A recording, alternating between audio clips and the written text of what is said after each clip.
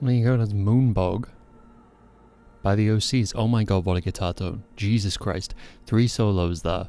And the third one. Oh my god. We're going back to the disco zone though. You know how that goes.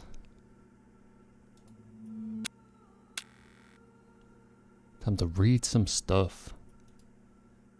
Same as it ever was. It's pretty sunny here today, I'm gonna be honest with you. Which affords me less comfort than I would like, but it definitely helps. After so many months of just horrible wind, basically. I mean, don't get me wrong, it's pretty windy too, but... Hey Judas. Welcome back to the disco.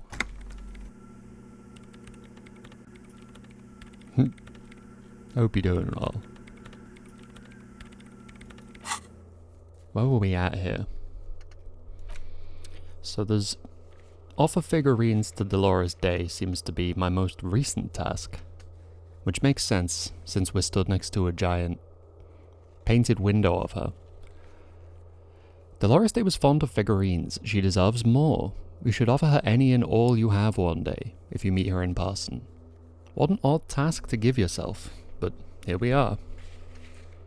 It is a pretty strange task, especially since it did not let me put the thing down.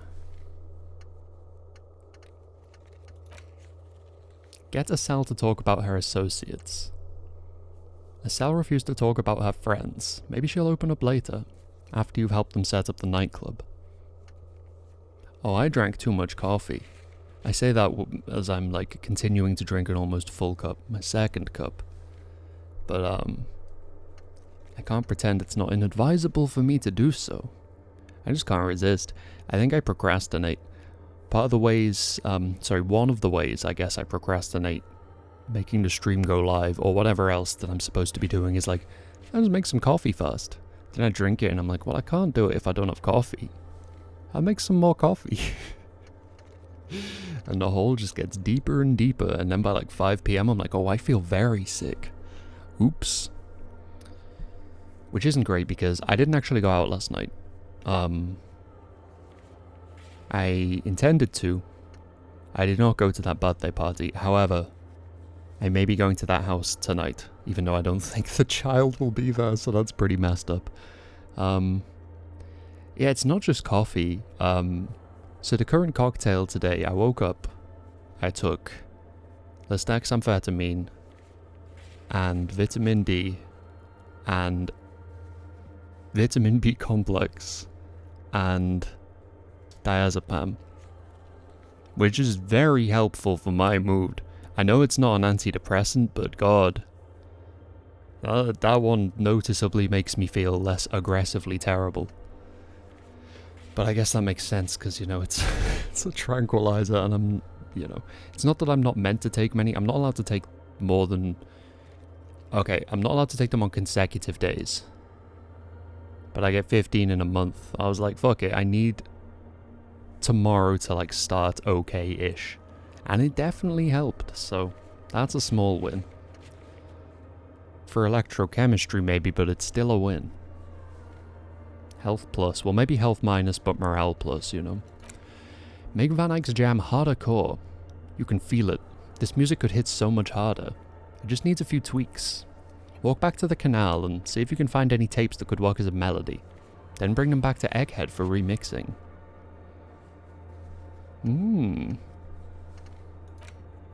Sync the signs with Noid. Noid doesn't want to talk to you, the signs are not in sync. Guess you need to help him and his friends out somehow. Prove that you're one of the crew. Who knows what he'll tell you. The Ravers asked you to help turn the church into a dance club.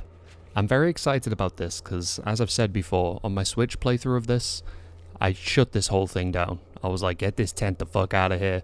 I don't want to see you again. You go away. Because I thought that doing so would lead to the woman in the church being like, thank you. Nope. Couldn't even mention it to her.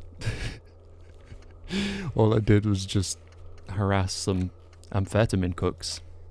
Ah well. Maybe we can do better this time. I did also kind of look something up a bit. I didn't get the answer that I was looking for, which is good, because, it leaves me a little bit of room to do some of the thinking myself. All I saw was a screenshot of the room it's in, but there's an item in this game that is attached to a thought that I really want to learn, even just for, quality of life's sake. But I don't have it. I've somehow missed it. But I intend to get it. So, did I do everything I was doing here? Was there anything further to do with her? I seem to remember I left off particularly late. Or at least after a long time of streaming this, and quite desperate for the toilet, so... There may be a loose thread. Yeah, here we go. The woman is still hunched over the keyboard, gently illuminated by the purring machine. I didn't break anything, did I? No, you just printed out my personal log and wasted some paper. It does not look like a big loss to her. Sorry, but who are you? What are you doing here? I am Soona Luukkanen-Kilde, the former lead programmer of Fortress Accident and RSA radios. I have over 16 years of programming experience, and I'm proficient in both Vox and Orbis languages. Mm-hmm. If you're not here to hire me, I don't really know how I can help you. Have you seen the Crab Man? Nope. But you know he's around. Yes. He's seen you. And? And? The Crab Man has seen you. I don't care. I don't care about crab men. She barely looks up, now tinkering with the machine's printer. Wow, she really doesn't. Not afraid, this one.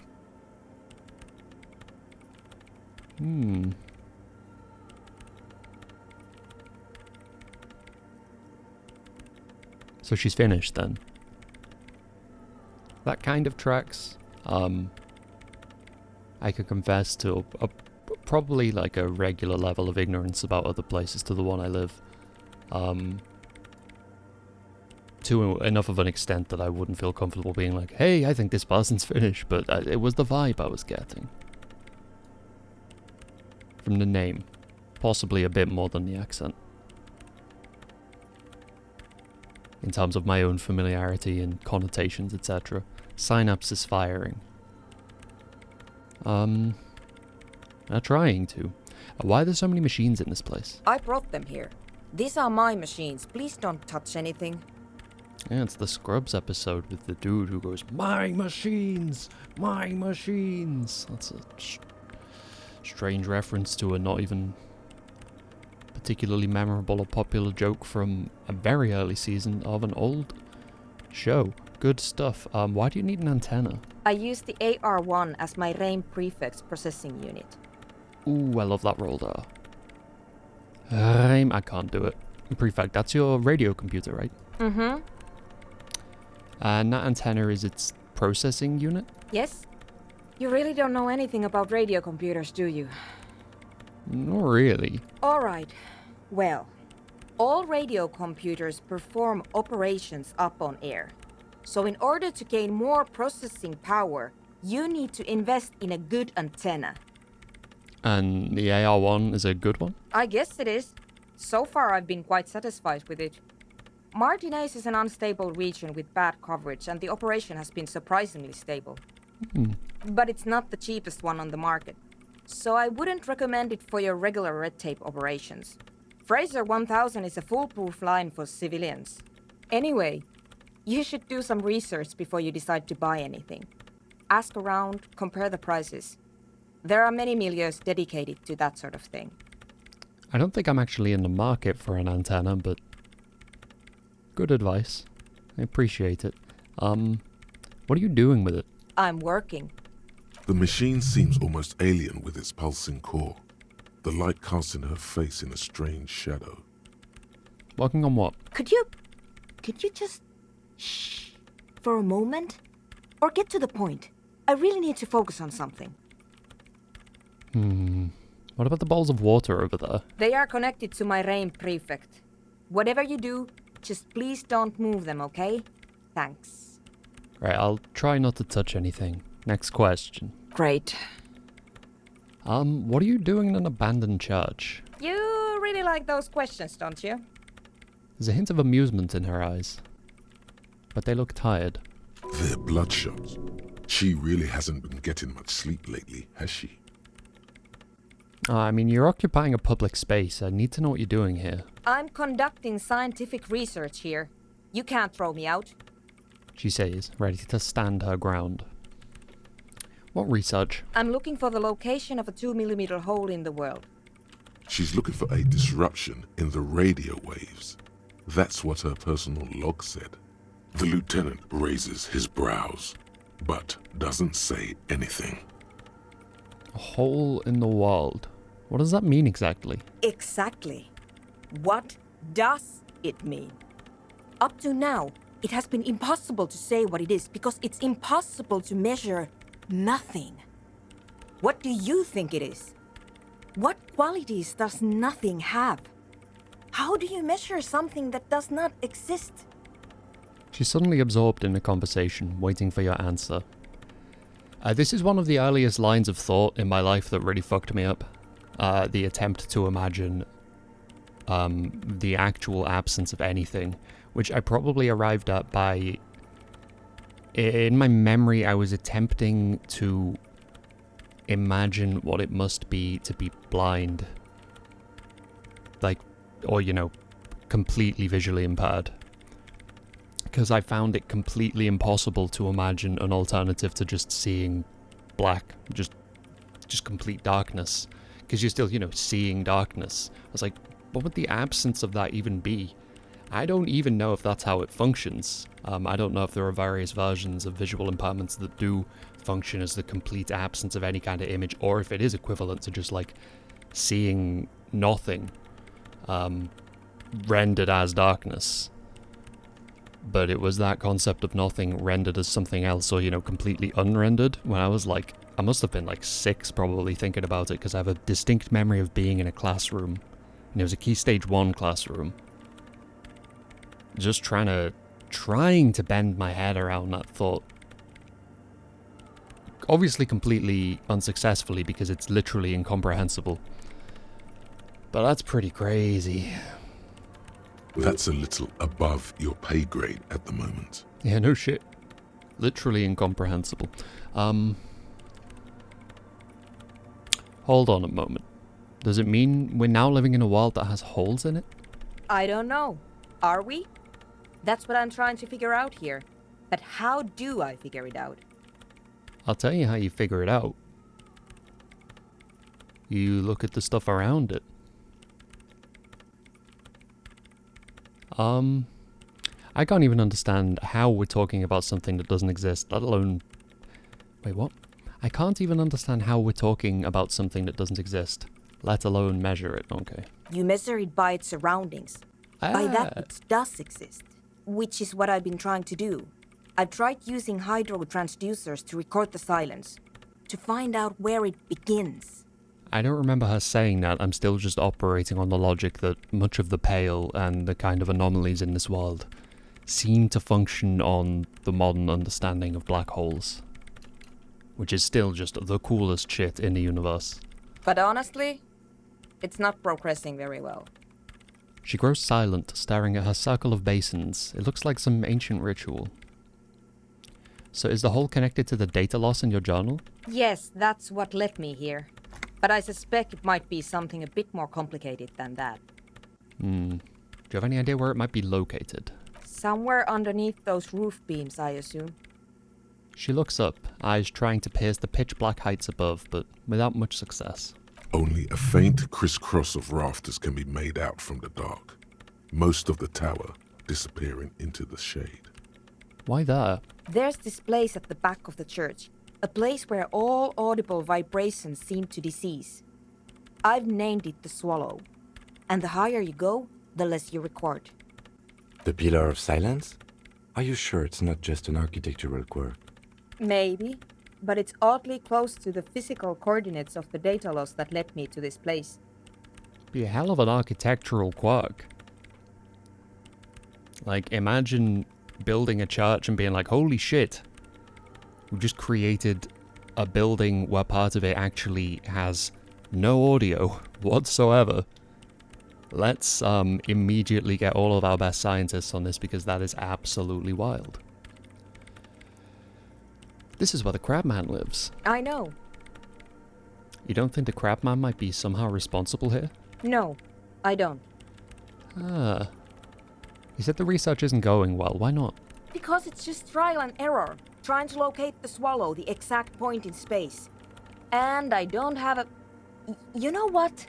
It would be really helpful if you could just stop talking and let me work. Well, that's all I wanted to know about the scary 2mm hole in the wall. For now. Great. Thanks. Hey, about that 2mm... No, okay. How do you feel about Nordic dance music? What? I hate it. What do you mean? What are you for? I'm not gonna go in on age.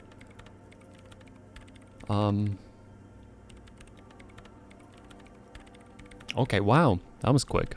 Why do you hate it? Maybe I'd have to be on drugs to get it, but to a sober mind it just sounds like uninspired rug whipping. No idea what it has to do with either dancing or music. Right, but how do you feel about a club for erotic dance music? This is about those speed freaks in the tent, isn't it? I've got some news for you. It's not a nightclub they want to build here. Okay, what do they want to build then? Take a guess, why don't you? I mean, I know the actual answer. We've been over it, but I've told them they're not allowed, so... I'm still convinced they want to establish a nightclub for erotic dance music. They said it's their dream. I can't believe they got you so easily. Go have another talk with those up-and-coming entrepreneurs, will you? Thanks. Well, last time I did, and based specifically on what you said, I kind of completely just evicted them. Seemingly from the entire game, for all I'm aware. And I came back to you and you were like, please leave me alone, I'm walking. I'm like, what the fuck? Alright, damn. So, we'll side with the Ravers on this one, I think. Good luck. I'm not coming in there. If it is to fall on such binary lines, which I'm not convinced it will yet. This is officially as far as I've got, basically, in my other playthrough now. I know I've been saying that for a few. I've been saying, well, we're nearly there. We actually basically are now. Although I think I'm on day 4 on my other playthrough, but I've got at least as much done on this one. That sounds like a good time. I haven't been, just kind of getting high with people. I haven't done that in such a long time. For the amount of cannabis in my life. Which is a joke and not real and legally, it's satire. I've never done it. I never would. I think Bill Clinton is a monster. I think Obama, even if he didn't inhale, super jail. I also, war criminal jail, but that's another conversation, I suppose. Yeah, it's always on my own, which kind of probably damages the experience to some extent. So that'd be fun. I haven't had like a good, just high conversation in years. I think I'm done talking to this woman for now.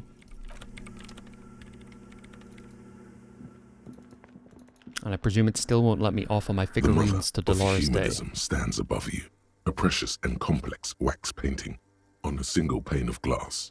A crack runs across the length of her body, her face oval and sad. See, we did get a 6 in the last stream, so it's possible that we could do this even with -1 visual calculus.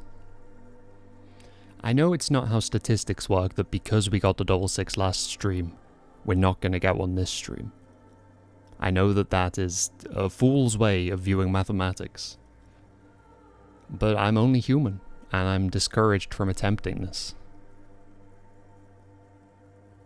More discouraged from attempting it by the fact that we somehow got one of these rolls last time. I couldn't do that. I've done a tiny little bit of save scumming on my Switch. But one of the things that is kind of just embedded into my mind for the way I stream, which I think to a large extent stems from the types of games that I started streaming and stuff like Prey and things. They're all like immersive sims with imagined gameplay where they shine brightest in moments where you're kind of having to clean up after yourself and deal with your mistakes and reroute plans that have collapsed. And as a result, I go into stuff live, like I refuse to save scum. Doesn't always work because I'll make a save in a stupid place in phenomenal danger and just die and die and die and die and die until it works. Technically, that's probably still save scumming, but the thing is I will try and survive, and if I survive, even if I've used all of the means at my disposal to do so, I sleep in the bed I made. So while I'm very tempted to reroll some of these white checks, and it's happened before in Disco Elysium, even on stream, I'm not going to do it. But I want to, but Then again, my visual calculus isn't going to go lower than -1, but I'm not going to put any specific points into it that would re-unlock the thing.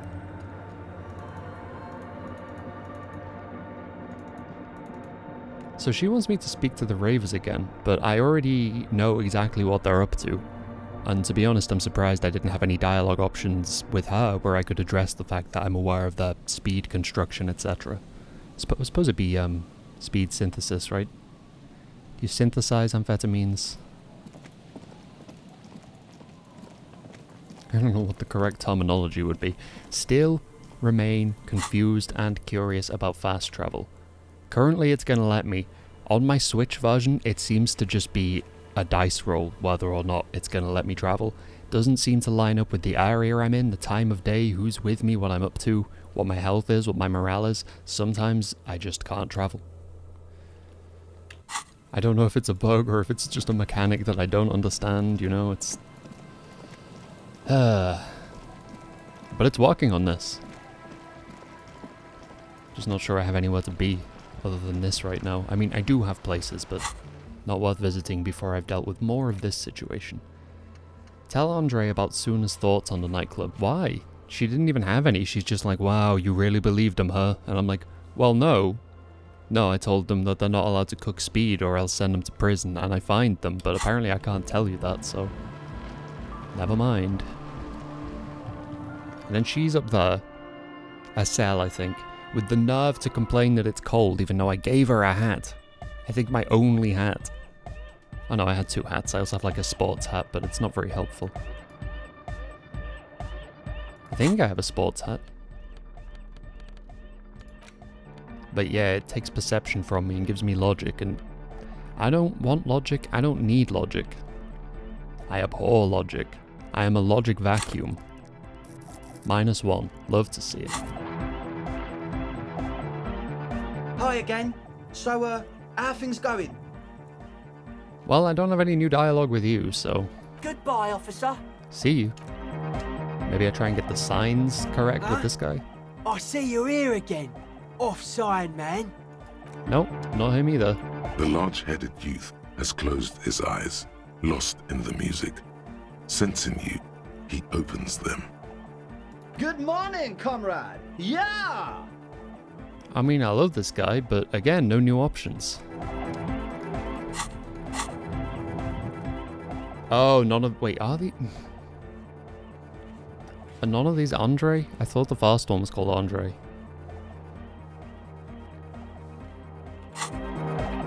The large... No, not you. I wasn't trying to talk to you. Ooh, there's a weird visual effect when you pause in dialogue, huh? Hi again. So, yeah, how there's things Andre. going? I guess I'm here to talk about the church again. Yes? What's the deal? Oh yeah, here we go. Alright, so... I was using the mainframe when Suna, the former lead programmer of Fortress Accident, appeared. A programmer? That's odd. What was she like? Did you ask her about the nightclub? Yeah, she did not like the Anodic Dance Club idea. What a pity. That's my favourite thing in the world. And she doesn't like it at all. A shame. What can we do now? Do you see a way out of this jam and into a laser-lit future of dance and unity? Unity! Dance! She made it very clear she won't leave until our own project is finished. And you can't just evict her? I mean... I could go for another try, bring down the hammer of the law. Hell yeah! He picks up a small hammer and holds it out ritualistically. No, Noid. No hammer. I'm sure there's a workaround. We can, like, make a deal not to bother her. You know, coexist. If that's okay with her, we only want to get in the church and spread the joy and ecstasy of music. I thought it was speed. Now there's ecstasy involved. The lines in the dark exist, coexist. Now there's lines, there's coke too. Good lord. At least Crabman seems like an advanced being. He's hard. He'll understand. I don't think he's even going to bother to try and understand. He's kind of got his own thing going on. He's made that pretty clear. Yeah, he can do his climbing thing in the tower. And the programmer, does she like Nordic dance music? She absolutely does not. Really, truly despises it, actually. Egghead cannot believe what you just said. It makes him pump the jam a little slower for a moment, but then he returns to the full swing of it. Aw, that's weirdly heartbreaking. I love that, like, absolutely devastated inability to comprehend that people don't like the music they care about as much as they do. Like, it's so perfectly expressed in such a lovely, kind of endearing, kind of silly, also kind of plausible way. No worries. We'll figure it out. If coexisting you thought. fails, you can always muscle her out, right? If it's all okay with you, what do you think? I mean, I do seem to be a strength build. I'll see how it goes. Excellent! Good luck, my friend. He smiles wide, like a replica of his friend with the large head. Goodbye, officer. I'm troubled by how much that last line reminded me of hurting my back carrying busts of that man around yesterday in The Good Life. Indirect modes of taxation. Turns out, those Financial Oversight Committee gangsters stuffed millions of hard-earned dividends away in the last place anyone thought to look. The hearts and minds of everyday Rivasholians. You need to spread that deregulation gospel to the people. Tell them about that foreign fare tax. Preach that 98% gross burden. Preach it, preacher man. Set the brothers free. Taxes are racist. Okay. Ultra-liberal dialogue options give +1 real, -1 empathy. Thinks he's a hustler or something. So, aside from just being kind of a little bit racist in its presentation, it also really doesn't fucking help my character at all. I can't really put any kind of estimate on how often I'm hitting up the ultra-liberal dialogue options, but I can tell you that's not much money even if I'm picking them a lot. Like, I don't see that adding up much. -1 empathy? Terrible news. Terrible news for a character of my Harry's compromised emotional intellect. I think I'm actually just gonna up and forget that shit.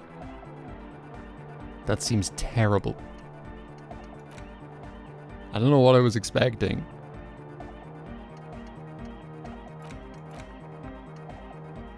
I mean, it keeps score, right? But...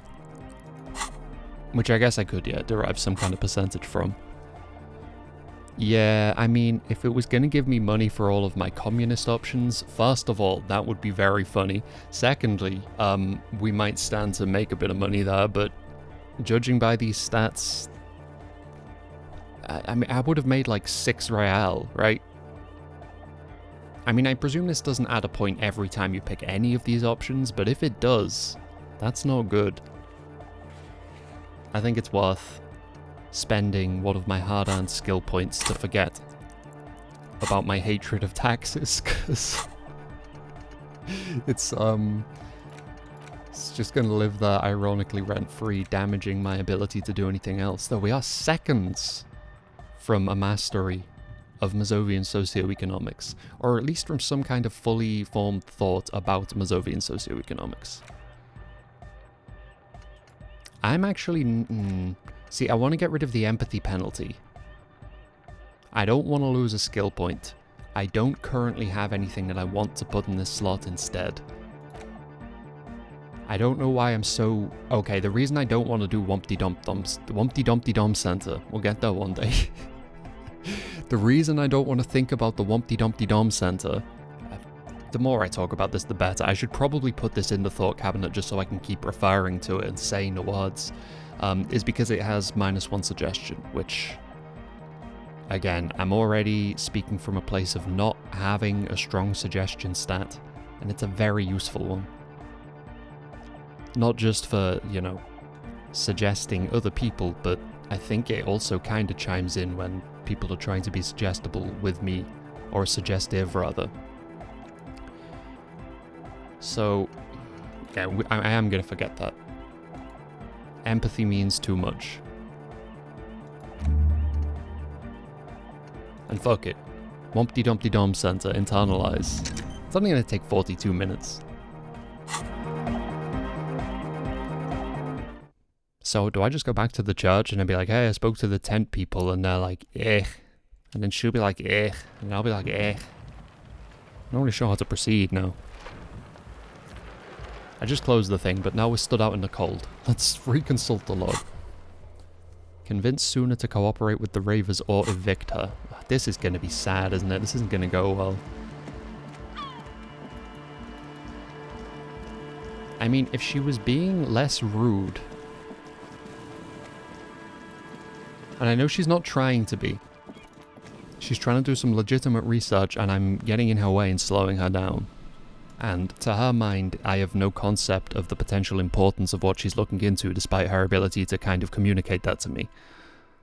So the rudeness I get, it's the fact that I'm offering to help and she's like, just go away. It's like, alright, well, there's people outside who I actually can help. I'm the protagonist here. I need to help someone. If you're not willing to be helped, go away. I have no use for you. Yes, what is it? What if you didn't have to leave? I talked to Andre, he wants to make it work. I don't want to make anything work. Except yourself, apparently, as you keep constantly doubling down on. Hold on, you don't want to make anything work? Yes, anything. I don't want to make anything work. It's not the anodic dance music that's made her bitter. It's the failure of Fortress Accident. Yeah, well, unfortunately for her, I'm not the reason that Fortress Accident failed. So by being just shitty about it with me, she's only damaging her chances of me allowing her to continue here. You know? Are you bitter because your radio game project failed? That's right. If we couldn't get our Welkins to happen, I don't want anything to happen. Ever again. Alright, she can get out of here. There's not a trace of irony in her voice. She means it. Oh! See? Look at this. If I hadn't forgotten about my weird tax fixation, I'd probably have a much worse percentage on this right now. I don't know what one skill point actually changes in terms of that, but I think it'd probably be like 50 something. It's considerably more appealing in this state, I can say that much. Easy. When her research is done, she can move out. Listen, about your research, you mentioned earlier it's not going very well. Maybe I can help? What? No, I don't really need any help with the project.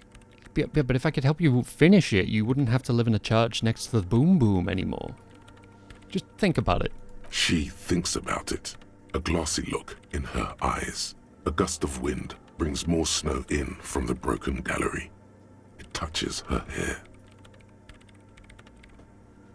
I just realized she's typing above the keyboard. But the keys are making a noise. She's not actually connecting with them. Which means she has some kind of fingertip-based telekinesis. So if this goes to a combat encounter, we might just be fucked. She can probably, like, lift us up to the rafters and then the crabman will start just, like, biting our legs. This is gonna go horribly. Alright. Bring me the game's offsite copy from my old workspace, if you really want to help. It's stored on a filament memory and I'm unable to go and fetch it myself. Is this the filament you're looking for? No. That's Shit. the production schedule you stole and accessed without authorization. Fuck. I don't need it. I thought I was gonna get to be so smug. In his defense, it was simply lying in the desk drawer of an abandoned cubicle. Okay, but still. Well, apparently while this was happening, I've finished contemplating Mazovian socioeconomics. But I'm tied into this conversation now, so it's gonna have to wait. By your old workspace, do you mean the studio of forced... Mouth. We discussed this. You disgust me.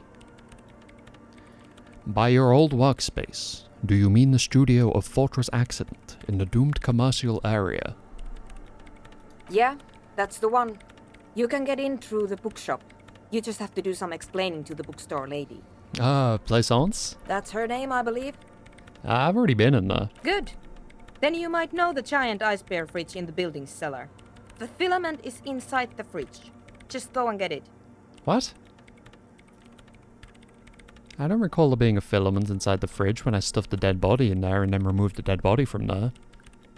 I know there was an ice cream machine that I couldn't prise open because my pry bar was apparently inadequate, but I don't recall there being a filament in the fridge. There was a note on the door, which I will reread because I don't remember who it was from or what it was about. But I really don't remember there being a filament there, and if I had found one, you can be damn sure I would have picked the thing up, rather than leave it there. Given the choice, I would not have elected to leave it, so I'm not sure. Where exactly is the offsite copy? In the giant ice bear fridge. I just told you. It has red glowing eyes. It's impossible to miss. You just need to get the offsite copy from the ice bear. And I just told you I've basically lived in that fridge for 3 days and I don't remember there being a filament in there. But you've been to the fridge and it wasn't there.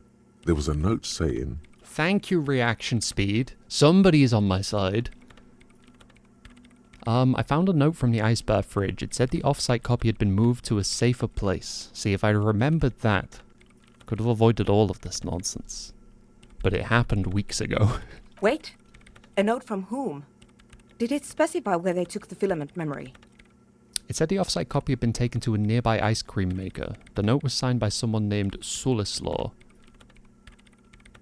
Wait, so is it in the ice cream machine that I couldn't prise open? Because that's in the same damn room. I could go there and try and broaden that open again. It keeps complaining that my pry bar sucks. I'm like, I don't come to your place of work and complain about your pry bar, but go off. Jawiza. Of course.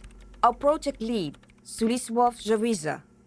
God, he was always so hell-bent on keeping the copy somewhere safe. And feature creep, and the Valley of the Heads. Like it would have made a difference. The offsite copy was perfectly safe when the data loss happened. That data loss was anomalous. She crosses her arms defiantly. And the heads...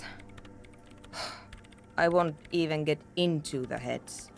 Millions of them. Go find that copy from that ice cream maker, will you? Thanks. By the by, we put a dead body in that fridge. Wait, what? Whose dead body? You know, we don't actually have to tell the entire world about the fridge. The lieutenant says, looking at you. Whose body is it? She demands again, staring first at you, then back at the lieutenant. It's the body of the hanged man. And what is it doing in the fridge? It's not in the fridge. It's almost as if she feels some sort of ownership of the fridge. Is it in the fridge? I could have sworn it's not in the fridge. Don't worry, I put it in there temporarily. It's all part of an official police investigation. You put it there? You put a dead body inside the ice bear fridge. She really does seem to have some kind of attachment to the fridge. I could understand at first why she reacted with surprise, because what the fuck? But now she's struggling to come to terms with what has happened. Which almost feels indicative of some kind of emotional connection, though how, I don't know. If she's in some way romantically affiliated with the dead bear, that's not okay, that's no good. I just wanted to let you know. Okay. Very cool. Thanks for keeping me in the loop. Thank you, Kanye. Very cool. We would appreciate it if you kept this knowledge to yourself, miss. Oops. Who would I tell? My mother? I don't have anyone to tell. And if I did, I wouldn't. I don't care. Lady, I can see the screen. You're typing it right now. She's talking about it to all of her MSN contacts. Stop this. She's acting like I can't see. Why can't you go and get the filament yourself? The bookstore lady hates me. Says I'm part of the curse. Whatever that means. Wait, are you part of the curse? Of course not. Anyway, I don't have my keys anymore and she won't let me in. Why does she think you're a part of the curse then? Because she's from Martinez, and people from Martinez have never ever seen a radio computer. She thinks it emits elemental evil. This is a bit biased, don't you think? No. She literally started praying for the higher powers when she first saw my Reims Civic. I'm not making this up. I didn't say you were being biased against Plaisance. I said you were being biased with the generalization against the people of Martinez by using her as an anecdotal example of what they're all like. The lieutenant coughs like he's amused. Kim gets it. He's paying attention. Once I came in one morning, only to find that my terminal was full of those strange trinkets and amulets. Wards. It looked like some Semenine magic. I'm telling you, it's the Dishonored crossover. They're in the same universe. I've been feeling it for years. What's an off-site copy? Why do you need it? It's a backup of my former employer's project, the radio game we were working on. It's stored on a filament memory, just like the one inside this radio computer. She points to the glowing cube inside the machine. She's making it extra simple for you. Thank you. The backup itself is destroyed now, but I'm hoping to use what's left of it to pinpoint the exact location of the anomaly. You just have to go to my old workspace and get the filament. Alright, well, looks like I'm gonna go and try and fail to prise open an ice cream machine. Thanks. You're welcome. She thinks for a moment, then reaches behind the radio computer and hands you what looks like an oversized pry bar. Holy shit. And here's my Kvalsund multitool. You might need it to hack loose some ice. It opens everything. If you get me the offside copy, then you can keep the Kvalsund. I mean, it's not boots, but... Oh! Wait, what? It I'm hurts just a bit goofing. for her to say this. New boot goofing. She's not That's too good. happy to be parting with the Kvalsund. I didn't even ask for it.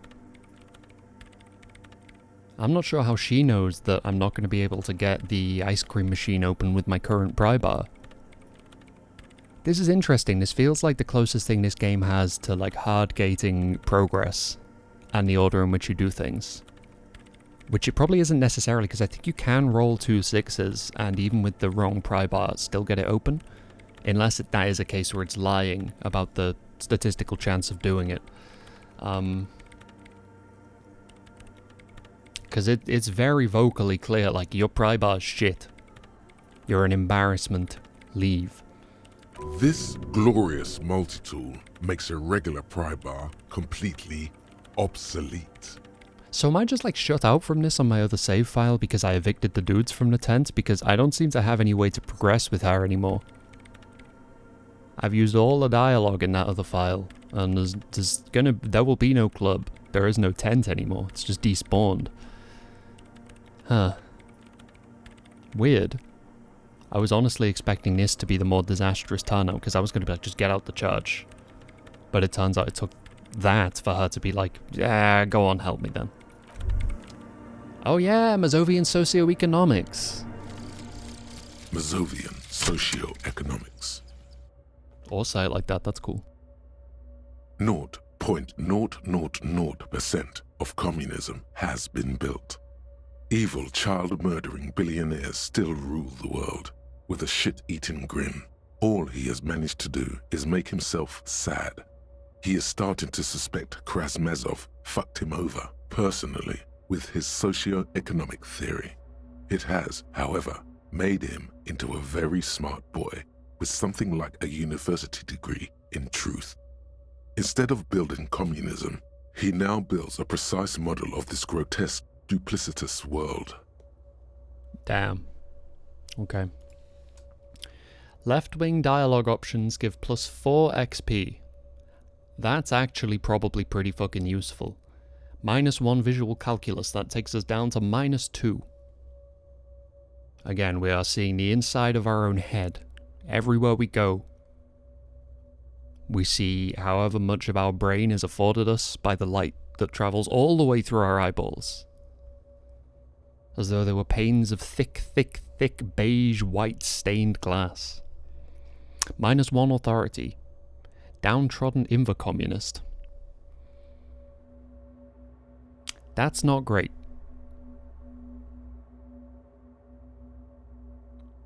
I don't exactly pride myself on my authoritative nature, but I'm not keen to take a hit to it, all the same, even though I could potentially afford to. Then again, haven't got much of a psyche going for us, have we? This warrants some consultation. Let's see. Where are we at? 2 authority. That's without the new boots, admittedly. That's with the empathy shoes, instead of, I guess, the opposite. If we keep this thought, we can get ourselves up to 4. 4 authority. 4 authority, some may say, though I'd prefer them not to. However, the XP bonus that we get, I think most of our dialogue options in situations where we're not picking all of them, most of the ones where we're gated into a specific choice, there is a strong chance we're going to end up going for something left wing. And 4 XP is not bad, considering when you do a bunch of progress you get like 5 XP. If you get like all the way through a certain thread of a conversation or something, and I don't know if it's just based on the number of things that you pick, and after a certain number you get that 5 XP, or if it's, hey, you pick the right thing, or you resolve this thread of a dialogue tree or whatever. But 4 XP just for one choice, specifically, also there's gonna... I think there's potential for there to be a few left-wing choices, like per conversation, at times, so that should be good. I'm gonna keep hold of that one for now. I'm not gonna spend to forget that. How are we doing with the Wompty Dumpty Dom Center? Making the most of my remaining time to say that, because I highly doubt it's gonna have any bonuses that I'm not gonna want to just forget. But we'll see. But we need to unlock some new ones. It's been a while since we had a new thought that we even could put our mind to, you know? Okay. The mother of humanism stands. Sorry, I thought I could just walk out there for some reason. It's definitely not the door. So we have an ice cream machine to go and pry open, with our brand new fancy multi-tool. Not one of the Deus Ex multi-tools, presumably. Although if it does share any functionality with those, that is a huge come up for us. If we can just go around hacking things now, that would be beautiful. Okay. Maybe a little fast travel's in order. It might just be.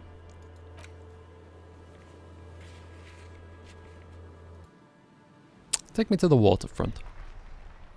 Ooh, what's this? The afternoon sun shimmers off the white on blue police livery of the motor carriage. Wait, why am I even thinking about this? Wasn't I supposed to... Do something important? Something murder related? There's always something important. Doesn't mean you can't take a moment to admire this piece of machinery. Even at a standstill, the unibody Caprice Canema looks sleek and dynamic. The cabin is tilted frontward to give it a more aggressive, hunched look. Someone has waxed it recently. That machine really puts the loco back into locomotion. Very cool. Mm-hmm. You want to take a closer look? I love how much he loves his car. He's like, he tries so hard to contain his excitement whenever it gets brought up or admired. Oh, he's so good. What's it packing there? 130. I reckon that's a 7-litre V12 there. 130, that's what everyone pays me in the good life to do shit like piss all over town. That's what, a 7-litre V12? 7.2. Supercharged. The lieutenant is trying to suppress a smug smile, unsuccessfully. Saying these words brings him immense joy. A fine machine. Yes, an extraordinary machine. It's nice and all, but why so modest? Put some zing into it. Flare it up. Slam it down. I don't know about slamming it down, but you need to slam it, Kim. Make it more imposing. Sorry, I'm not following you. I'm not following myself either, really. Lingo it up.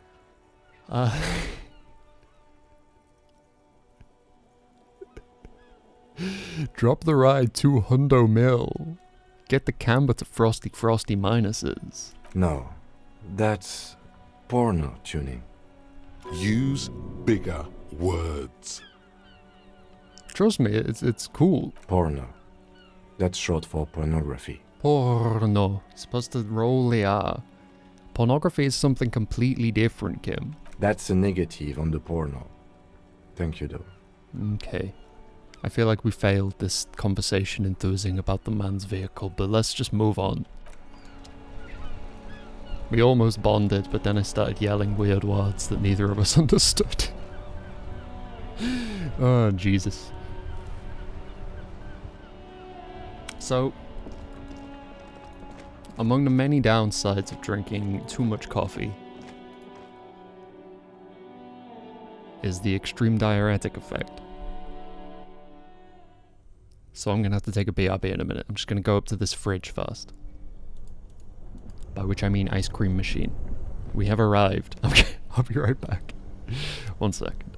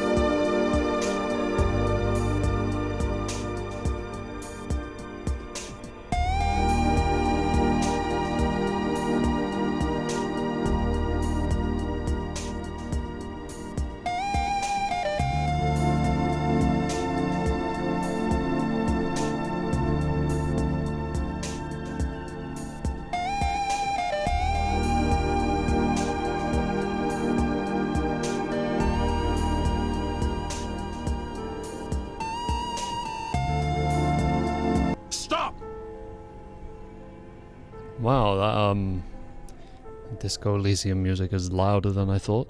I was basically just playing 2 songs at once. That must have been fun. No, that's not the right. That's wrong too. I forgot Disco Elysium has its own special scene in my OBS for various reasons. Only some of which are boot related. Genuinely not all of them. This orange machine is Here we go. buzzing like an old submarine. It has a hand-cranked ice cream churner on top and an electric freezer that appears to be frozen shut. Why is it acting like I haven't turned the crank? I've definitely turned the crank. I'm going to turn the crank, though. Turning the crank feels oddly satisfying, like stirring your childhood dreams. In the distance, you hear water dripping. In my pauses, I hear Ric Flair tripping. Try to crack open the lid. You slip your fingers under the frozen lid, but the ice is too cold for you to get a good grip. A pry bar would come in handy here, or something stronger, like the Kvalsund KR2 multi-tool. Didn't Sona give you a perfect tool for this kind of job? The Kvalsund. You should take it out. Yes, thank you. I already knew that. Now I feel silly. This is an advanced pry bar. A pry bar plus 2, if you will. Built by Kvalsund in Vasa. The number of gadgets hidden within the frame of the yellow and grey multi-tool will stagger any technician. Neat.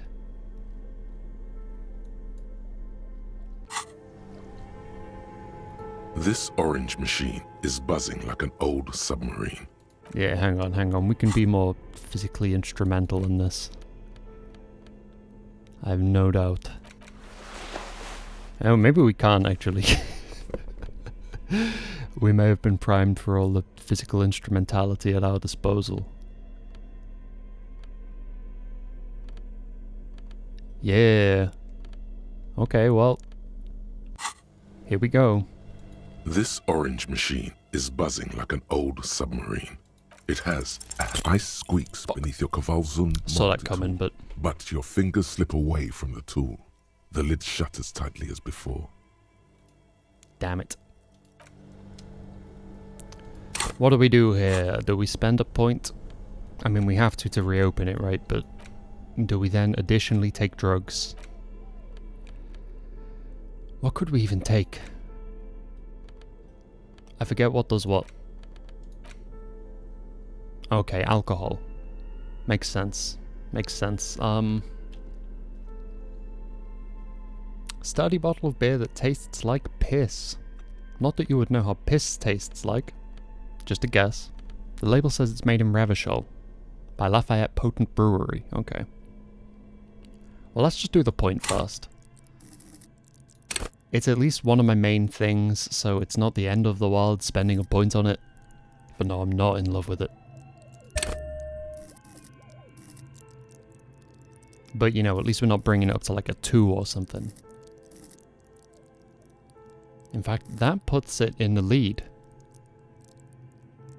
That crowns physical instrument. Let's go.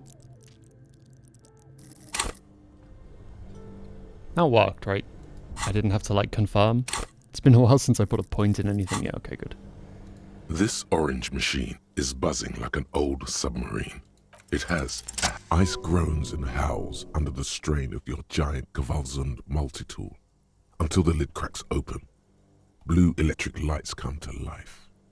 Inside, on a frosty platform, lies an object, intricate and foreign, left there for a sub-zero beauty sleep. A filament memory with the words "off-site copy" written on its side.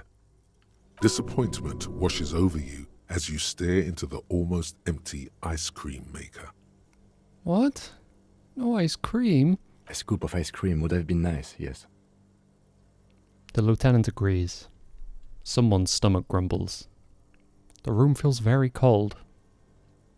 Take the filament memory. You gently lift the cube from its frosty bedding, careful not to damage it. We should take it back to Miss Lukanen Kilde as soon as possible. I'm not sure how well unused filaments tolerate room temperatures. Yes, but aren't you curious to know what's on the precious filament? There's a radio computer upstairs. Oh. See, this is a predicament. I have a nasty feeling that if I let my curiosity get the better of me, and I try and inspect the contents of this filament myself, that it will then not make it to its owner intact. Or at least, you know, in functioning condition. But It is in the next room. We should take it back as soon as possible. Not sure how well unused filaments tolerate room temperatures. The one I've been carrying around in my pocket this entire time has had no issue being read on any machines. And based on that, I feel like I could probably get away with taking a look at this. But I don't want it to be the thing of like, oh, we have one copy of this tape. And then we put it in the machine and then, you know, the tape starts spooling out everywhere. And it's like, no, everyone's wedding footage. And then we lose our job as the wedding photographer because we only ever used one tape. And we kept everyone's wedding on it. So we deserve to lose the job, but doesn't enlighten me as to how to act now. 50 real, huh? Okay. The cube-like crisscross of filaments feels oddly fragile in your hand, its intricate structure still cold to the touch. It's emphasizing the temperature of the thing, so I'm just going to run it back to her, I think. Silver tape on the side reads, off-site copy. Note, this filament contains information that can be read using a radio computer. I just don't want to take the risk. I don't trust it. I mean, it's the off-site copy of their game, right? Here's a situation where I could save Scum. But I still don't want to. I'm trying to resist. Huh. I mean, this woman's really mean to me. If I fuck up our whole thing because I've been overly curious, so be it. She was rude about Plaisance, even though, you know, no one really loves Plaisance. Yeah, fuck it. Let's see what's on the cube.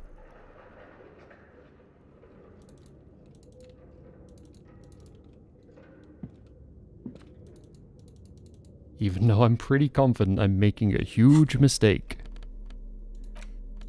It's only one way to find out, because if I just take it back to her and everything goes swimmingly, I'll spend the rest of the game living in regret, not knowing if I could have seen what was on the cube before I gave it to her.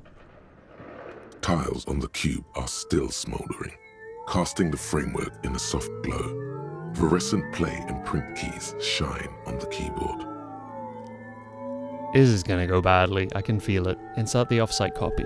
Like a smooth draw, the filament slides into place. On the keyboard, the play key starts blinking. Maybe I should just print it and dip, I don't know. Press play again. The speaker comes to life. Static seeps through the machine's planar magnetic driver.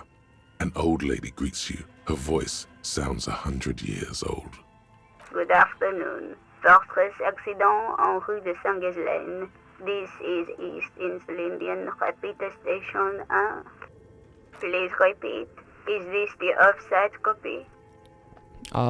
I might have a password for it. Good. Please repeat the password. Afterlife, death. No, that's not it. Shit. What does she mean? That's not it. What's the password then? I don't know, I'm gonna go just take this to it. Received. Fortress accident. Thank you, and goodbye. Tiles on the cube are still smoldering. I take it it won't print Casting without the password. Nothing happens. Yeah, right, let's The get this out. filament slides out of its glowing nest. Ah. It's not like messed up, right? The description isn't like, this warm cube is shit and worthless, congratulations. Because that would be sad. Still cold! Alright, let's get out of here quickly. Okay. What do you think is going on with that computer, chalkboard, and fireplace? What? I thought we'd already done all this. We've definitely been through here. And this isn't my first time attempting to use this door in this direction either, but it's obvious. This is what remains of Suna's radio game studio, Fortress Accident. Yes, I got that. What I meant was, what were they trying to achieve with this damn game? What were their ambitions? Because this here looks rather advanced. Is Mr. Kitsuragi slowly dawning... is the realization that he wants to be a game developer slowly dawning on him? Has he just never encountered this stuff before? He has respect and curiosity for this failed endeavor. This is way above your tiny little policeman head. Oh. Okay. I don't know, I'm not an artist. Okay, well, I think. The lieutenant takes a step back, steepling his hands. Like he's ready to lay out a fine theory, crafted together like a puzzle box. It looks like one of those popular pen and paper role-playing games. Only these people were trying to automate it. Make it work on radio computers. Has anyone ever done that before? Not to my knowledge. They make automated games in Graz, Messina, Königstein. You know, places with industry. But I don't think anyone has attempted to create an inter-isolary game before. We just don't have the technology. How were they planning to do it then? Through call-in stations. None of the players have to be physically present. Anyone in the world can participate in the game, as long as they have a two-way radio. Then there's the game master frequency that listens in on the smaller call-in stations.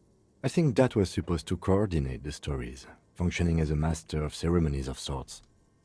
His fascination has swept aside other concerns for the moment. He's a little hooked. Uh-oh. Coordinating so many games would take a whole switchboard of people, possibly divided into sub-frequencies. And this is a role-playing game? Indeed, those Welkins are a dead giveaway. Role-playing people love that stuff. The world looks like a modified version of the WeWorld board game, with hit death thrown in. What do you think happened to the company? No idea. They stopped filling out the schedule on the chalkboard. Wow. Indeed, it's ambitious and untethered from reality, but... The lieutenant tilts his head, thinking. The world is cold and lonely. This would keep it company. Let's finish it. It's too late for that, I'm afraid. He looks around the derelict room. The pipes howl, and a rat crosses the floor. Okay, let's keep moving. Will do. I mean, did we not look at this stuff then? It's possible I was, This old fireplace is cut. I was going to say, it's possible I was pressed for time within the game world. I currently possibly am. I got a cube warming up in my pocket like I'm a damn microwave. Possibly. I'm not willing to risk it. I'm just going to teleport back to the church. If the game lets me. Because I still have no idea how the fast travel works. At least on the Switch version, where it very infrequently seems to want to allow me permission.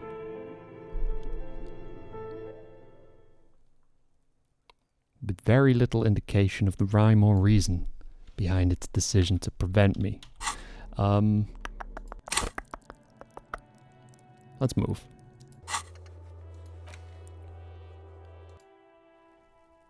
Oh, that's so convenient. That would have taken me like 10 minutes on Switch. Oh, lovely.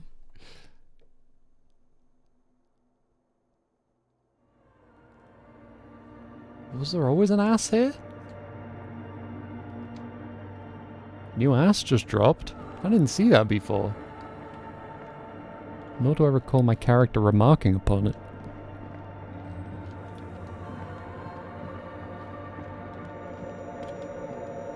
Okay. I know it's gonna heat up in the... It's getting a greenhouse affected and the cube's gonna melt. Yes, what is it? Yo, about the off-site copy you asked me to bring. Yes? I brought you the filament. Thanks. Looks like it's the one. You're welcome. What's gonna happen now? Now I'm going to print it out to see what's left of it. She's already inserted the filament into the radio computer's core, ready to close the door.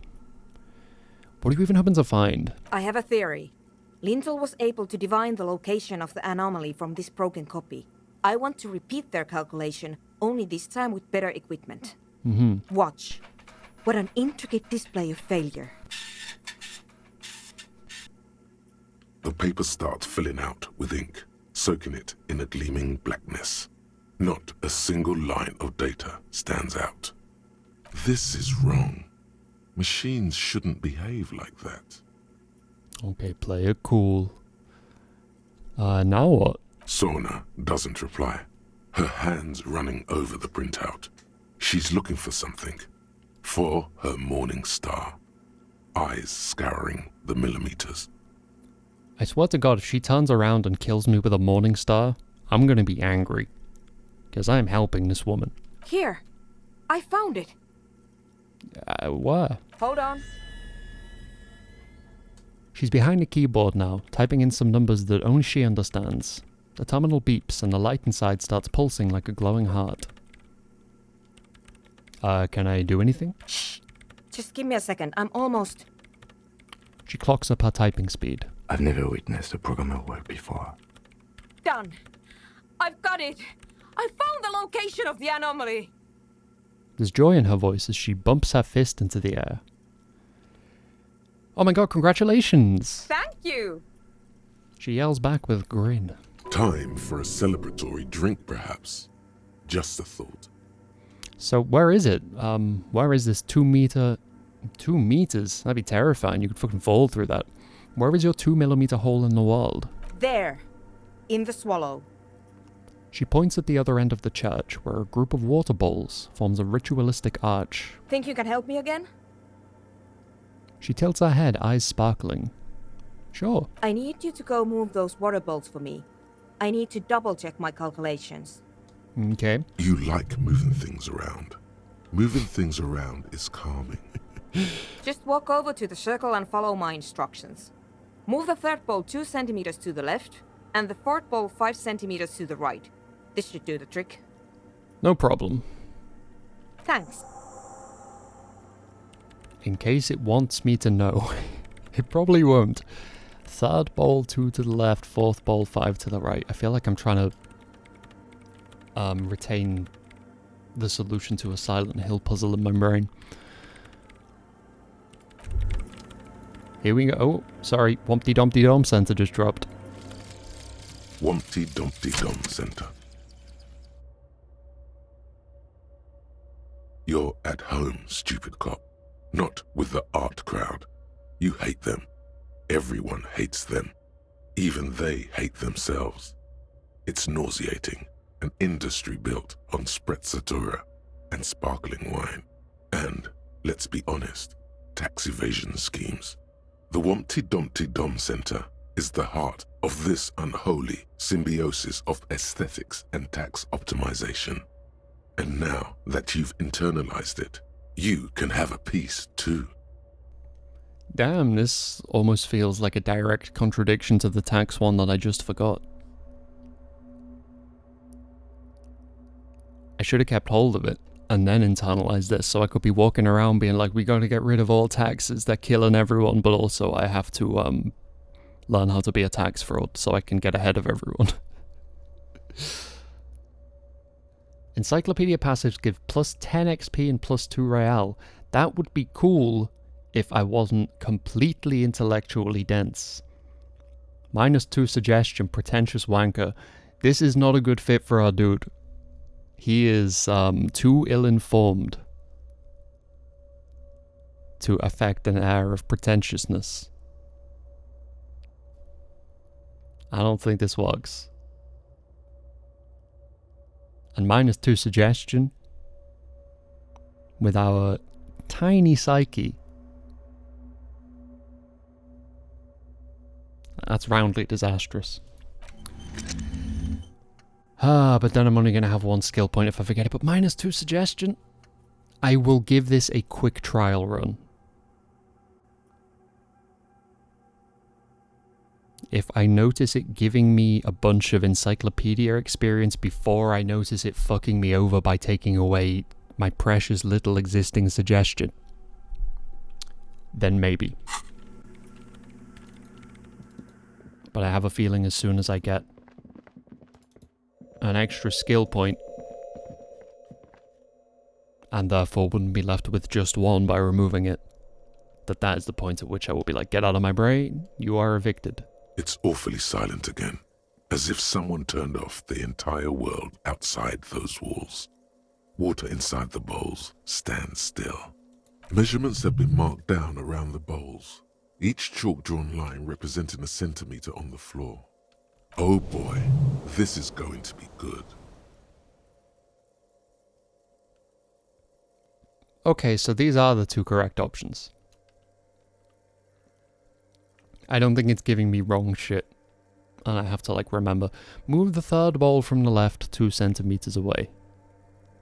That's right? Or is only one of these right? I didn't commit it to memory even though I tried to consciously do so out loud. I know 2 and 5 centimeters was right. Oh, it's about to be 420 in game. Fuck it. Move the fourth bowl from the left 5 centimeters to the right. Some water spills out of the bowl, wetting the floor. Great job, asshole. That was probably a very, very, very specific amount of water and now nothing about it's gonna work.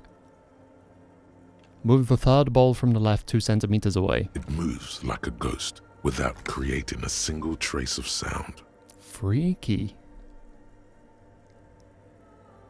Toke up for the ghost bowl. The lead programmer sends you an encouraging thumbs up from across the hall. I'm picturing Lenny giving Mr. Barnes the thumbs up with the orchestra stab and the sinister zoom. Time to run back, or maybe walk. This is a sacred place after all. Fuck, I forgot it told me not to run in the church. I still don't know if it has any impact on anything, but I did so for like my first 2 minutes here and then I just keep forgetting since. Everything seems to be in order with these bowls.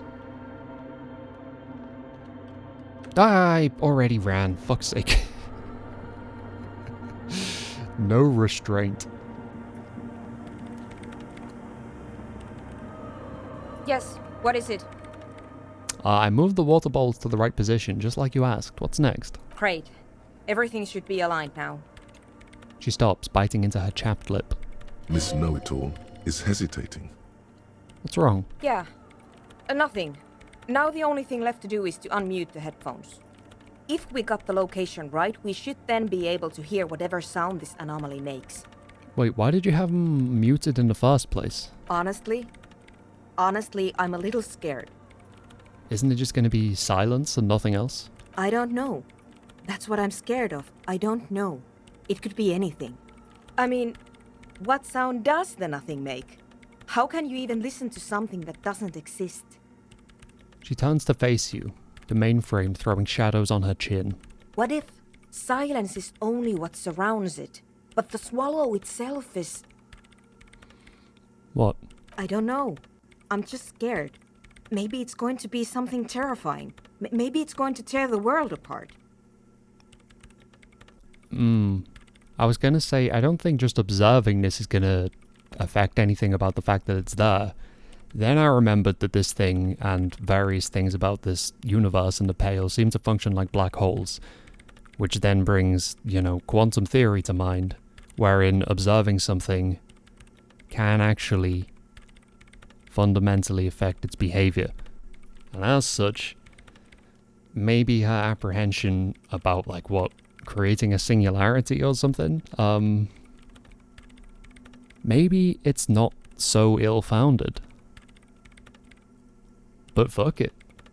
If we're to destroy the fabric of space-time, we might as well do it on a sunny day. You're overthinking this. Maybe. Maybe I'm just tired. It's scary, but we just have to face it. Yeah. You're right. Let's do it. She puts on her oversized headphones, ready to press unmute on the keyboard. The lieutenant takes a step back. And then, nothing. Nothing happens as Sona Lokanen-Kilda presses unmute on her keyboard. Nothing but silence. You can hear some small animal cross the floor in the chancel. It's that quiet in the sanctuary. She doesn't talk. Her eyes closed and brows knitted together in a state of deep focus, one hand cupping the headphone. Well? Damn it!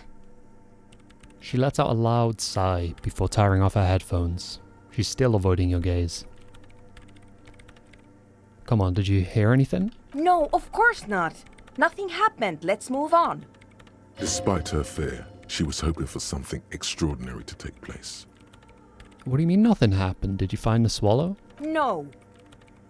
She rests her face on her hands, massaging the forehead. No. My hypothesis was wrong. According to this, I should have heard something, if I got the coordinates right. Like I said, silence is only what surrounds it. But this is just another failure. Silence sounds like silence. That's all it is. She raises her head, staring at all the machines that litter the church. Cables coiling up on the floor like pests. You can try on the headphones. See if you can hear anything. But don't get your hopes up. I'm quite perceptive. We'll see about this. Helping Egghead with his jam. Wonderful. Let's see if I can make myself adequately perceptive to hear something. In this bizarre anomaly in the church. I do like that it's something surrounded by an eerie silence. It feels like an extreme microcosm of the actual game world, surrounded by the pale closing in on it. I like it. What do these dice do? I think they reopened some checks, but I don't think I ever fully determined what it was that they changed. Anyway.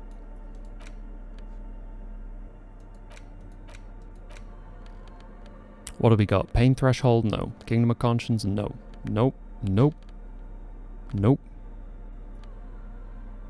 -1 perception? Nah. We don't do that, though. I need the most perceptive garments you have. I will accept nothing less. Please. Do I really not have... Okay, there we go. I have... I somehow have some perceptive boots. Good old calf-length cavalry boots. Mount that horse and ride it into the night. The heel comes in handy too. It definitely makes you some good 5 centimeters taller, but could it be that it's also making you sharper, more perceptive to your surroundings now that you've gained a new perspective? A view from above. 5 whole extra centimeters of perception. It just might be the difference maker, you don't know. I hate that my hat makes me less perceptive, because it just means I have no hats anymore since giving my hat away to that cold young woman. Yes, what is it? Ooh, we can do better than that. We got the drugs, we can do better than that. I just forget which ones specifically. It's not going to be Pyrrolidon. Do I not have any fucking amphetamines? God damn it. Okay, alright, never mind. There shall be no consumption of drugs within this church this day. Just Yes, try anyway. what is it? I don't love these odds, though, is the problem. I really don't love these odds. One last check. Is anything taking perception away from me? I know I'm rocking a +1 overall. Oh, I need some +1 overalls. Seemingly not. Okay.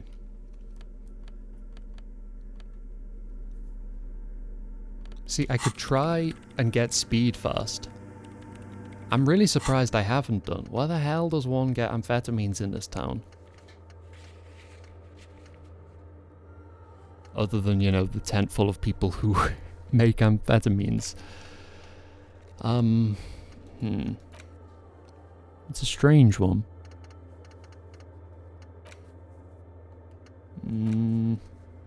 Find speed and sniff it. Yeah, I still don't have any.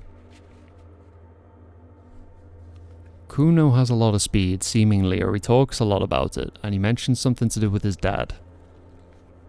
I can't remember what we were up to with him. Someone had prescription speed, right? But I don't think they were willing to part with it, or at least I wasn't willing to try and coerce them into parting with it. I guess I'll just try this now. I really don't want to put more points into perception. Oh wait, no, that's fine. I thought my perception was higher than that. That's actually not the end of the world, if I do need to do that at some point. Yes, what is it? Fuck. It's not gonna work, but... Shit. All you hear is your own breathing, heavy and hoarse from all the nights spent drinking. It's the breath of an old man. But there's something else. There has to be something big, something unexpected, something new, yet to be discovered. When was the last time this world had anything new to say? Well, did you hear anything? I'm not sure. There seems to be something, but I couldn't really make it out. Yeah. No, I don't think there's anything there.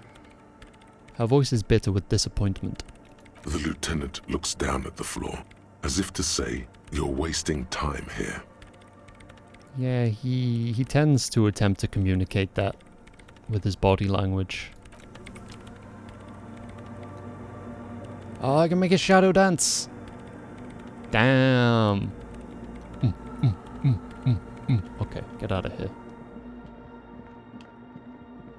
Disappointing. I'm half tempted to put a point into perception and try that again, but I'm not going to do it until I have some speed.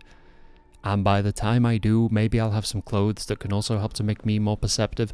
On which note, maybe I should go and see Sileng. I may have white checks to redo there, where there are clothes I can find that I just haven't seen because I haven't been able to dig around properly. But he also might just be selling things I haven't bought, which could help, including maybe some perception shades. And maybe a hat worth wearing, you know? Full of holes. Could the posts hide treasure? Look inside. What the fuck? What? That's new. I've been here so many times on my Switch, and I have never had a prompt to interact with a post. And I have 12 perception on that file, so I don't know what the fuck is going on. But I'll take it. It's literally free money. Maybe it's because I have the torch out, but it's broad daylight, you know?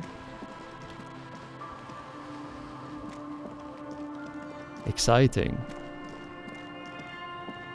There's a ladder there. I presume not a climbable one, but there's a ladder onto the roof.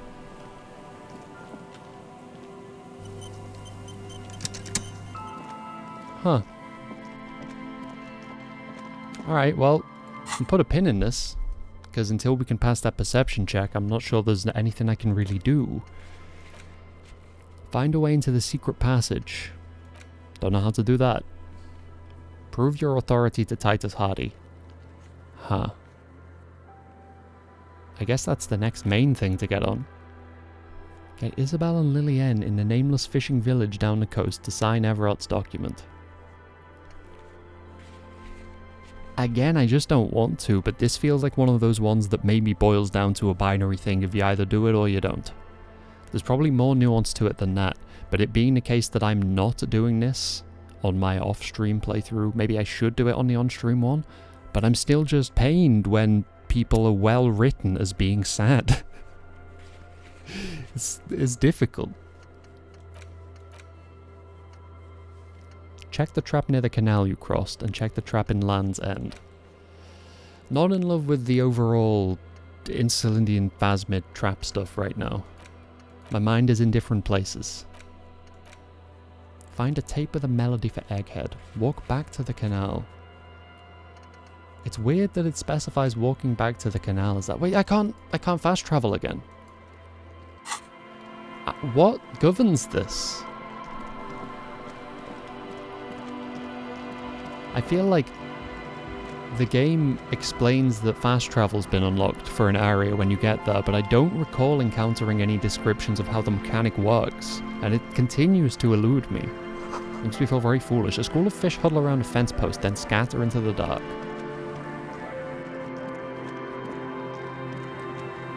Let me try again. Now I can travel. I don't understand what the difference is. I don't know what changed. I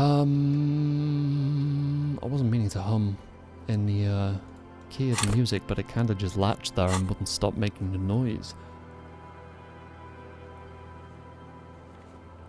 We will travel back. And then we'll head, I guess, towards the waterlock. Because we were going to go and see Silang anyway.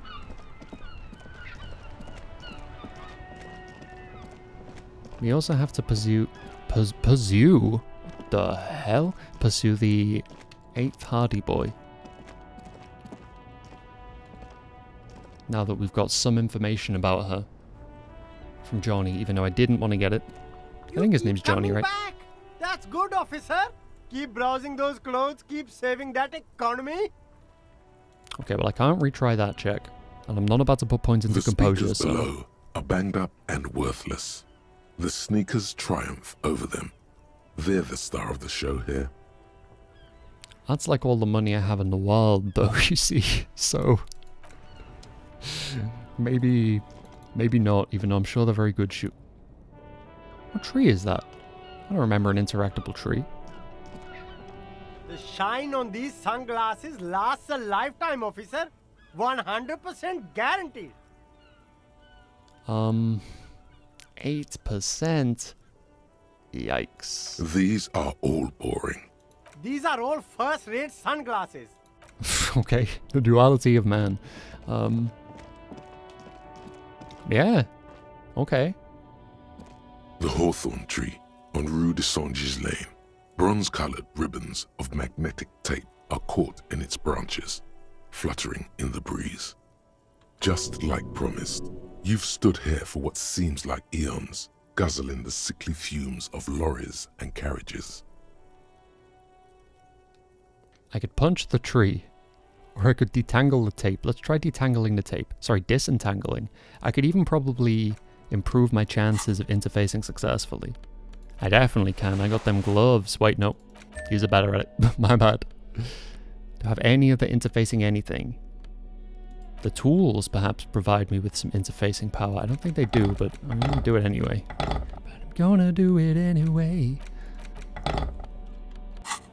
Damn, that multi-tool is huge. I look like I'm carrying like a keyboard around. Oh, it's disappeared. The gnarled hawthorn tree on Rue de Saint-Gilles Lane. A wintry breeze blows by, making the magnetic like an immaculate labyrinth. The magnetic tape twists and turns around the branches. I'm gonna die of embarrassment from all of my failures, and I'm not even failing at anything of any consequence. It's terrible. You just can't get it loose. All you've done is make your fingers bleed from the thorns. Piss off, nature! The hawthorn tree is not an inanimate object. It is a living thing. The thunk against the bark echoes with discontent. You allege it to not be an inanimate object, but it just healed me as a result of me being the head of the anti-object task force. Though it does at least specify physical objects rather than inanimate. So I guess you pass, but I love that I managed to take damage from the thorns on the tree and then heal that damage by punching them. She's like, I'm not having this. At first, the destructive urge felt exhilarating, as if it added something to your persona. But the feeling swiftly receded, leaving you with a sad emptiness. Oh. The gnarled hawthorn tree on Rue de Saint-Gilles Lane. A wintry breeze blows by, making the magnetic tape flutter. The multi-tool is truly multi. I didn't even see that. Good, Hawthorne. The hurt feelings of the tree are not alleviated by this sudden display of care and emotion. You manipulative bastard. Oh, I love that it had a different one because I'd already punched it. That is high quality right there. The younger stems and branches are adorned with sharp thorns that scratch your hand. Oh, whatever. This barely registers as damage. Punch it again. The hawthorn tree is not an inanimate object. Fuck, it didn't drop health this time. A living thing. At first, I've exhausted its the loot. gnarled hawthorn tree on Rue de Saint-Gilles Lane. A wintry breeze blows by, making the magnetic tape flutter. I hate that I fucked up that roller. It's painful losing a white check in a point that I never have any intention of putting points into.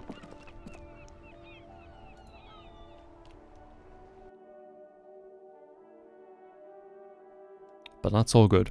Why have I gone in here? I went in here like I should buy some dice. That's not where you get dice from. And why do you want to buy dice? Where did that thought come from? That thought came from, I will answer myself. It came from the fact that I'm pretty sure these dice open some white checks. But I don't seem to have any way of figuring out which dice are going to do. Wait! Red and blue.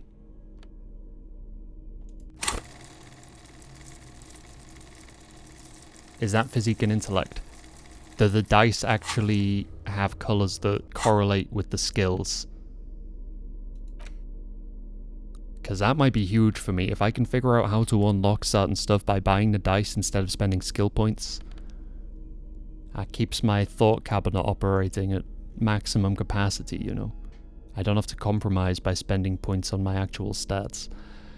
These two 20-sided dice have the colours of a police alarm, bloodstone for red and lapis lazuli for blue. If you roll them and squint your eyes, it looks like you're arriving on the scene, and it's raining. Look in the map, and see which white checks have opened. The problem is when you do that, it doesn't say, hey, this was reopened by this die. At least, I don't think it does. Doesn't seem to, so it's more difficult to reverse engineer what those dice did and then conclude that other dice might do the things I need them to do. Because you have to wait a day for her to make them, I think. At least I did with these previous ones. And they're not all that cheap either. Hello, hello. Let me know if I can help you with anything. I might like to sell something. Let me see. Sure. Let me have a look.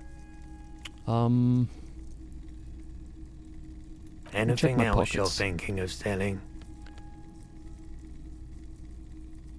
I mean, I use the production schedule, right? I printed it out and stuff. I don't know if there's any point me still carrying this around, and that's 50 real. That's not cheap. That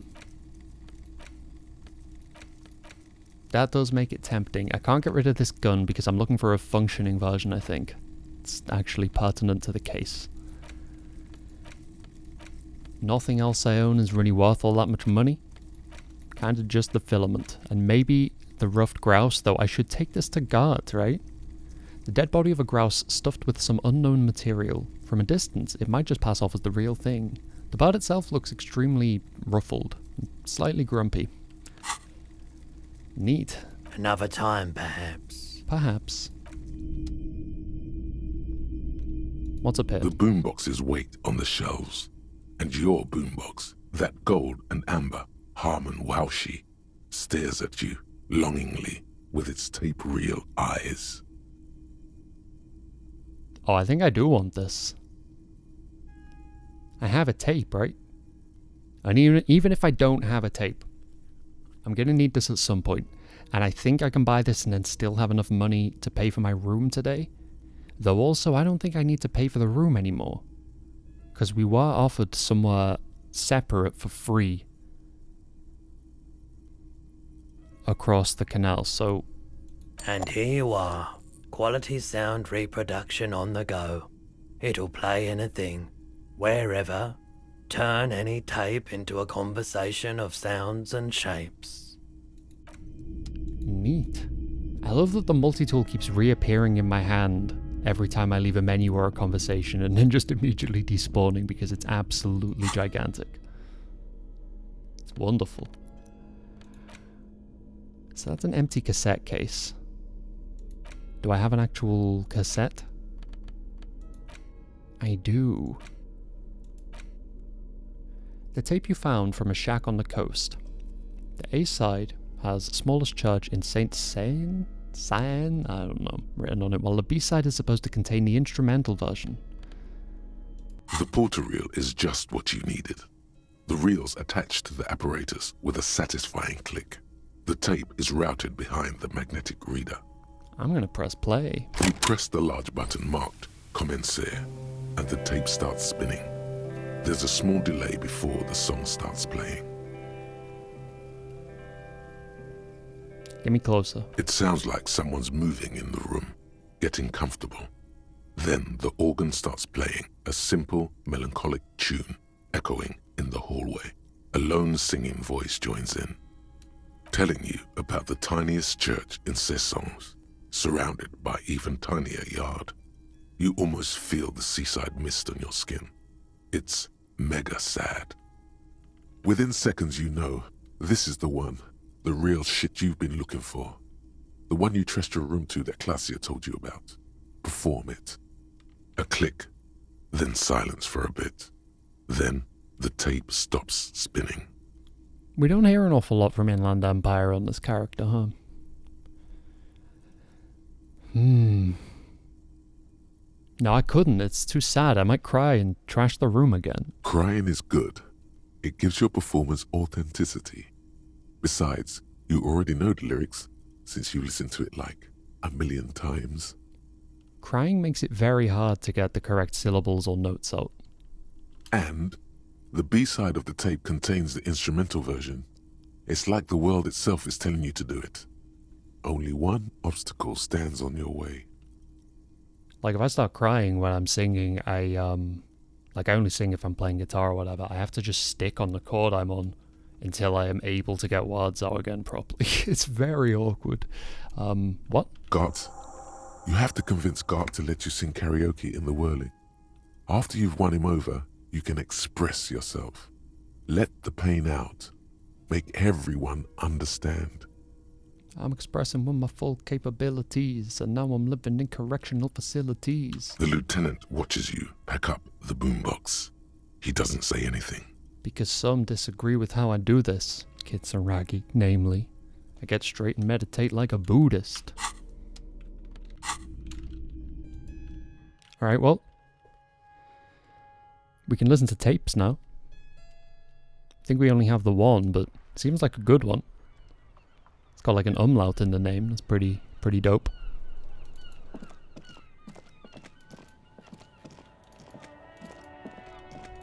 Back in the log. Still curious about the dice situation. Asel refused to talk about her friends. Maybe she'll open up later after you've helped them set up the nightclub. I mean, I've technically already tried, but I presume I need to pass this perception check and move things along inside the church before this counts. I'm still not willing... Oh, I'm torn, right? Because I was gonna give this tape to Egghead, but I also... Wait, I think I tried to give this tape to Egghead and he was like, no.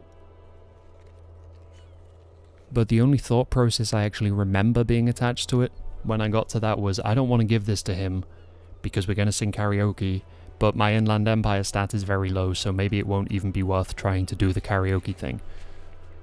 I remember those thoughts, I just don't remember if I tried to give him the tape or not. I feel like I decided to, so by the fact that I still have it, I'm getting the impression he said no and I've forgotten, but...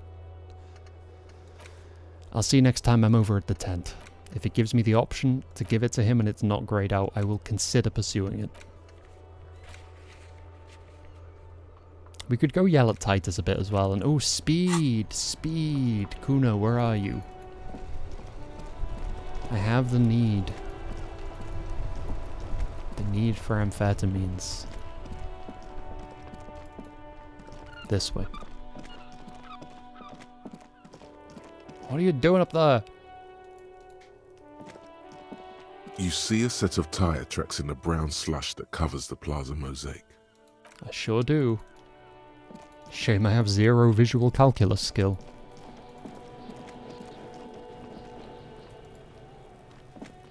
Same for this, really, but... There are several footprints in the mud, left by work boots.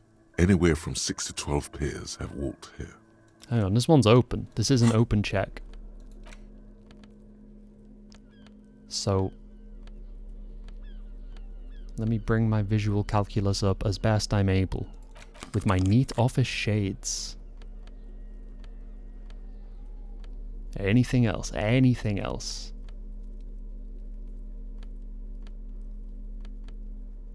I forgot what I was looking for. Yeah, okay. No. I'd have a better picture of all the stuff I have, but, you know, on the other playthrough I have a slightly different inventory, so I have to check both every time, just in case I'm crossing wires.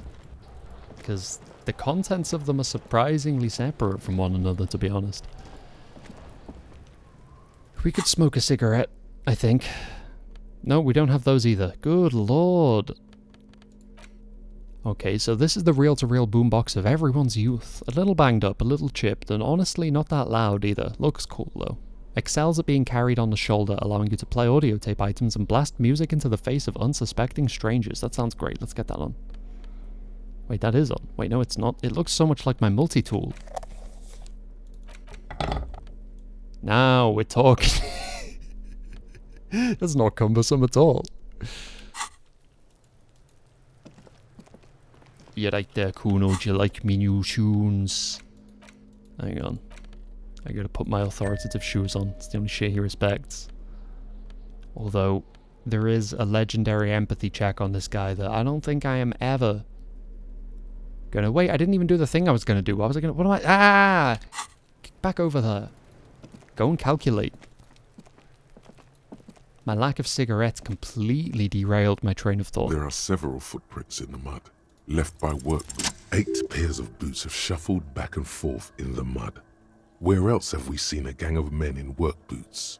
That's right, the Hardy Boys in the mess hall of Welling in Rags. Okay, so break it down for me. 1. Standard work boot. Steel reinforced toes. Number 46. Just like Titus was wearing in his booth. This is the big dick, Titus Hardy. The one with the bald cap on his head. Interesting. Is it? They didn't even bother to change boots. Putting them on the scene is easy. Maybe even too easy. Okay, continue counting. 2. Standard work boot. Steel reinforced toes. Number 44. Either the blonde muscular guy, Glenn, or the young guy with a plectrum around his neck. 3. Hobnailed work boot. Steel reinforced toes. Number 43. The inked banger, perhaps. 4. Standard work boot. Number 45 or 46. Theo, the old smoker. You think you even see a tiny fleck of cigarette ash inside the print. What else? 5. Another standard work boot. Reinforced toes. Number 44. Same as before. Either the musician, Eugene, or the muscle-bound blonde, Glenn. 6. Light as air. Same make of boot, but number 41. Small like a rat. Shanky. I should have got this earlier. Better late than never, detective. The whole world is dark and the tracks burn in it with strange beauty. 7. The glowing outline of a standard work boot. Number 46. The imprints are twice as deep as the others. The weight exceeds 200 kilograms. Fat Angus.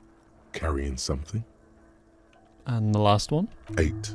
Another standard work boot. Number 44. There's an aberration in the pattern of the sole. The right sole is smoother, more worn. Curious. A missing 8th Hardy Boy. 7 sets of tracks, right? The Hardy Boys were here.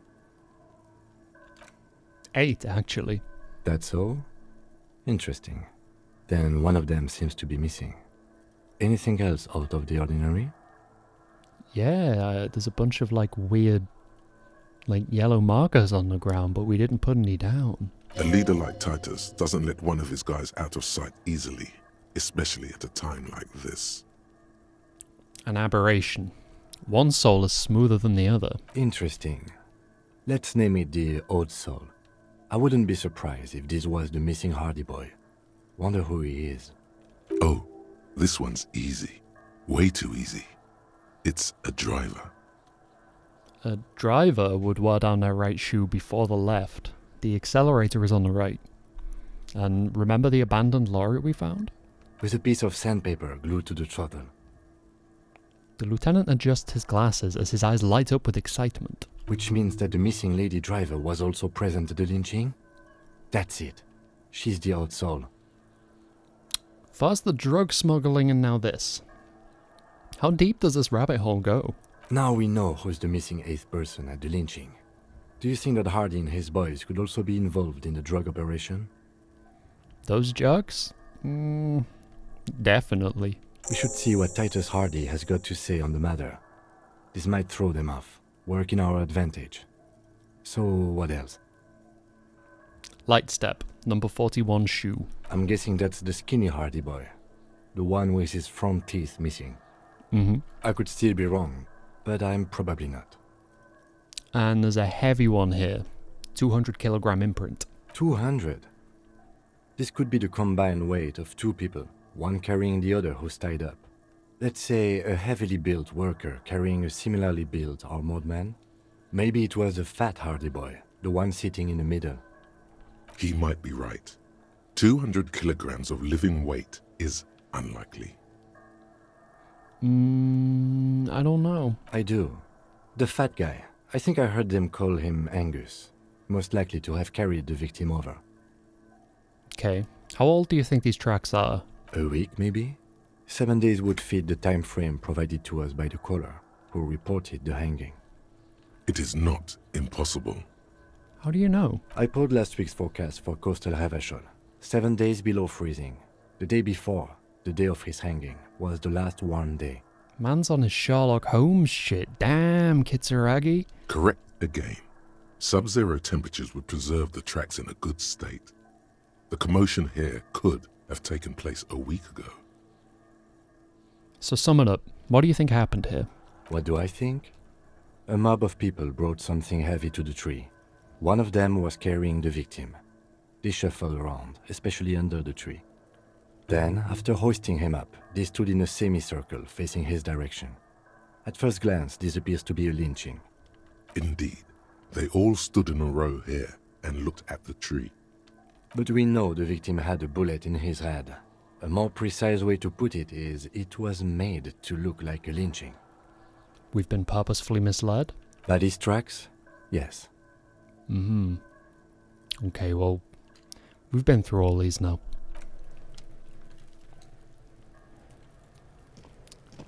Okay, interesting.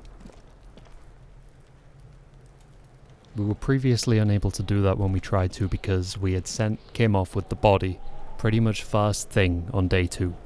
So we had the whole of yesterday without a partner, which was actually quite limiting, to be honest with you. And we probably missed some stuff that I won't even know that we missed because he wasn't there for the interactions, so bits of dialogue and potentially whole tasks or whatever else that we maybe won't know about, but we really, really needed to get the body away. We've been trying very hard to do our job well, while also doing it in like a timely manner. So that's what happened with that, but it did mean that we've taken longer than I would have liked to get the skinny on these footprints. But we're finally there, day 3, having got rid of the body yesterday. Just kind of, refreshing my own mind as much as anything else. Reminding myself of where we're actually at. But I will be right back again.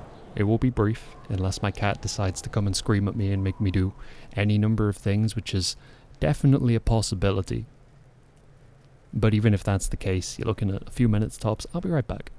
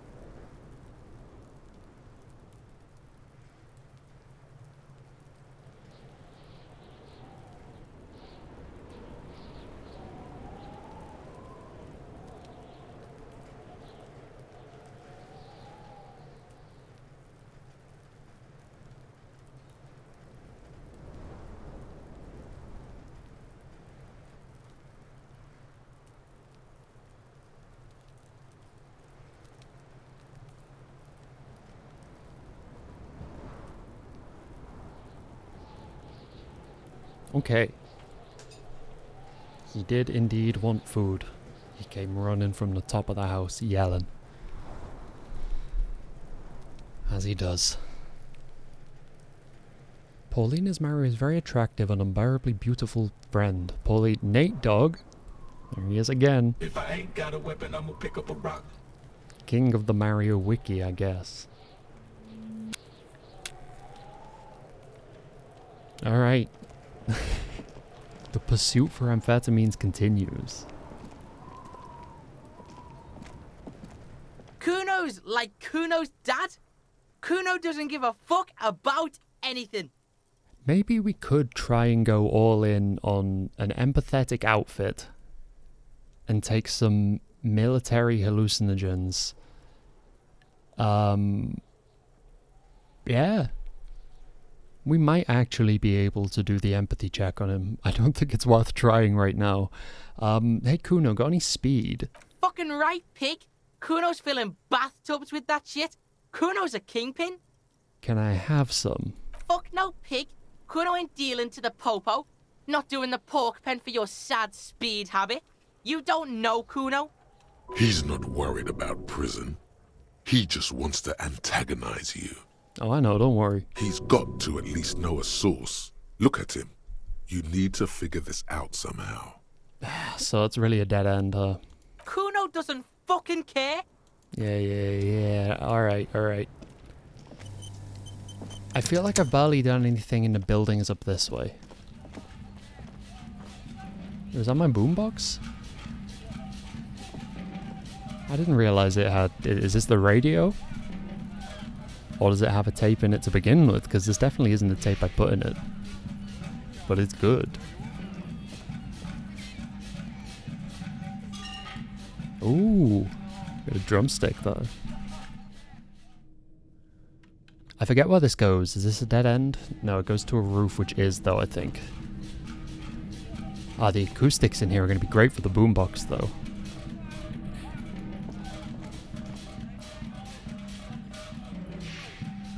Damn, this is cool music. Just all rhythms and talking. Is that anodic dance music? I like it.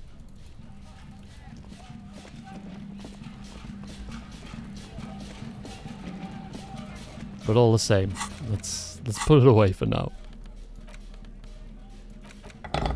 Yeah, okay.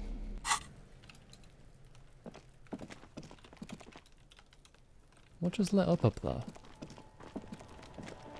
Nothing. It's a trick of the light. A trick of the fake light.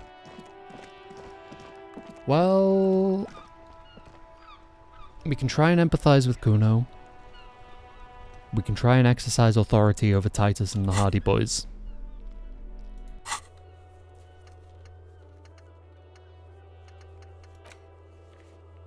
We can give the birds a guard.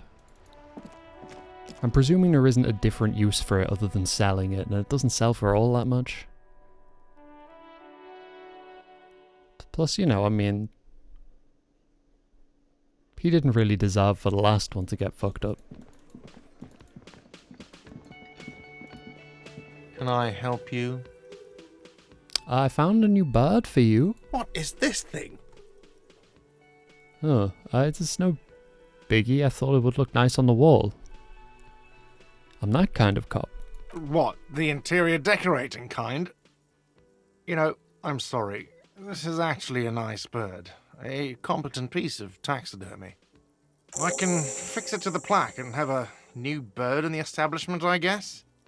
So, I don't know. Thank you. I'm gonna go with thank you. He tried. This was mostly about the fucking cardio. Massive cardio here. You'll live till 90. Or you get a heart attack from running. I feel good about our work here today. It's all about the little things, like bringing people random stuffed animals. Oh, I got an achievement called Goodest of the Good Cops. We helped. I don't know if I want to pay my bill tonight. I don't know if I'm going to be sleeping here, so... you know, bye and all that. And the thing's back in my hand. Love to see it. think I can't use that giant multi-tool to get past this blue door. You see a heavy steel door with a prominent dimpled lock. Guess not. I have to prove my authority to Titus. These things are close to each other. The proximity between Titus and Kuno, physically, is actually kind of making Pyrrholodon use very tempting. I can try and prove my authority regardless of how that goes. I can run outside and try and empathize with Kuno. I think they're both white checks, so it's not the absolute end of the world if I fail them. Oh, I didn't see this. This huge red scarf is still dusty from lying in the church. A subtle red-on-red embroidery embellishes it with cocky roosters and mesque floral motifs.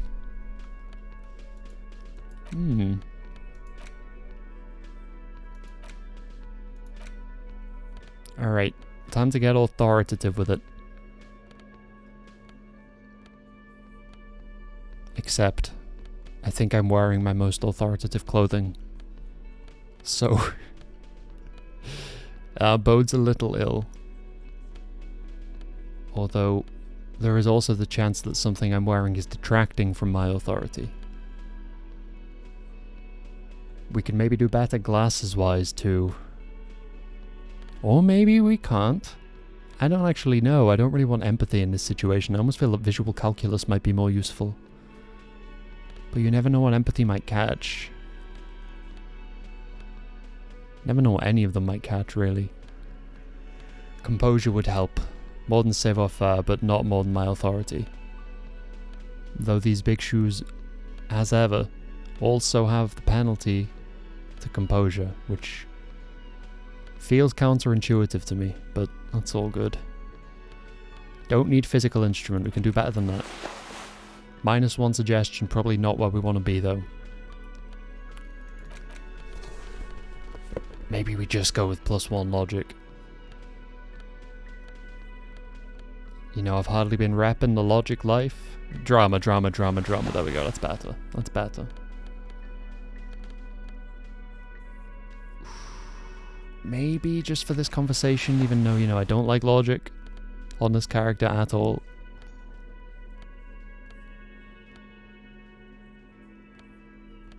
You know, it's not like the logic's a bad thing, I just...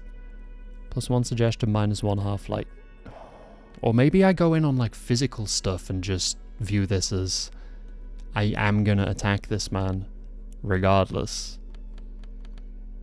I don't know if that's a possible outcome, I don't know if that's an avenue that's open to me. But it plays better into my strengths than anything non-violent would, despite the man's size and stature. Looks like the circus left town. Shit, I didn't take my Pyrrholodon. Clowns are still here.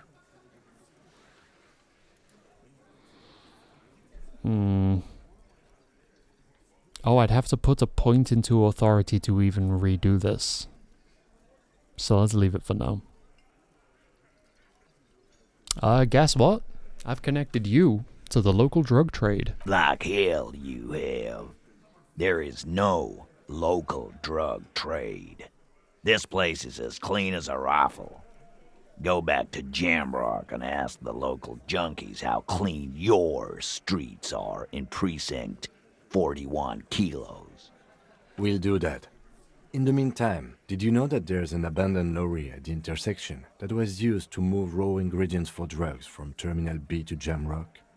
The person driving it was present at the hanging. It was one of you. We've connected the footprint. Detective, do you want to deliver the coup de grace?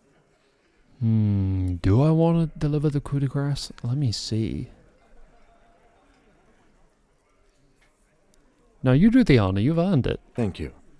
You're right, Titus. There is no local drug trade because it's all controlled by you. You're the drug trade. Got him. That's a mighty interesting theory. I guess that's what you would need to do, theoretically. A big, strong, state-run monopoly would outcompete the runts on the street. Yeah, man. Theoretically, that's what you would do. To get rid of the gangs, the dealers, even some of the junkies. You would need good, trustworthy people to take their place, of course. Hardy men to run such a monopoly. For the good of the community, of course. This is disgusting. You're admitting to profiting off poisoning your own people. Boo fucking who? People will always be taking drugs. Might as well do it clean and organized. Yeah, that's what the labor movement is all about. Clean and organized. And the Hardy Boys are running it. Theoretically, of course. We're just talking politics here. My answer to your drug accusation is, how dare you? Go fuck yourself. Not quite yet, Mr. Hardy. There were 8 sets of prints on the crime scene. There are only 7 Hardy Boys here. The 8th Hardy. The one who's missing. She runs the thing, right? My answer is, fuck off. Mind your own business. There is no 8th Hardy. I run this goddamn scene. And here we go. Back to the usual. I know! Fatty walked on all 4s. He's so fucking fat he left 2 sets of footprints. Go fuck your mom, Dennis. That's more like it, boys. You heard him. It was Angus on all 4s. Anything else you need to know? Ooh, it reopened the ability to establish authority because it put an extra point on it. Confronted about drug trade. Okay, so I found 8 sets of footprints, but there's only 7 of you. Where's the 8th Hardy? What are you talking about, madman? There's no 8th Hardy Boy. There's 7 of us and we're all here. He sizes you up. Or what? You want to be the 8th Hardy Boy? We ain't hiring. He shakes his head. Actually, boss, we've been talking and we think she could maybe... She? So there's an 8th Hardy, and it's a Hardy girl? Who might it be? Elizabeth? The gardener? But...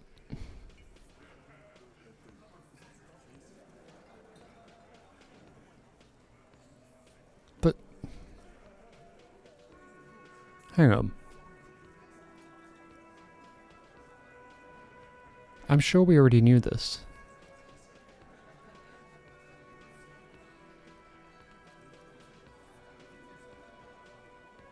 Maybe it was from outside of this conversation. I'm sure conversations with Kim already addressed it as being the 8th is a woman.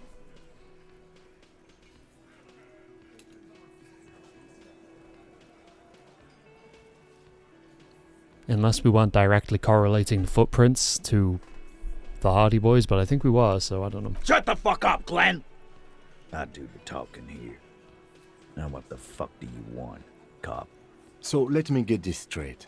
There is an 8th Hardy Boy. It's a she, and you don't like us talking about her? That's right. We're not talking about this. This is a private Hardy Boys matter. Nothing to do with your shit. End. He points at the lieutenant. You're not cops here. Don't go digging around if you don't want a bullet in the back of your head. I'm watching you. Yeah, threaten to kill us, that'll help. Good. We are all watching each other. Officer, your question. I'll be back in a second. I just gotta go take some drugs. Don't look at me while I do it. You just go sit back in the booth while I take this weird purple puck. I do something with it. I think I'm supposed to lick it.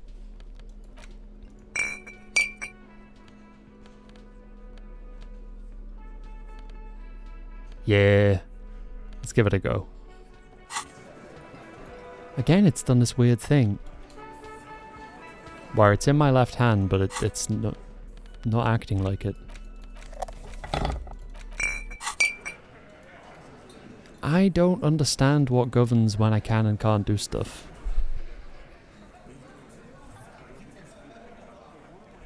Oh, is it still just Is it still the case that it's that weird pixel underneath the button? No, because it thinks the hand's empty as well. Like it.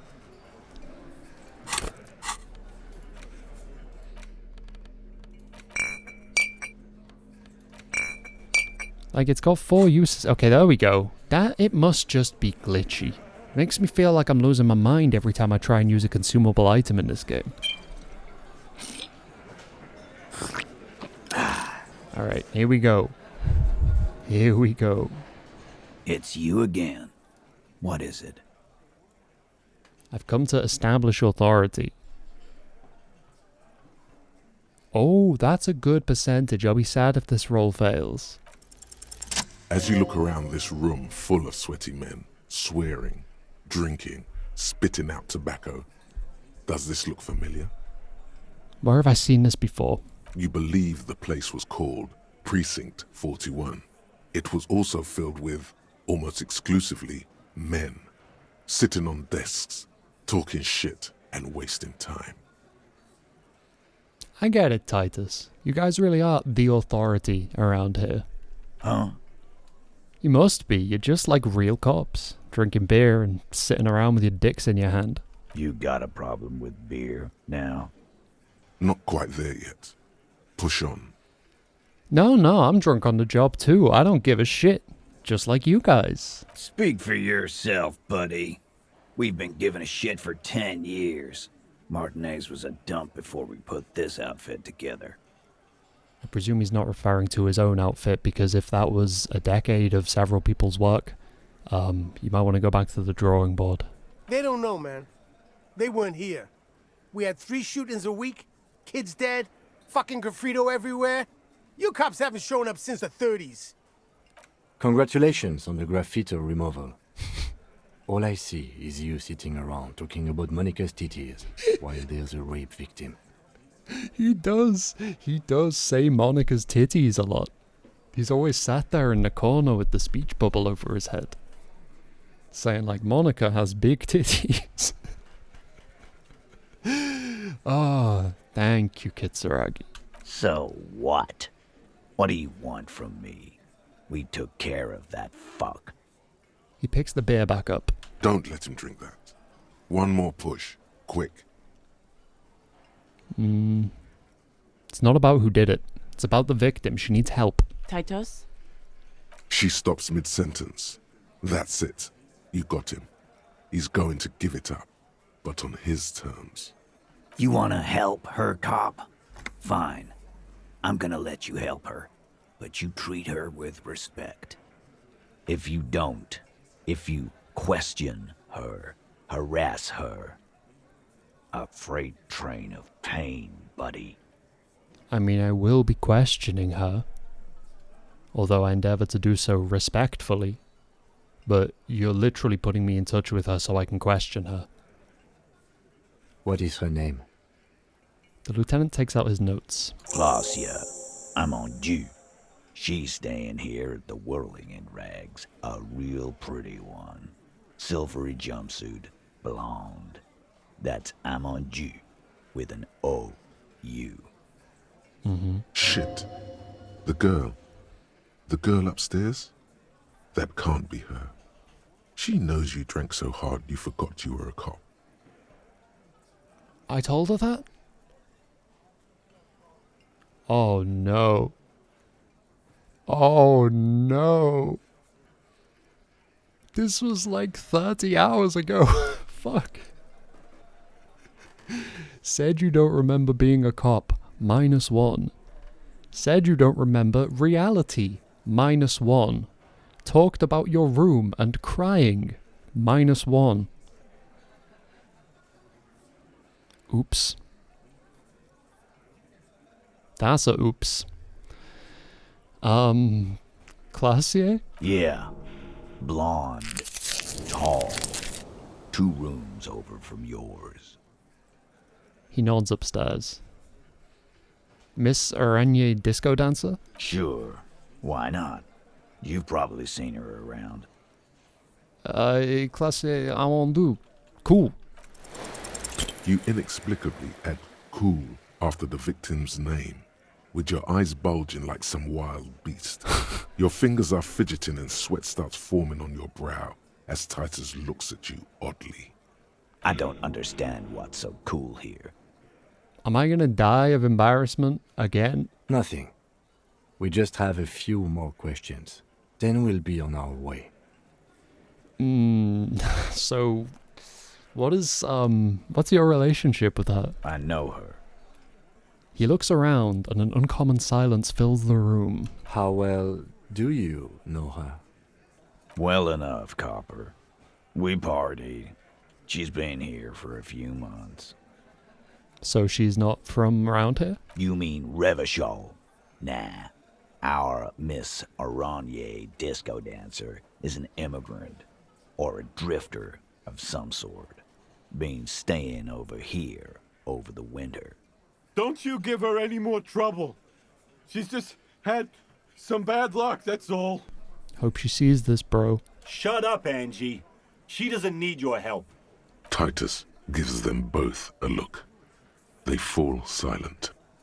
What's with all the silences? It's like these guys don't know how to feel about this. You should keep picking at it. And what was up with the partying she and Titus did? It sounded fun. So you said you partied? Cool. That's cool. What did you mean? What do you think I meant? Drugs? Yeah, we did them. What's that to you? So you're saying the two of you were close? No, we just fucked. That's all. I'm not gonna give you any details if that's what you're after. So put your dick away. Shit, I'm sorry. I didn't realize it was out. He really went out of his way to seem comfortable with this topic. That's all you're gonna get for now. It was apparent. Alright, so what was her relationship with the mercenary? Relationship? There was no fucking relationship. He raped her. That's their relationship. Was like that karaoke incident all over again. Or like some of the other girls he was harassing. Okay, enough. All of this is irrelevant to your stated investigation. So the rape, when was that? He did it before we killed him. He's not gonna do it again. So what does it matter? He crushes his half-empty beer can. It would help if we establish a timeline. All right. 2 weeks, maybe? I don't know. I need another beer. He turns to Glenn. Here you go, boss. The tall blonde throws him a can. Titus cracks it open. Thank you. We'll talk to her. Remember what I said. Freight train of pain. Remember what I said. I'm wearing military cyber armor. Yeah, you better run. Get the fuck out of here. Alright. We have to run outside in case the Pyrrolodon's still walking. I'm sorry, Kim. I know we need to talk about this, but I really, really desperately need to go and speak to Kuno. I need those amphetamines. This may be our only chance. You know, I don't have all that much Pyrrolodon. I have no idea how to get more if it runs out. And I'm gonna need it to get Kuno on side, because I am not an empathetic individual. What the? But it's examinable. Fuck you. Oh. That's a brutal tease. I don't care for that. I am... The table... No, I am still under the influence of Pyrrolodon, right? Do I have full morale? I do. I guess we try... Wait, no, my empathy closed. Shut up, Kuno. Go away. I'm not wearing empathetic enough clothes. You'll never open up to somebody wearing fucking space boots. Where are my empathetic shades?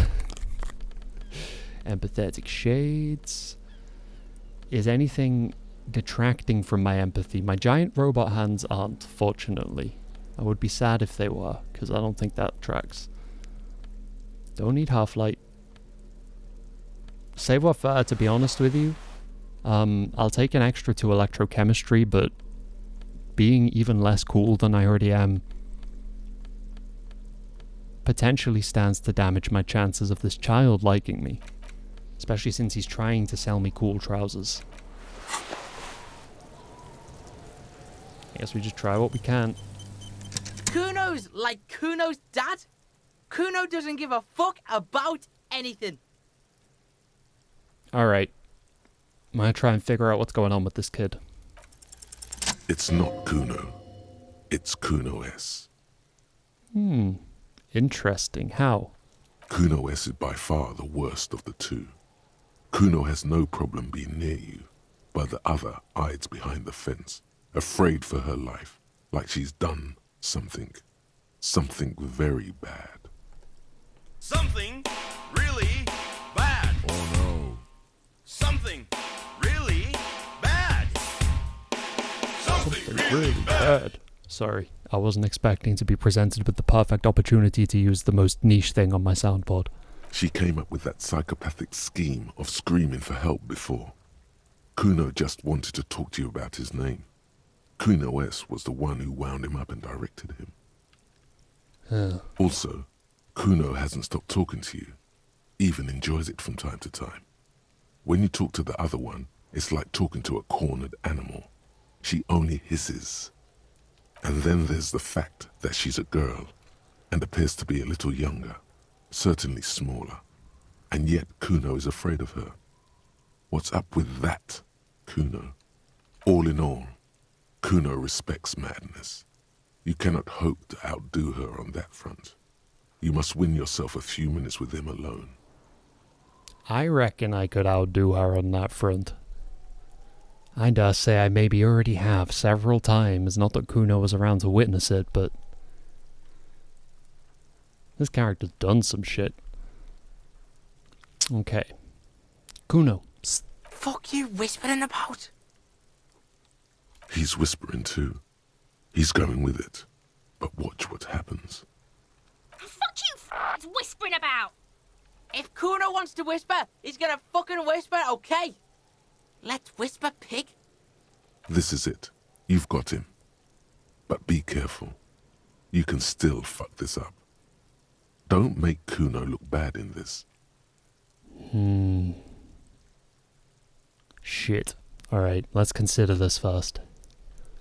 Don't make him look bad. Does saying that she's trying to control him make him look bad? Is it going to give him the impression that I think that he's unaware of something that's kind of being done to him or a way he's being used?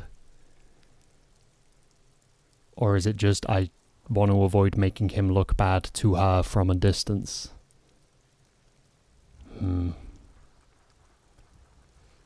What's up with her? She's terrifying, crazy scary. Crazy? You don't know the half of it. She's not crazy. She's insane. Dangerous. She's smoked a man. She's done people in. Probably even pigs.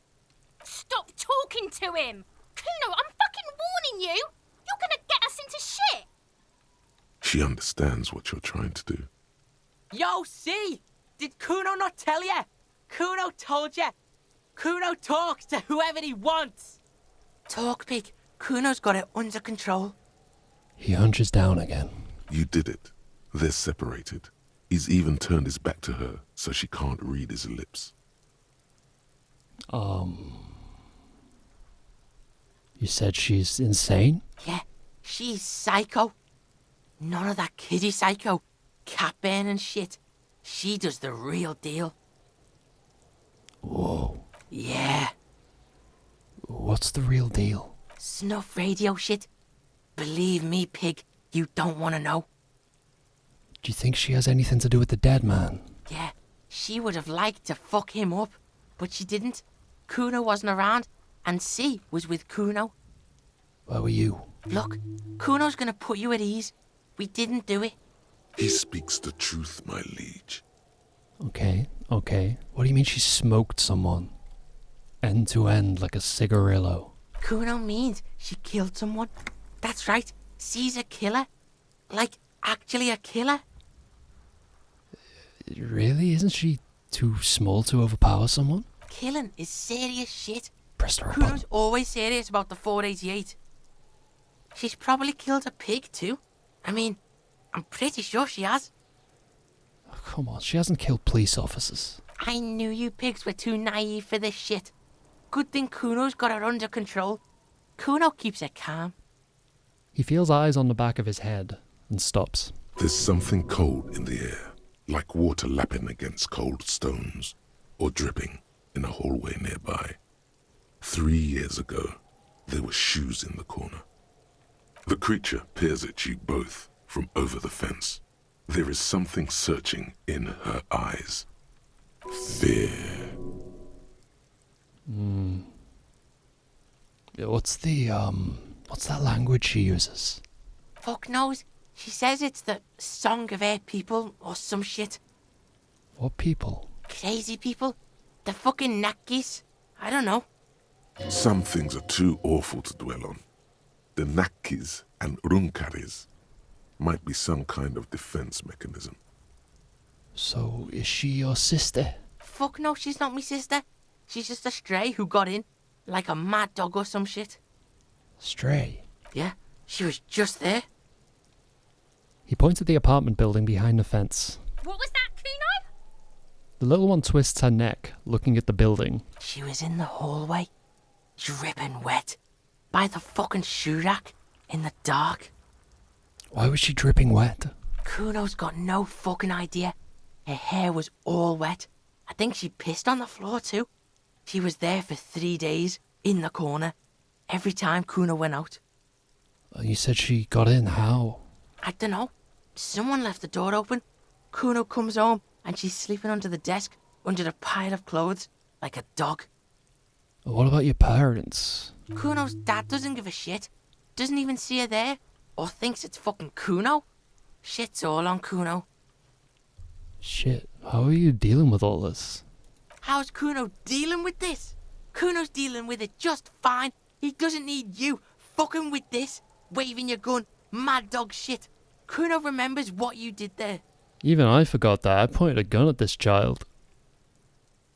Not Kuno, Kuno S. This guy got off easy. I just punched him in the face. Kuno's got this shit under control.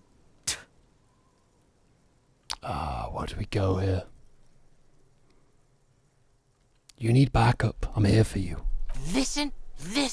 See, it's Kuno's go-to. Kuno's protecting her. You fuck with C, you fuck with Kuno. You threaten her. You wave your gun around her one more time. Try to take it away. This is what it all comes down to. He needs you to take him seriously now. I'm going to kill you. I'll run when you put the cuffs on her, sneak up on you later, and fuck you up. You understand? The boy looks you in the eye, black pupils trying to focus. He may not be able to do it, but he will try. Right now, he believes he will. I can respect that. All right. Now we can do business. He's breathing heavily. That took something out of him. Business? Yeah? What do you want? Kuno can hook you up with... He starts, no longer whispering. Don't hook him up with shit, Kuno. See? Relax. He respects the Kuno. Kuno made him respect the Kuno. You respect the Kuno, you get all kinds of shit. Remember when you tried to get Kuno to hook you up? We can get on that now. If you run a little errand for the Kuno, me and you, Kuno's gonna hook you up with illegal narcotics. See, it's tension and release with Kuno. Now we releasing. The pan buying shit, that's on now too. 90% discount for Kuno's pig. Kuno can flex. Kuno flexes for hobos. Kuno sees you're in need. He spreads his hands like a baker presenting the goods. A smile spreads across his flushed face. I kinda do want those trousers. There's no downside. And I don't think I currently have anything I can put on below my waist that gives me physical instrument. 15 is a lot. But this is very tempting. But it's not going anywhere. What was that about running you an errand and illegal narcotics, Kuno? Kuno gets it from his dad. Kuno and his dad are major suppliers. That's where Kuno gets his lightning on. His eyes bulge. Their veins reach out like tree branches. Problem is, Kuno and his dad had a little falling out. Now junkies clawing at Kuno's door. Streets going mad. Kuno's got to throw his dirty popo man at it. Okay. Dirty popo man is you. Mhm. In there is Kuno's violent dad on steroids. Kuno's dad does steroids and speed. If you can take him, you can have half of the speed. Who is your dad, Kuno? Kuno's dad is a fucking monster. He's the most violent man in Revachol. He doesn't give a shit about a single thing. He drinks too. Looks like we're looking at a close-quarters fight in some rundown drug den. Bongs falling, hookers screaming. You should use the environment against him. You know how you'd be best off here? With a gun. I'd be the star of the show if you only had a working gun. Yeah, well, great. Sorry, hand-eye coordination. I don't. I sold it. I don't know what to tell you. Alright. How much material are we talking about? Like half. He says, very confidently. Half of what? A baggie, but like in this vial. That's not very much material at all. Fuck you talking about half a G? This shit is giant grade A shit. So clean you can barely see it. You can barely see it because there's barely any. Alright, Kuno. Here's what's gonna happen. Okay. Kuno's listening. Shit. What am I gonna say? Lie, you need speed. I mean, I don't want Kitsuragi to be super disappointed in me. But I also don't want to be like, I'm just gonna go kill your dad, you know? Like... Fuck it. I'm going in there all guns blazing to get that speed. Because I need it. Alright, pig. You can plug him, but you can't stop him. It'll only buy you time. Kuno's violent dad's got Kuno's key. So you need to fuck your way in there. Go to the pier side. Bang on the door till the cleaning gimp lets you in. That's how Kuno does it. Okay, I thought for a second he was suggesting that I insert my penis into the keyhole. I was like... Then you go to room 12 and kick down the door. Police violence style. That's what Kuno does. And then it's action time. You're locked in the room with violent fuckhead. Like, you don't need a big keyhole. That's it. Next time Kuno sees you, you better have his shit. Alright, split a kilo with Kuno. What the hell are you signing us up for here? Come on, Kim. Obviously, I'm not going to take it. We need to get drugs away from a minor. Okay, then. Now, that was a lie. I'm going to take it. I wanted to buy dice. I completely forgot. Mental note of these cool trousers, Kuno though. doesn't fucking care. Alright, Kuno. Alright. Officer, what was that? I don't know which which of the two very questionable conversations are you referring to here, Mr. Kitsuragi? What was what? You looked strange when he mentioned the assault victim's name. Do you know that woman? Kuno S isn't an assault victim, as far as I'm aware, unless you count me pointing a gun at her, which you probably should. Yes, I do know that woman. Is there something I should know before we talk to her? Wow, number one. Holy shit. I don't think anybody's throwing that accusation. I met her in the hallway after I woke up. Understood. You were not in good shape on Monday. Yeah, and she knows. She knows I did some pretty crazy stuff before I passed out. That I partied hard and that I'm not very mental healthily. So she overheard you? Or did you party together? So this is what it feels like to be interviewed. I got nothing to hide. What if you do, but you just don't remember that you do? My God! You'll get through it. She overheard me listening to music and doing weird things from her room. It's the one next to yours. Anything else? She knows I didn't remember being a cop. Okay, that's manageable. I asked her where we are, what city this is. I may have even asked her what year it is. Something like that. That's clearly your interrogation technique. Anything else? Yeah, let's go with interrogation technique.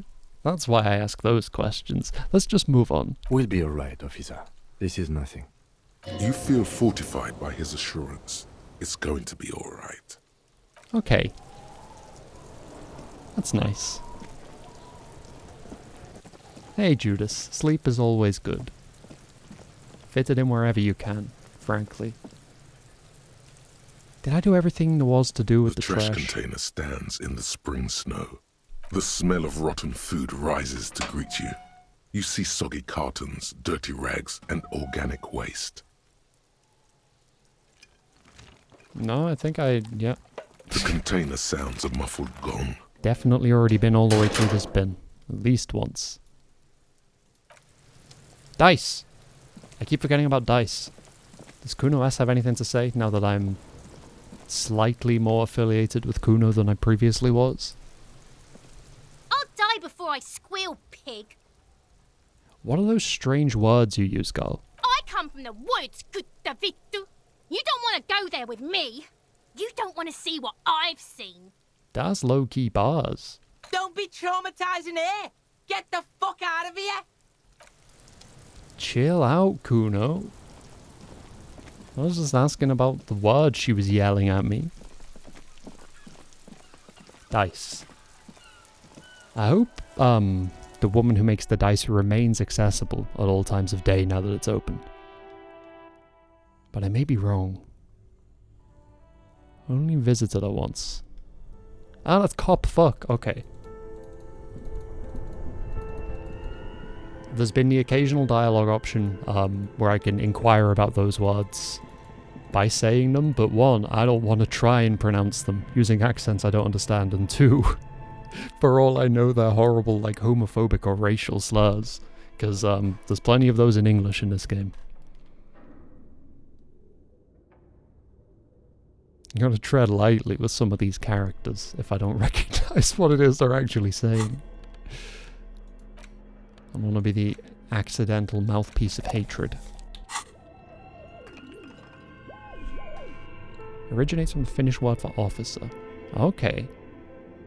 Oh, like constable. That's cool. I love when there's non-English words that resemble whatever the word we use in English for it is. I get that a lot with Russian. I don't really speak the Russian language anymore, but I can read the alphabet, which means that every few sentences there are a few words where I'm like, I can tell what this means, which, even if it's, you know, a small percentage of the stuff that's getting through, it's amazing how much sense you can make out of a tiny bit of context versus absolutely none. Here she is. Oh, it's you again. Are you looking for a die? Hi, Ivysaur. Good to see you.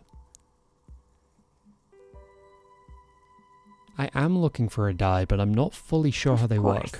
Tell me what you have in mind. So I think I've correlated my blue and red dice. I got a couple icosahedrons last time I spoke to this woman. I think I've correlated them with blue and red checks, intellect and physique checks, but that could be completely false. But since I kind of put that together, I want to get some other dice because there are so many stats I'm never going to put points into, but I want to try and reopen some of the white checks.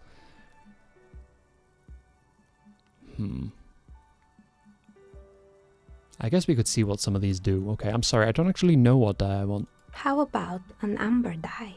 An amber die. Okay, this plugs even more directly into the color correlations that I was thinking of. An amber, frankly, sounds like the one I'm looking for. What was I messing up? I'd like to be able to go through the clothes again. There's some interfacing I need again. Composure. Oh, everything's coming up Thrill House if we do this, because I can unlock some of these checks. And also, hopefully, now that we've broken through to Kuno, I can get some speed. So I can unlock the checks, take the speed, and then hopefully not fail them again. Because I'm just really not keen to put any points into basically any yellow stats. What is going on? Can I just scroll up, please? Please, I beg of you. Door stuck. Challenging Annette. I don't remember what the white check for Annette was. It's a composure one, but I don't know what that would mean. I didn't even attempt to get on board with Measurehead's rhetoric. My conceptualization skill probably wouldn't allow me to anyway, but I didn't try. Can't currently access the mirror because I haven't paid for my room.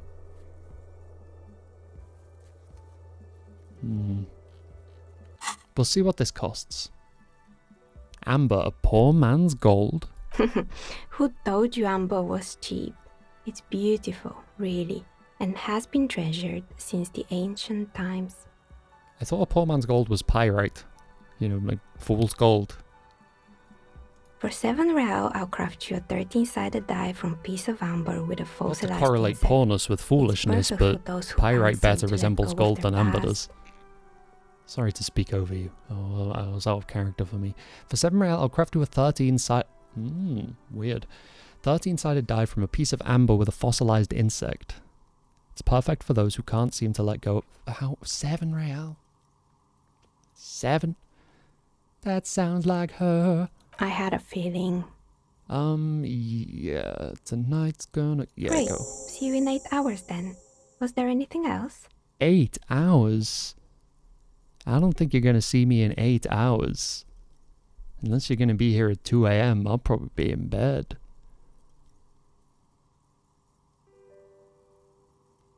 I'll just leave it to do that. Hopefully the game reminds me, or I just, you know, better yet, remember that I ordered a die.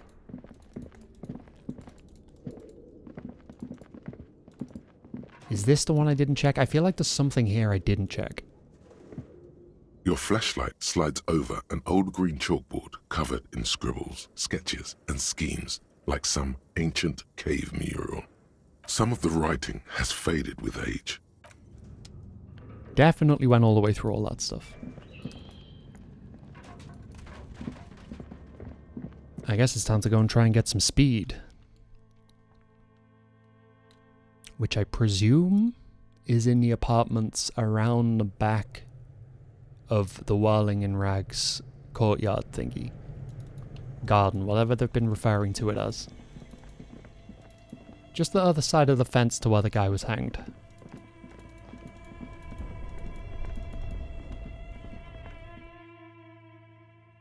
But there is also a block of apartments over by... Oh, what's her name? Rejoice. Rejoice Messier. Not sure which it is, but either way, I can't access it from here. However, I think if I click on the other side of the fence, he will path that. It'll just take him a while. Damn it! Nope. Do I have to go through an instance to reach that bit? I still... How do I... Stop giving me bubbles I can't click. It's so endlessly frustrating.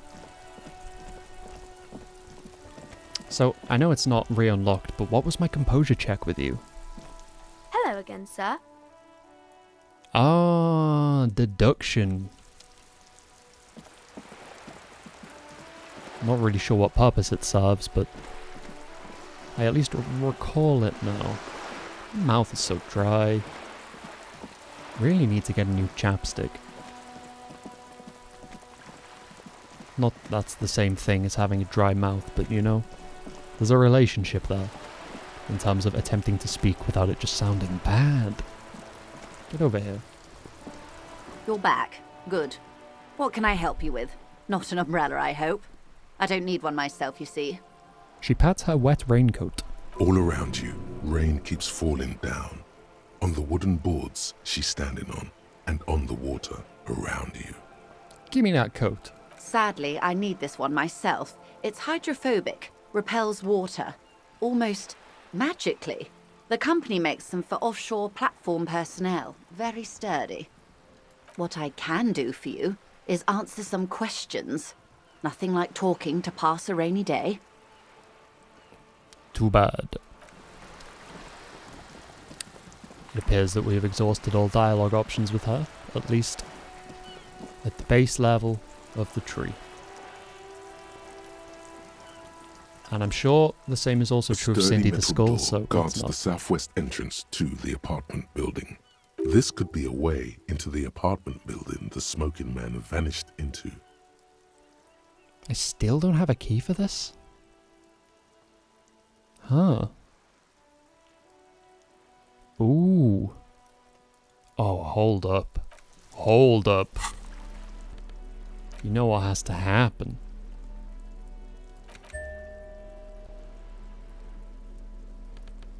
Any more authority to go?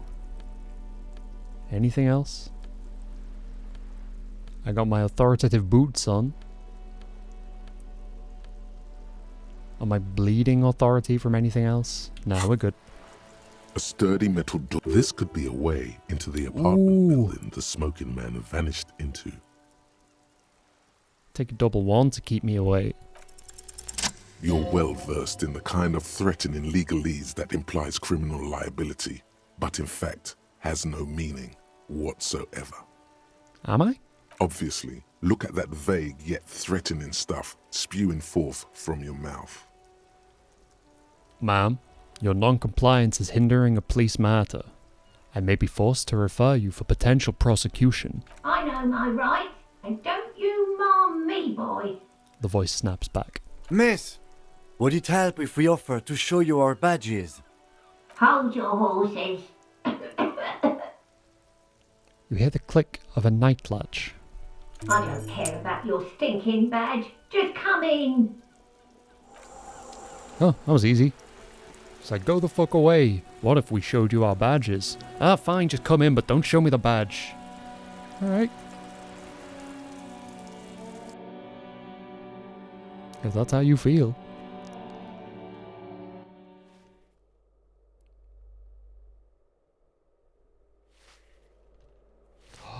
All this new stuff. Give me this. The graffito says, a firing squad for the rich. A note reads, foreclosed by Martinez Realty Associates. Broken window. The sea below looks cold and winter grey. A shift in temperature. The air chills around you. Dust settles on the stony floor. I rub my sides for warmth. A former architect stands before a slice of window, a room plan in her hand. A cold wave has made the air in the building stand still and frozen, with temperatures falling down to -20 degrees Celsius. Her face is red from the cold. She's breathing on her fingers, clasping the plan. Traces of sadness are visible in her expression. The plan. Faint pencil lines on paper depict the same place, but a missing eastern wall connects the room with the neighboring apartment. Ideas for arranging the furniture have been jotted down. It's clean and empty, with new tapestry embellishing the walls. A standard HB graphite pencil has fallen off a three-legged stool in the middle of the room. That was an unconvincing shiver noise. I actually tried to physically shiver, but apparently I didn't have it in me. It was good to have you around, Judas. Good luck. Good luck fixing your sleep, I think. Sorry, I'm misreading here. Thanks for hanging around, though. Good to see you. Glad you got a bit of sleep in. Good luck getting more if you're in the market for such a thing. Someone has torn down the wall. Oh. An old grocery list on the table. And checks. No Safed? Nice. Yeah, fridge money. Cold coins. They always taste best when they've been in the fridge. Yeah, let's do balcony now. Actually, it might lead somewhere, so continue looking around. Apartment number 8. Their mailbox is overflowing. More money. Just take everyone's money, why not? Door number 9 is locked. But there's a Boogie Street 46 postcard in the mailbox. Let's take a look. This crumpled up postcard depicts an open-air market in Boogie Street about 5 years ago. A vendor smiles as dead roosters line his stalls, hung by their feet from canopy. Red blood flows onto the muddy street. Blurry shadows of people pass.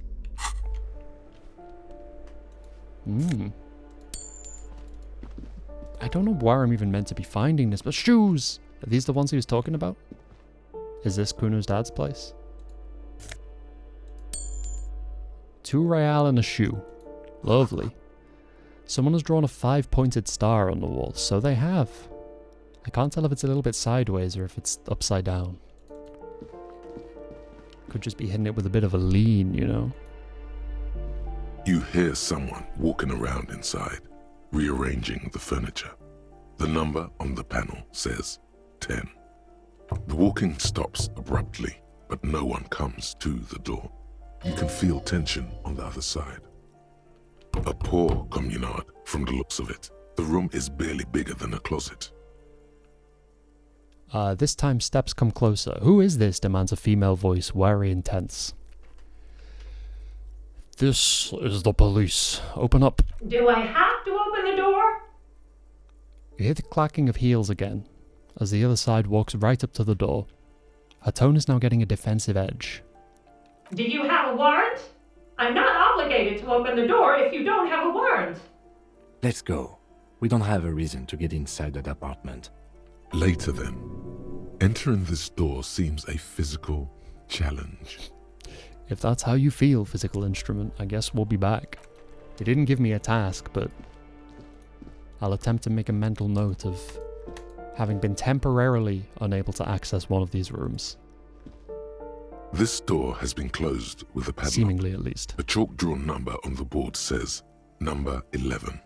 Let me get a look at that first. It's a solid lump of metal, but the shackle is deeply corroded. A solid pair of chain cutters would make short work of it.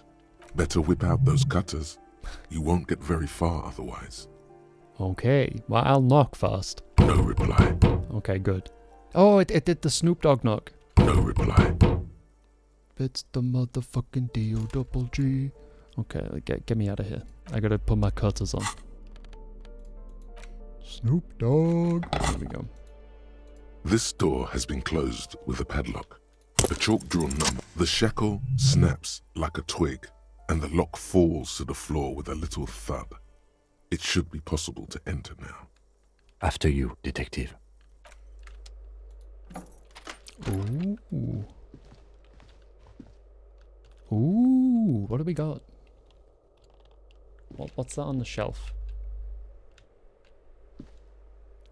Can't shine the light at it. Poster. Flamboyant poster of a white star.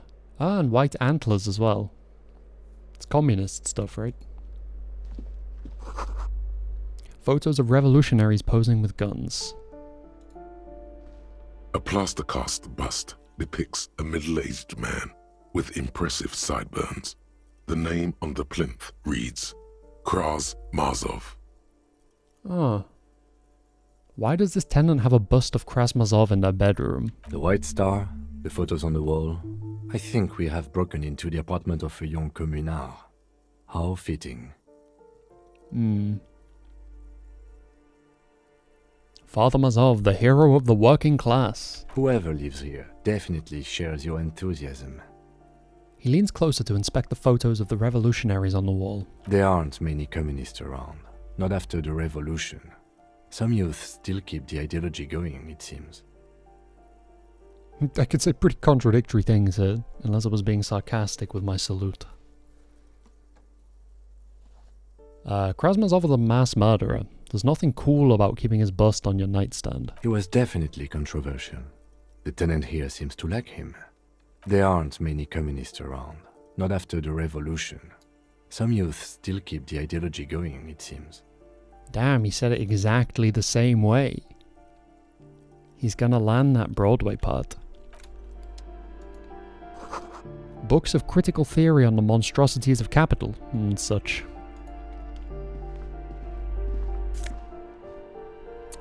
Oh.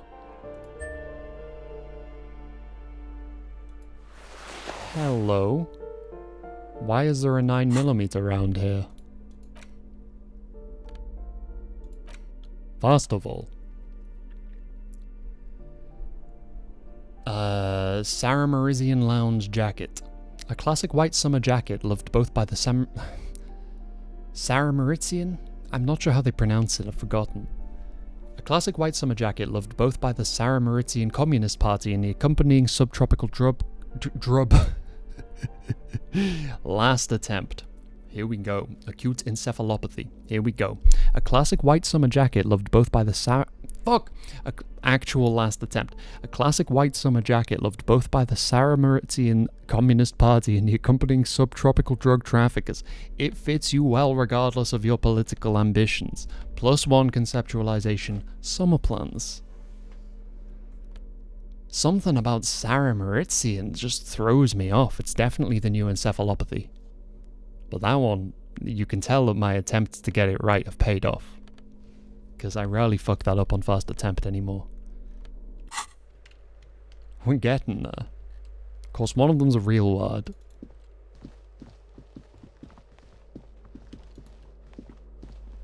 That being encephalopathy. Rather than Sarah Merizian. This box is filled with cleaning chemicals. Smells of laundry detergent.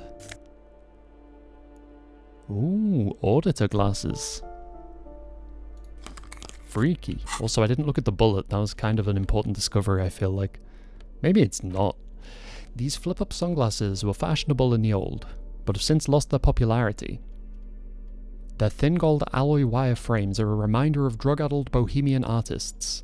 These days, the glasses are only favoured by organised crime accountants who desire to look cool. +1 logic balancing the books, -1 authority. Filthy boho, probably a narcomaniac. Bullet! Bullet! I love the way he spins on the spot every time I open it. Oh, wait, no wonder I can't find it. It has its own slot, right? You've got 1 bullet. What the fuck?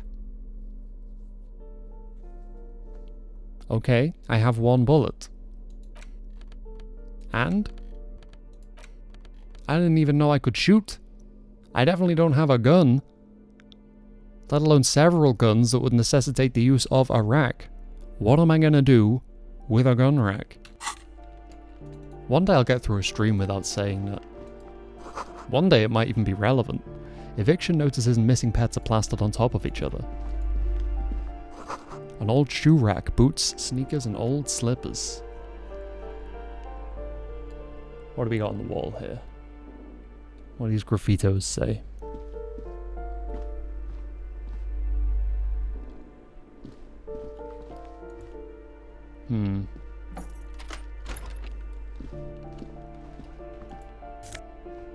Okay, so we have a toilet cistern with some... Oh, shit! Some Commodore Red.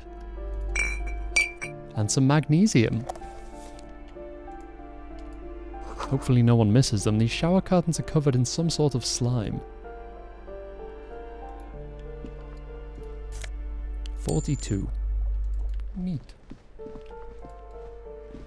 A shabby door hangs oddly on its hinges, secured to the doorframe with a safety chain. An unpaid energy bill is attached, threatening to cut off the electricity. It's addressed to Mr. Uno de Reuter. Your heartbeat quickens, palms go sweaty. The siren of amphetamine is singing you her song. I'm just going to ignore the fact that it clearly wants me to start doing Lose Yourself. Looks like we found where Kuno's dad lives. And the place comes with 3 months' worth of utility bills. No response. Nothing happens. It must be an ambush. Let's get your adrenaline pumping, just in case. You could just, like, not be in. Good thing you already have the chain cutters in your hand. Nothing left to do now but snip, snip. Snip, snip. It should be easy, but it's just an awkward angle, okay? The door doesn't really open wide enough to really get the cutters through. You can't get the leverage you need. And the cutters are blunt. And the chain is just super strong, okay? It's not your fault you can't cut it. I thought it said 97% chance for success. I didn't even roll a double one.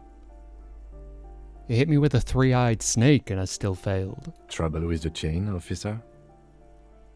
Yeah, I mean, you heard Lindsay Buckingham. Apparently, the game subscribes to his chain-related manifesto. We will never break it. I'm not gonna blame Kim for the chain cutters. Hi, James. So the build currently is this. I have 2 playthroughs of this game. They're about in the same place. One is off stream on my Switch, and that one is primarily psyche and kind of secondarily intellect. So this one I sort of went in the opposite direction. So I went physique and motoric, though motoric seems lower than I would expect. I thought I went for like 5 and 4, but I clearly went for 6 and 3. But yeah, electrochemistry was the one I picked. Mainly just trying to see how different things could be. And it's very different, it turns out. Especially in the first few hours, I was amazed by how little my playthroughs resembled each other.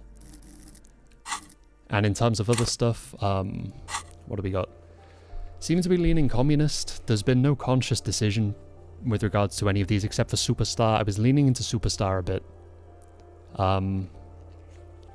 I still don't really know how good cop, bad cop works. But it's 10 apparently. I guess it's just like a type of technique you can employ sometimes and you get points when you do. I was amazed by how much actual physical violence and stuff you can engage with. Because the way I was playing it originally, it was just so far away from it.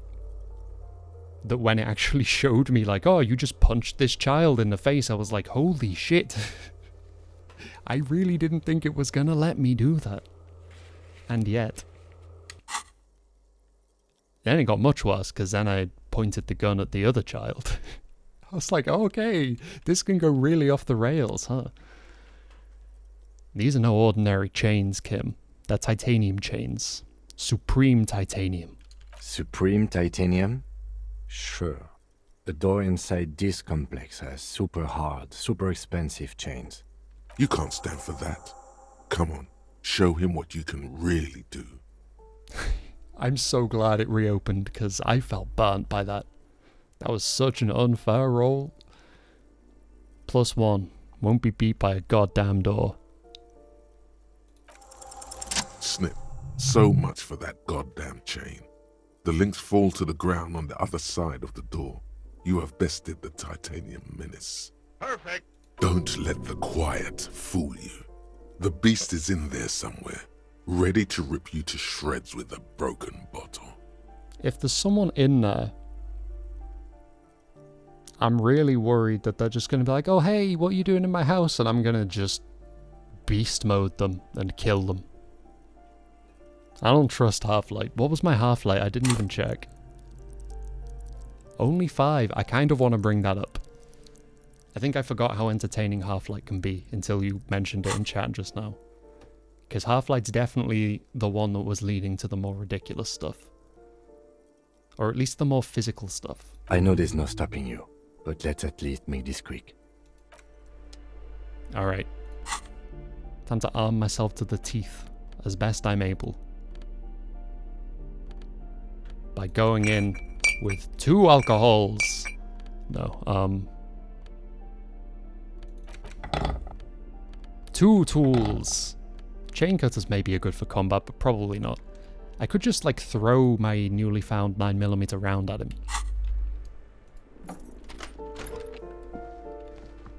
That's if there's even... It seems empty. Ooh. Revolutionaries love to pose with their guns. A phone book lies open on the table, covering a stack of utility bills. Right next to it, in plain sight, sits a small bottle of amphetamine, conveniently equipped with a straw. It's happening. Score. It's right there, baby. Today's your lucky day. Lieutenant, I've located psychoactive substances on this table. Good. Confiscate it. Oh, I'll confiscate it, alright. The minuscule amount of amphetamine doesn't interest the lieutenant in the slightest. He listens instead to something in the other room. Yoink. You pocket the bottle as if it were the most natural thing in the world. Don't wait. Celebrate. Blast that shit right here. Take inventory of it once this boring table shit is done. But it'd be wasted right now. Blast it before you face the beast. Deruita. You're going to need the encouragement. But there's no one home. That actually sounds like snoring. Okay, well, maybe we just don't wake him up. Glossy erotica covers the wall, wrinkled from moisture. Yeah, kinda. Oh, Kim likes it. Holy shit. Holy shit! Where are you going? I need you!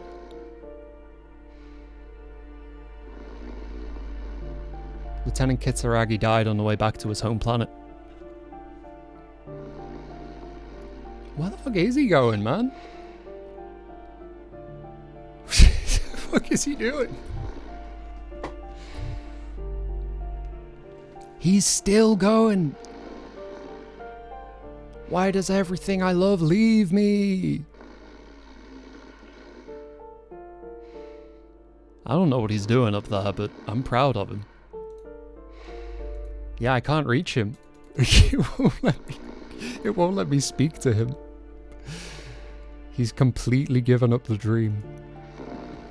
Oh no, here he comes. Oh, straight through the woman. Terrifying. Okay. It was about the poster after all. The air stinks with something sour. Alright. Regular black jeans. +1 composure's very helpful.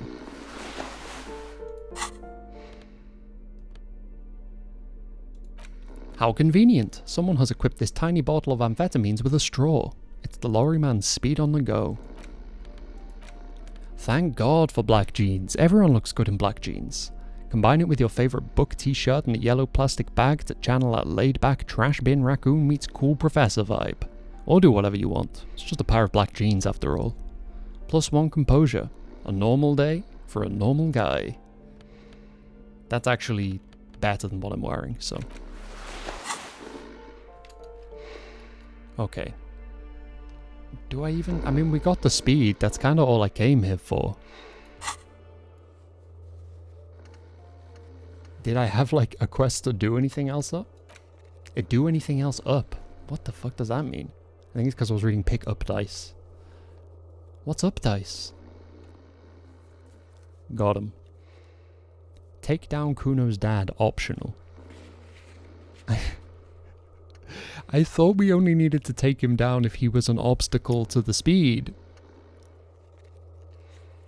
I kind of just feel like we're just attacking a dude's dad here. I mean, I'll speak to him. Maybe he's, like, actually incredibly reasonable. Maybe we can help Kuno in, like, a constructive way. A bundle of clothes heaped on the bed. A stained parka. Some towels and a duvet. Some socks even. Hold up, Lieutenant. Look at that pile of clothes. Mm-hmm. The lieutenant has covered his nose. I slowly reach out my hand. Something underneath there is breathing. It doesn't give a shit that you're a cop. Stop your hand now, or you're gonna die. And I keep extending my hand. Your hand touches a greasy duvet, covered in cigarette burns and ketchup stains. You hear a growl. There is something alive underneath it. Pull the blanket off. You see a 60-year-old, fat, red-headed man passed out from large amounts of alcohol. And God knows what else. The smell of shit rises from his mouth. You don't have to take him down. He's already down. Is this Kuno's father we're seeing? Well, Judging by the color of his hair, I would say yes, it is. It is the only red-headed family in Revachol. Famously so. The lieutenant's right. The man's unwashed hair bears a familiar ginger tone. Even the hair on his chest is coppery. The light from the window falls into his half-open eyes. Oh no, he's getting full light, but his eyes are turning it into half-light. There's still plenty to be scared of here. Just not what you thought. I can't believe it. Kuno's dad isn't a loser. It must be someone else. No, I was expecting something worse. I think he's still quite bad. I mean, what he has come to. The lieutenant tilts his head. This man won't be feeding his family anytime soon. Not that he was, but at least he won't be beating his son. A pair of half-open bug eyes is staring back at you from the dark, empty, and frozen. It's clear that the person behind them is not awake. His half-open eyes give him the look of a dead man, but he is in there and not enjoying himself. Hold on, what happened to his eyes? Can't you tell? It happens to exceptionally committed substance abusers. They fall asleep with their eyelids still open. Not a pretty sight. He's gonna sleep it off. I know this shit.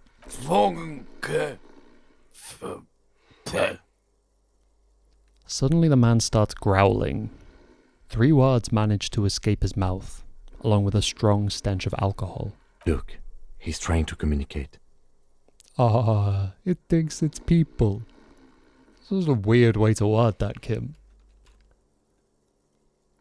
I can tell he's trying to talk. You don't need to dehumanize him. Ooh. Oh, that's a red check. Shit. I took your amphetamine, old man. Silence. Only heat emanates from the sleeping body. He basically gave us permission. He wouldn't be too thrilled to learn you stole his stash. It was the last thing keeping him functional. What the fuck, electrochemistry? You're the one who's meant to not make me feel guilty about shit. You're like the antithesis of guilt. Why would you do this to me? I feel bad now. Maybe we should help him somehow? What is there to do? We could turn him on his side so he doesn't choke on his own vomit, but he's already on his side. Poor guy. We could take him to Remedy or Saint-Baptiste, but he doesn't have money for medical services. The Almshouse would turn him down. They don't do charity for people who are trying to kill themselves. Besides, he'll be dead in a few. The lieutenant stops, listening to him. The pile of blankets grunts miserably. Maybe I should take some speed. Shit, I'm not holding it. I don't think I can unless it's in my hand. Damn. But I want to know what he's trying to say. How many points do I have? 4. Ooh, maybe. Do I have any white perception checks to open? I know my die threatens to do so come 2 a.m. So come day 4, really, because that's not going to be happening today. Let me see. Perception at the window. That feels like a weirdly big one because it kept saying the time isn't... It's not ready yet or something. Why is the scrolling like this? Drives me crazy. I'm just trying to peruse my stuff.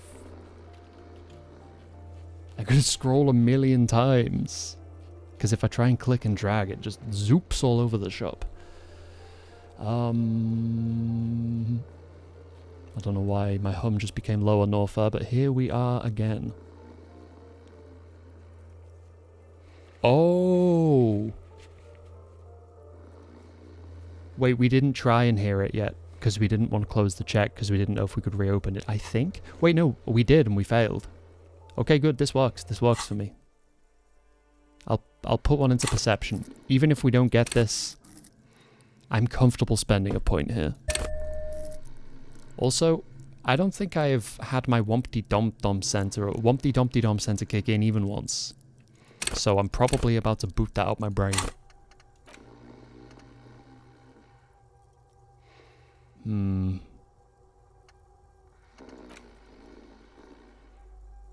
Yeah, I haven't noticed any encyclopedia stuff since we unlocked this.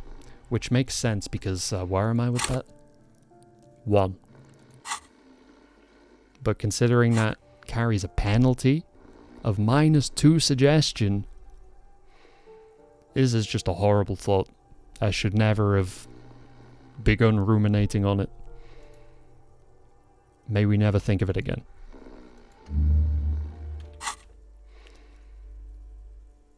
Let's try and figure out what he's trying to say. The man groans once again, but his tongue keeps failing him. It's impossible to make out the syllables.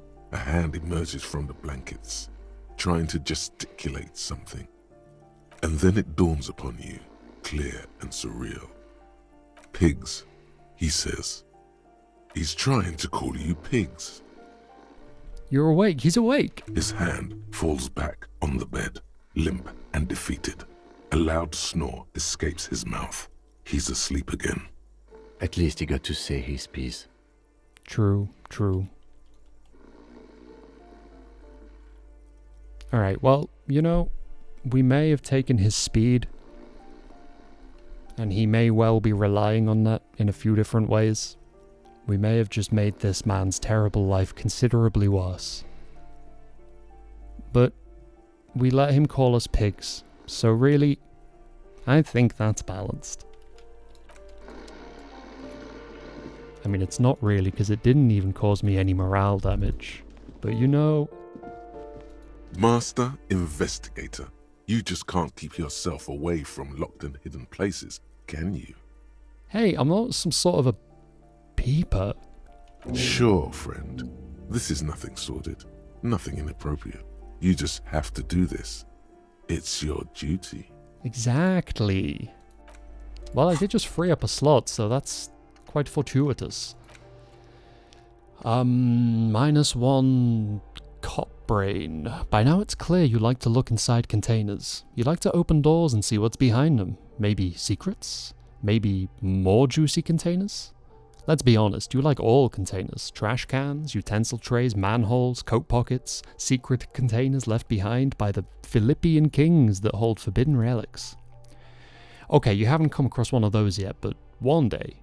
Wait, is that why you're so hell-bent on opening containers? Do you think you'll find the Holy Scepter or the Orbe de Montaigne? Let's think about this for a while. 1 hour 5 minutes. That's not much of a thought. It's practically brain easy mode. What is this? How did we not see this before?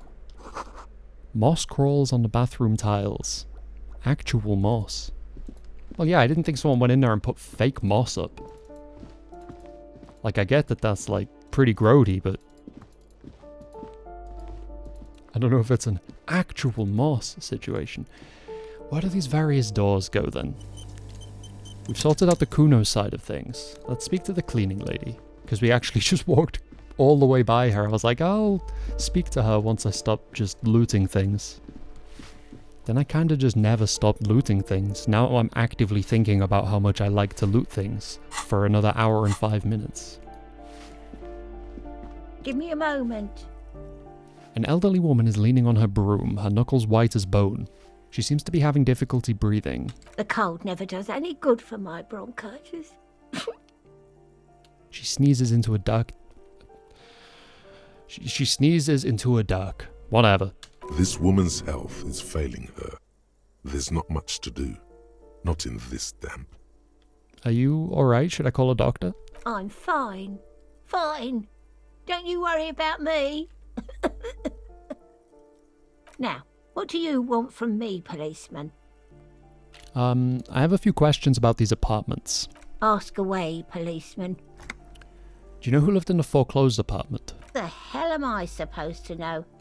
Another nut job, I assume. The cleaning lady shrugs, her mouth puckered like a dried fig. She really doesn't like those nut jobs. Bad blood there. Do you know why there's a hole in the wall in the abandoned apartment? Some lunatic lost his mind. All kinds of morons pass through these halls. Does someone living here, are they on vacation? The mailbox is overflowing. People come and go. I don't keep an eye on everyone. I'm beginning to intuit that you're not going to be very helpful with any of these questions, but I shall continue to ask them. Who lives in apartment number 10? No one lives there. It's been empty for months. No, but I talked to someone through the door. Impossible.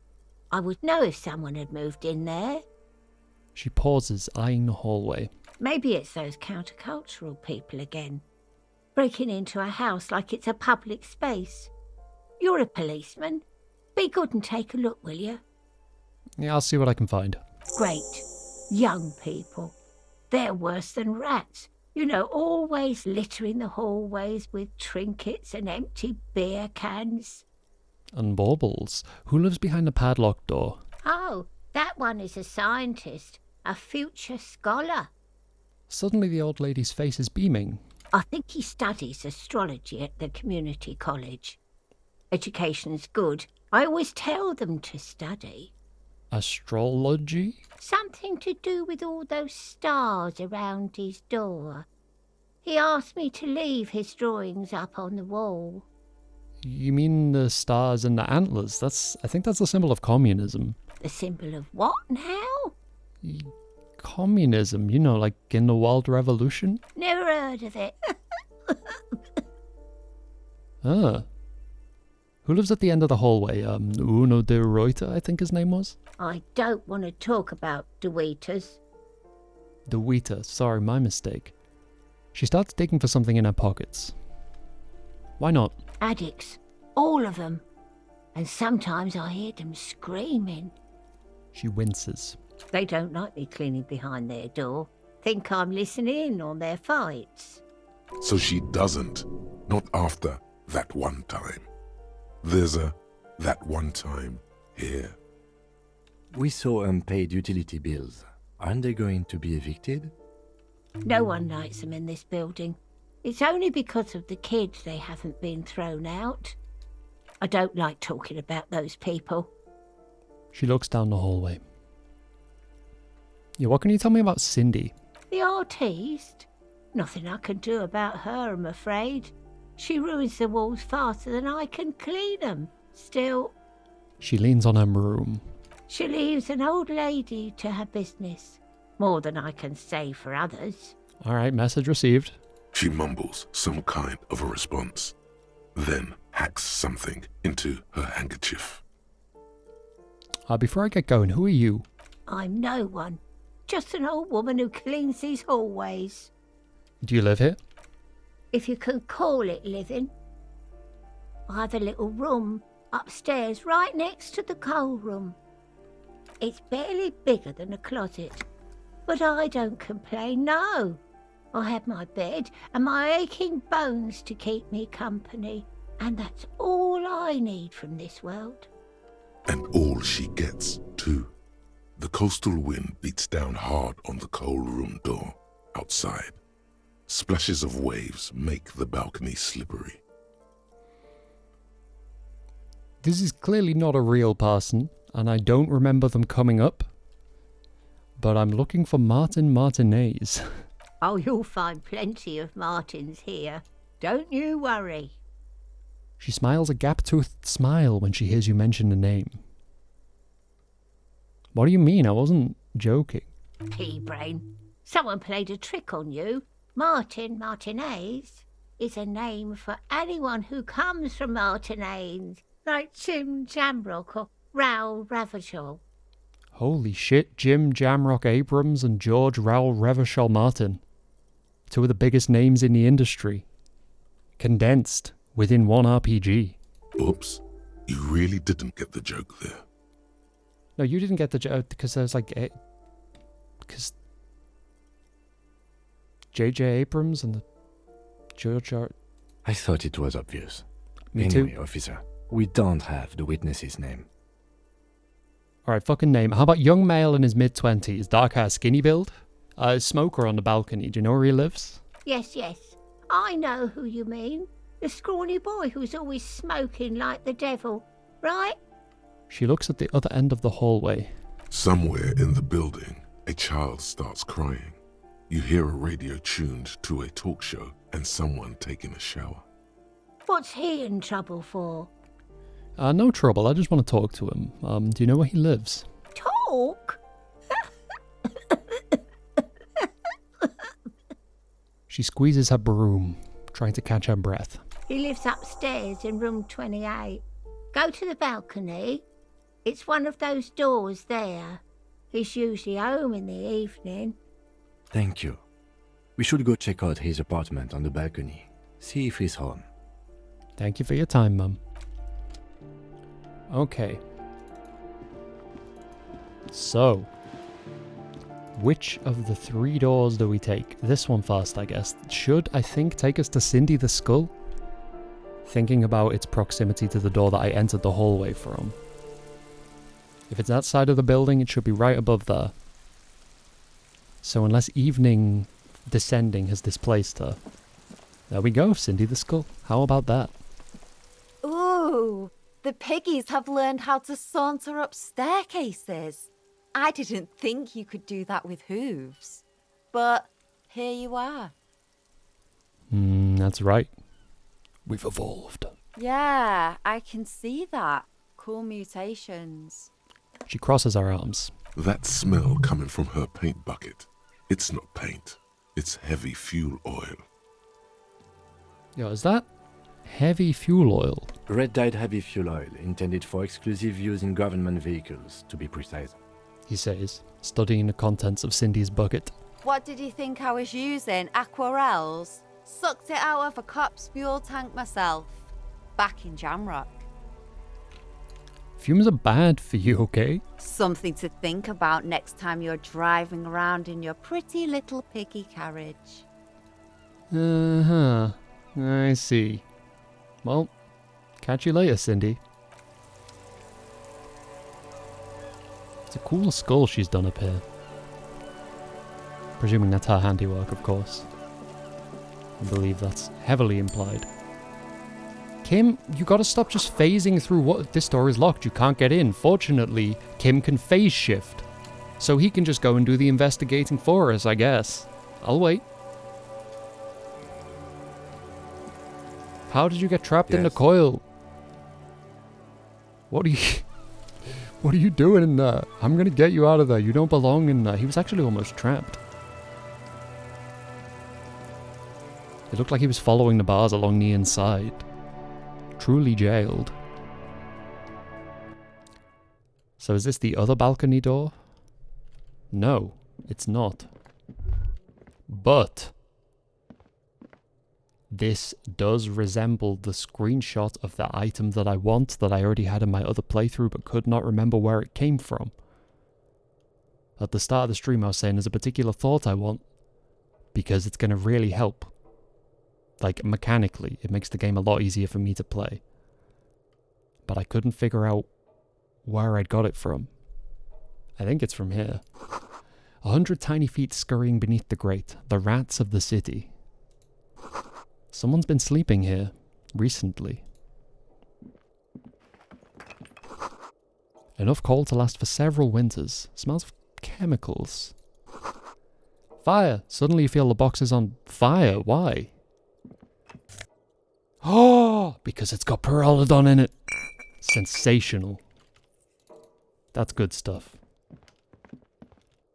Blue, huh? It's these. Poor home labor jeans. Let's go. +1 electrochemistry. Godass. -1 reaction speed. Hind-sighted. Although these jeans look worn, the wearer must have had an ass given to them by the mighty Lord himself. That beautiful peach-shaped man-ass has imprinted itself so deep in the fabric you can't but wonder if wearing them would start moulding your own vague rear side into a more shapely form as well.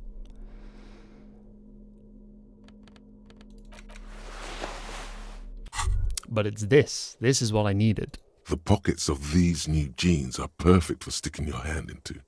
Makes you look cool, calm, and collected. As your hand enters the pocket, your fingers brush against something, soft, yet crinkly. Give me that. Hey, it's a chewing gum wrapper.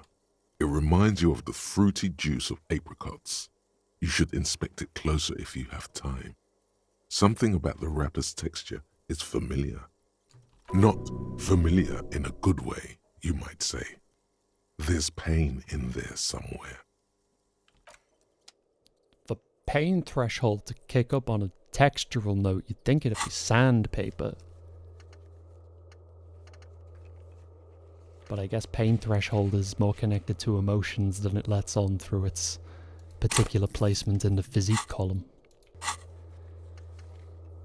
But they all come from the brain.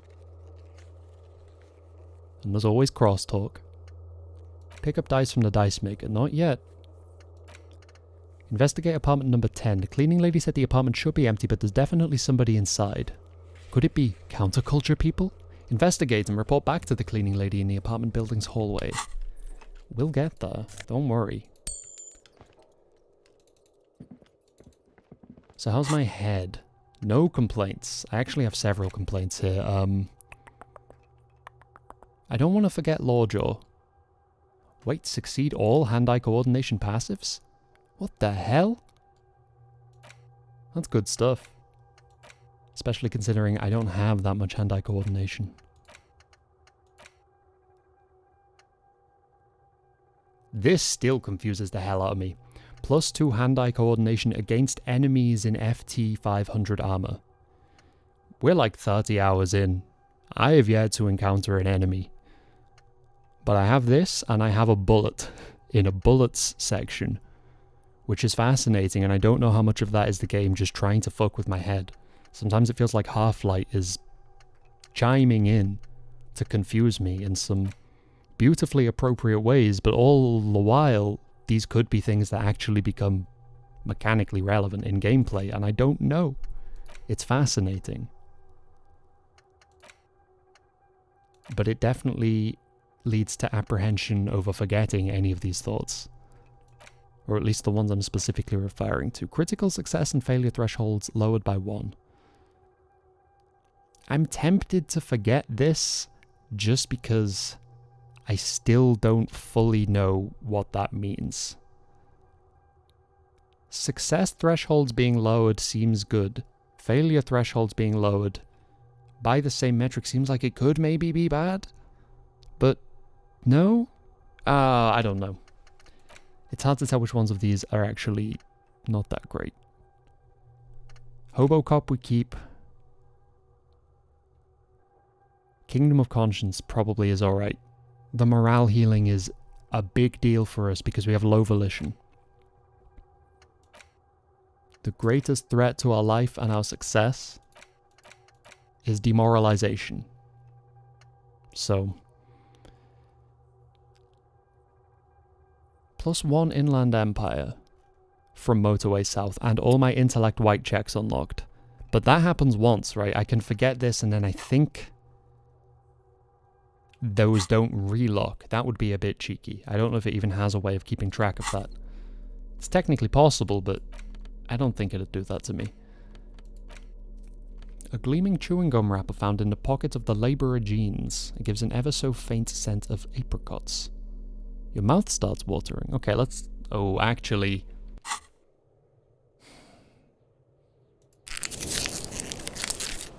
Let's see if we can survive looking at this. This is one of the few things that I know what it does, but haven't actually done on this playthrough yet. Because I just couldn't find these jeans. I think I'm very late getting to this apartment building. I did this on like day 2 or something, I feel like, on my other playthrough. I did this way before I'd done anything to do with the corpse and everything. Which, in this playthrough, has been sent off already yesterday. At like 7 AM, so... A crinkled chewing gum wrapper. The worn label reads, Tutti Frutti. It smells faintly of apricots, with a barely noticeable twinge of cinnamon. Why do I even care about this? Good question. There is no answer or secret phrase written on the inside of the wrapper. Yet you're drawn to it. Drawn by regret. Stop before you hurt yourself with a Tutti Frutti wrapper. Throw it away, please. I'll hang on to it, just in case. You carefully fold the wrapper into a square before putting it back into your pocket, lovingly even, despite the strange feeling of regret. Ah. Interesting. So the thing that I was hoping that would instigate has failed to kick in. Crinkled chewing gum wrapper. You I carefully... don't know if it's the case that I simply don't have a high enough Inland Empire. It's not telling me I failed any checks. Do I maybe...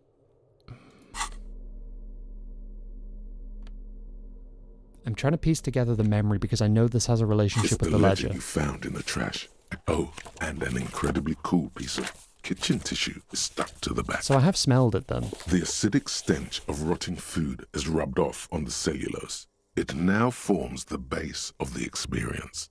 This base surrounded by a faint air of spoiled meat, the stuff of death itself, and then sprinkled liberally with the citrus zest of toilet cleaner. You know, like the bits they put into public piss bowls, probably called Fermi Discrete, or Axel, or something. At some point in its journey, the ledger has seen the inside of a public toilet. Which toilet would that be? Remember when I said the smell of the upstairs bathroom was so rank they should have sent a poet to describe it?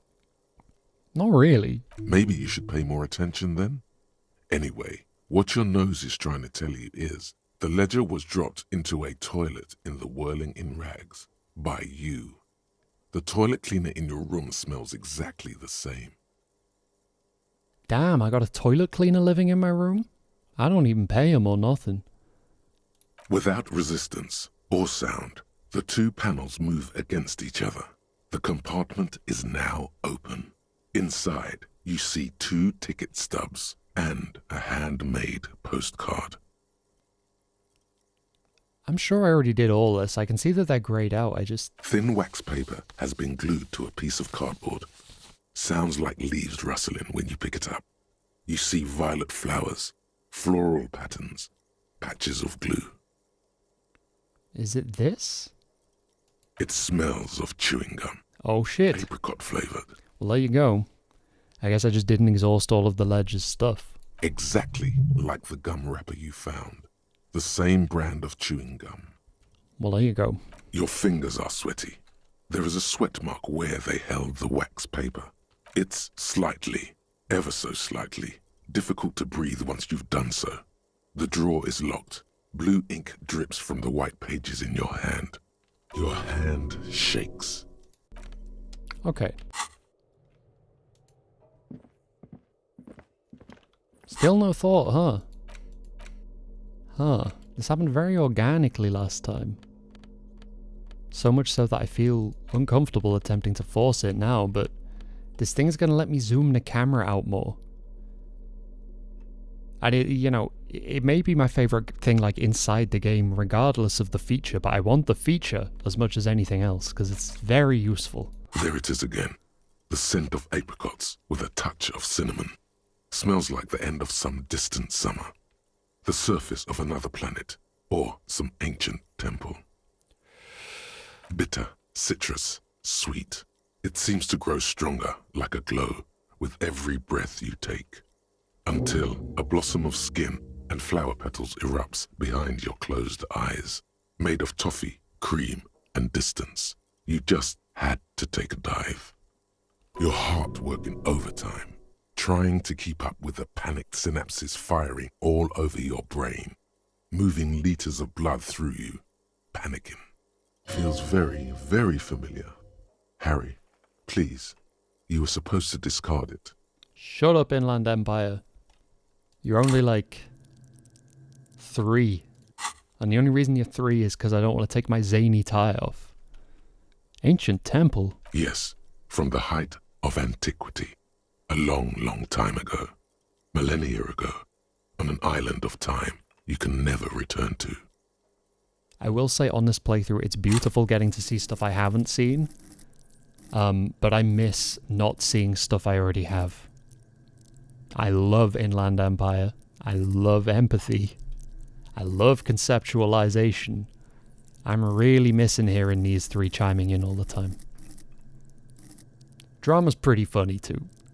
And useful sometimes. But I especially like that it calls you sire. It's such a cute touch.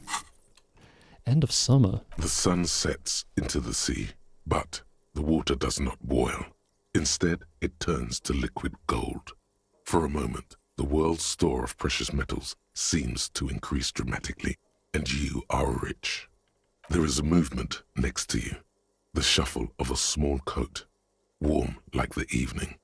But when you turn toward it, there's nothing there. Wait, come back. Why are you talking to a gum wrapper? Fair enough. I'll put it away. And open my brain. Okay, so. Here we go. So it will give me -1 reaction speed for 5 hours and 5 minutes due to living in the past. But you found a trace of an entity who's been stalking you across the plains. The Gloom Stalker, the conglomeration, the shadowy organization behind your downfall, possibly connected to the dreaded X something. Granted, it is impossible to determine its true identity, but you can remember where you first smelled its treachery. Yes, use the Tutti Frutti gum wrapper. Reconstruct the day you first breathed in her untrustworthy atoms. Damn. This isn't even the thought I wanted. I don't think. Or maybe it is. I don't think it is. The name definitely isn't right.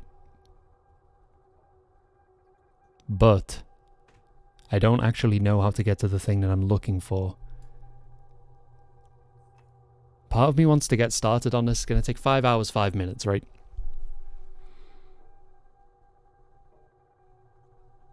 Oh, my bonuses from thoughts are fucked. -1 logic, -1 rhetoric, -1 visual calculus, -1 authority, -1 police spirit. But we got +1 pain threshold, so that's fun, I guess. I might just have bad brain syndrome. But I play games for escapism.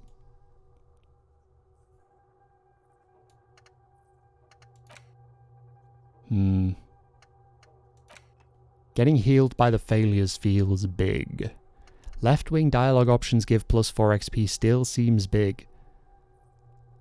Although, when you contrast it against losing an authority and a visual calculus, maybe I should just forget about Mazovian socioeconomics. I'm tempted. I'm never in love with spending a point when it only leaves me with 1. I do want to think about this. As in, I do want to think about apricot chewing gum scented one. But the one that I want is called White Morning. And I think I've crossed some wires again, because that doesn't seem to be this. And I don't know if this one's going to have more of a negative impact than a positive one. But you know what? Fuck it. We'll forget Mazovian socioeconomics. Rip to all the experience I would have got. I want to think about chewing gum instead. Let's go. Okay. So I'm supposed to try the apartment where I had a response. Because it is supposedly meant to be abandoned. Or at least presently vacant. Doesn't seem to be my experience with it right now, huh?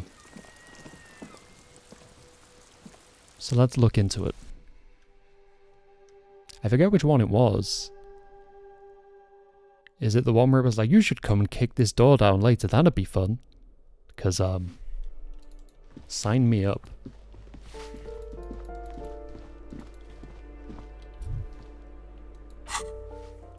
Oh, L changes language too. I just pressed L to open the log and it's not as useful once I've done that.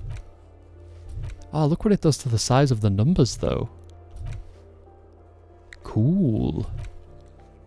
Investigate apartment number 10 for the cleaning lady. The cleaning lady said the apartment should be empty, so it is number 10. Which one's number 10?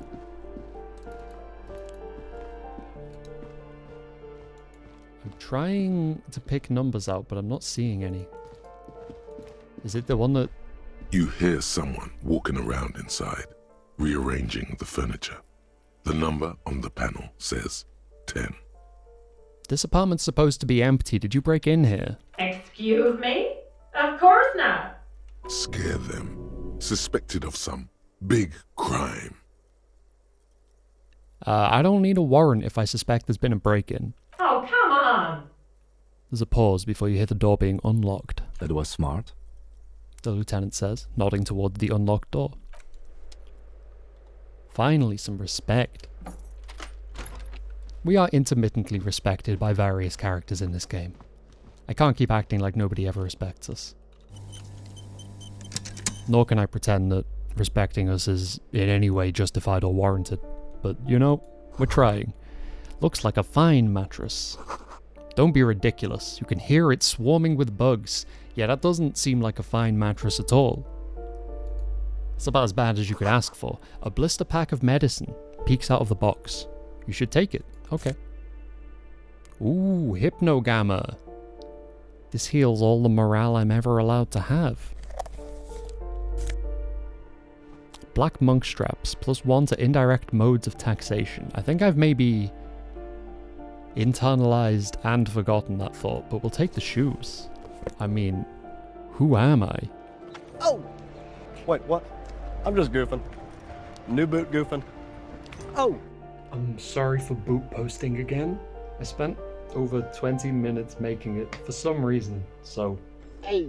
I've just been trying to get my money's worth. Honestly, this one will probably take even longer, and the green screen element already makes it considerably higher effort by default. And frankly, I fear the implications of that with regard to me overplaying this particular clip, especially since, by its very nature as a response, it necessitates the original New Boot Goofing clip be played, thereby encouraging me to overplay it even more than I already have been.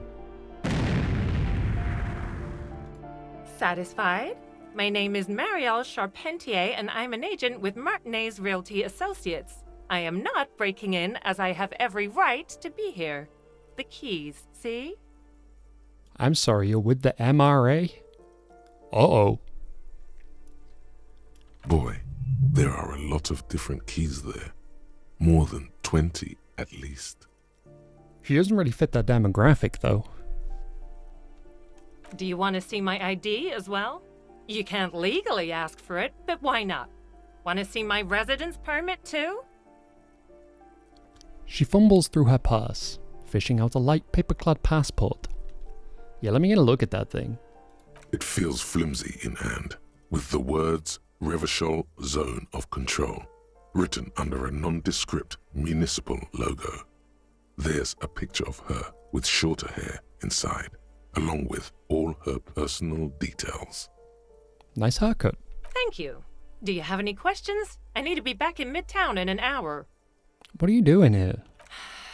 I need to get it ready for the next lease, but as you can see, the previous tenant completely trashed the place.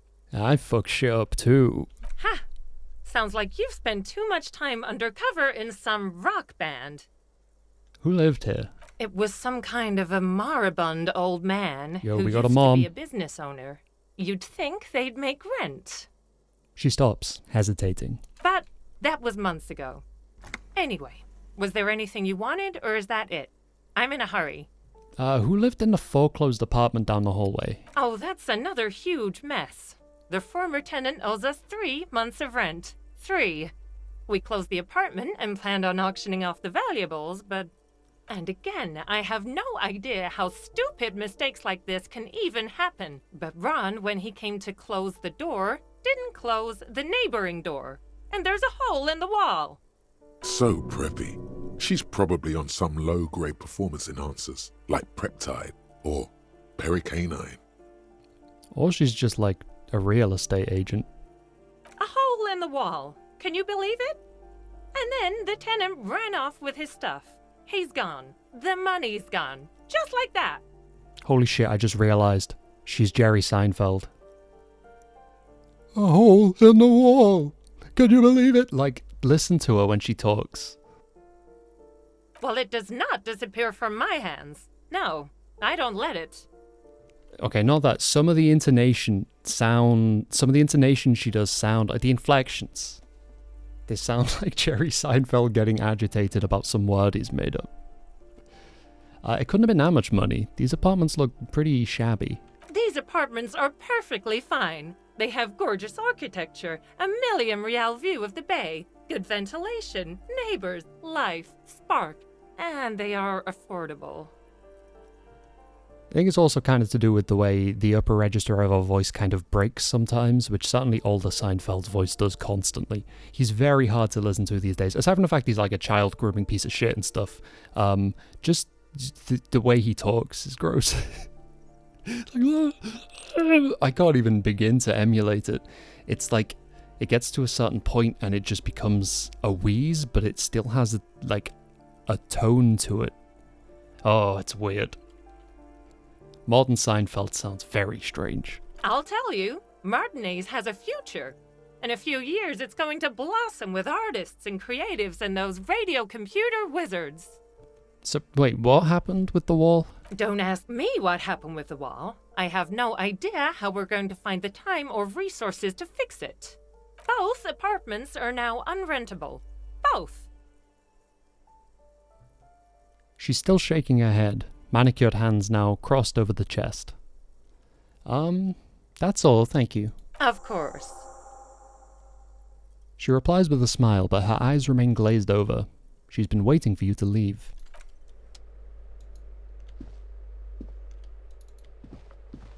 Well, yeah, it's just a real estate agent, I guess.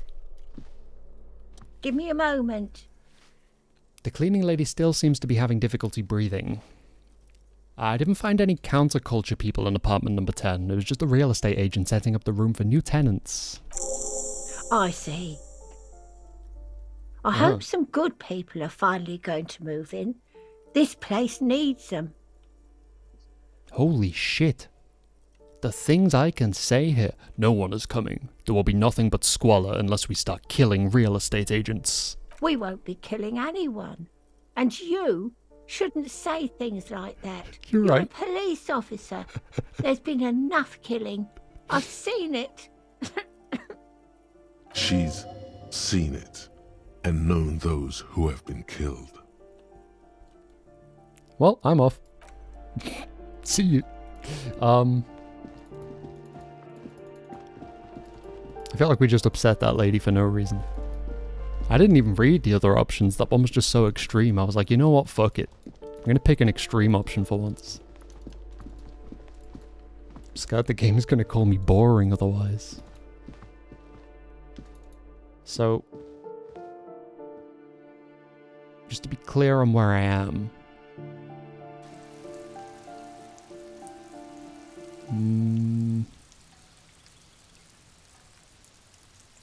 Sounds rainy. What the fuck? It's Thought City. A maroon glow of light pollution rises from the east. You hear distant traffic. Night is falling on the city. The breaker box is full of cigarette butts and electric wires. The curtains shift just a little. Someone is watching from within.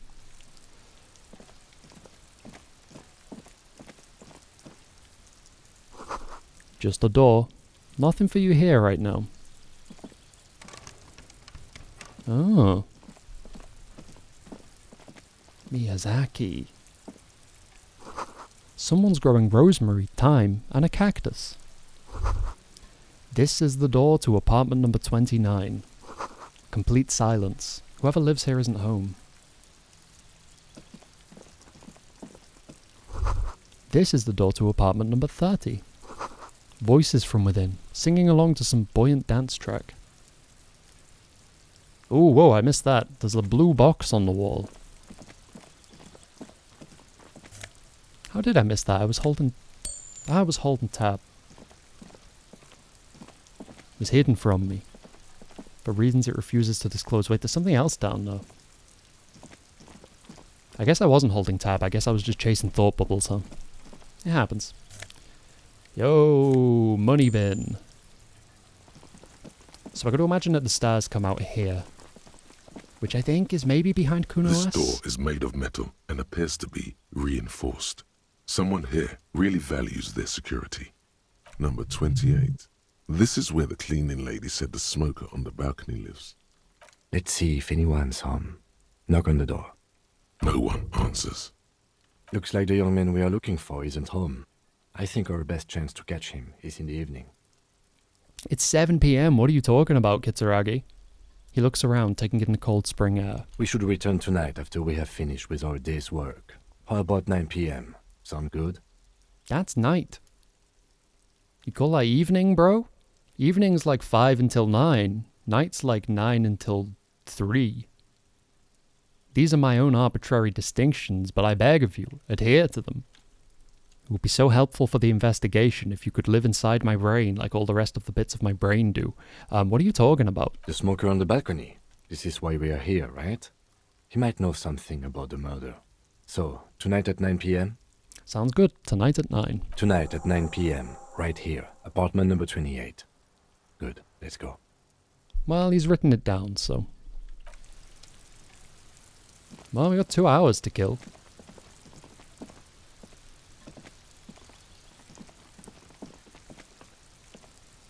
But what do we kill it doing? First of all, we're going to take these stairs down. I'm pretty sure I know where they take us. I'll be very confused if I end up anywhere other than the place my mind is attempting to picture, despite its aphantasia right now.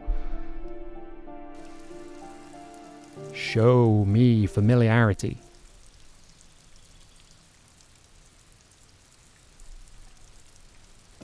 Yes, okay, exactly where I thought I was. I'm gonna kind of just avoid Kuno S. The door is closed again. Nothing to do here anymore.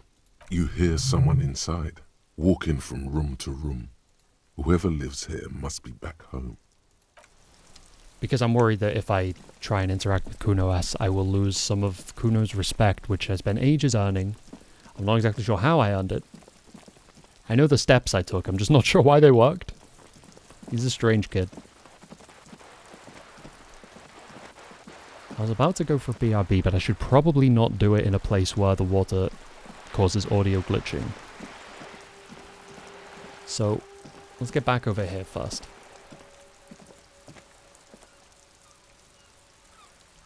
Doesn't really sound like nice rain, it kind of sounds like rain that's mostly gone off, but there's like a leaky gutter, but honestly, it's making my need to take this be right back even stronger, so I will be.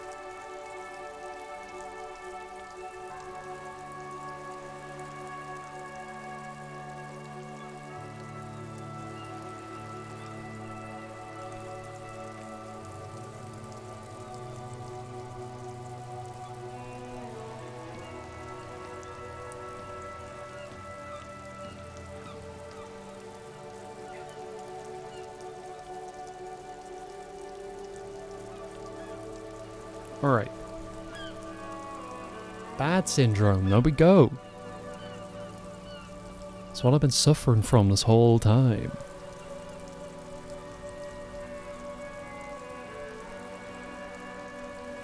Oh!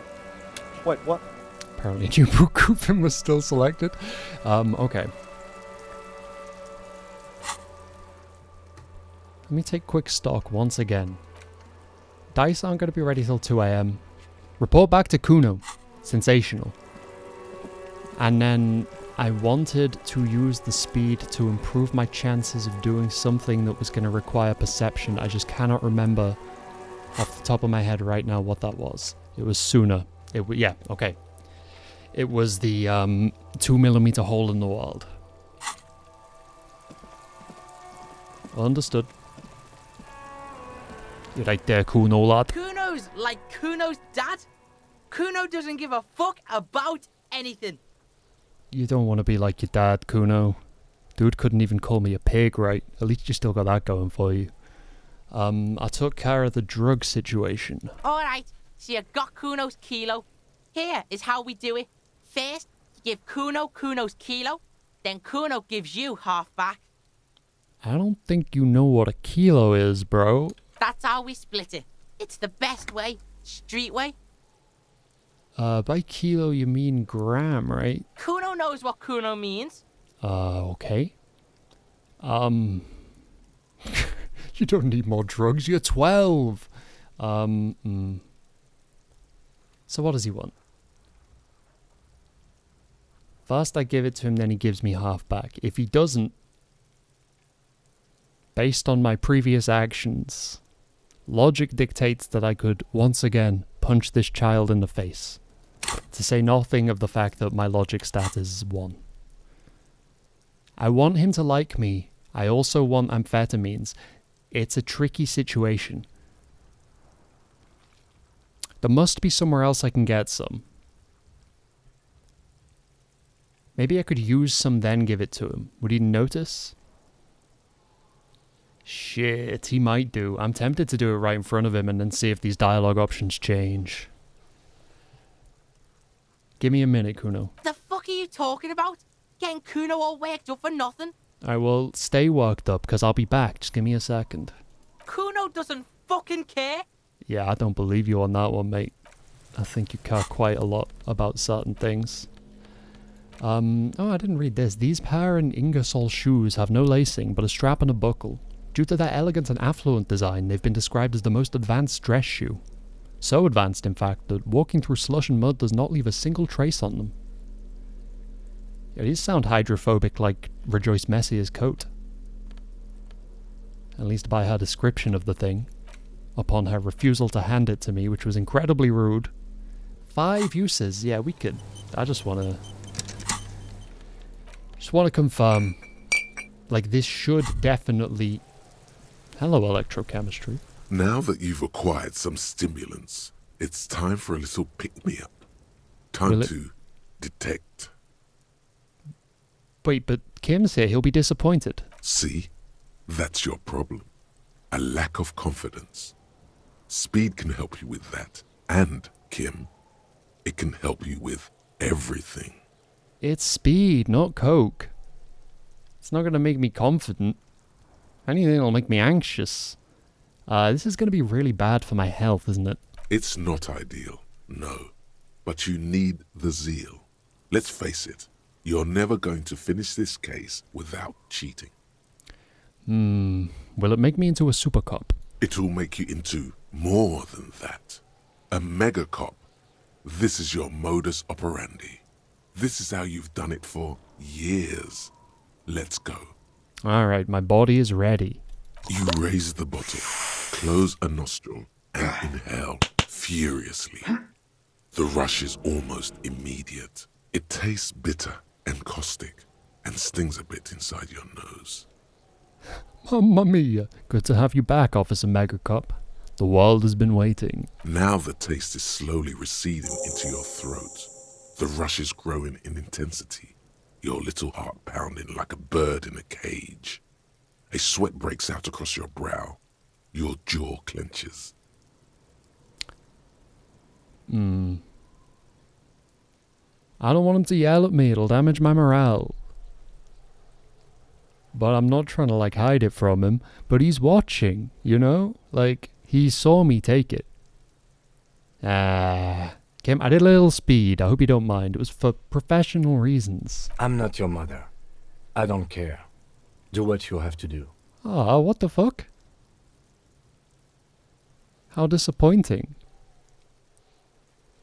Kim Kitsuragi's not my mother. That's very sad. I'm not going to ask about the downsides of amphetamine use.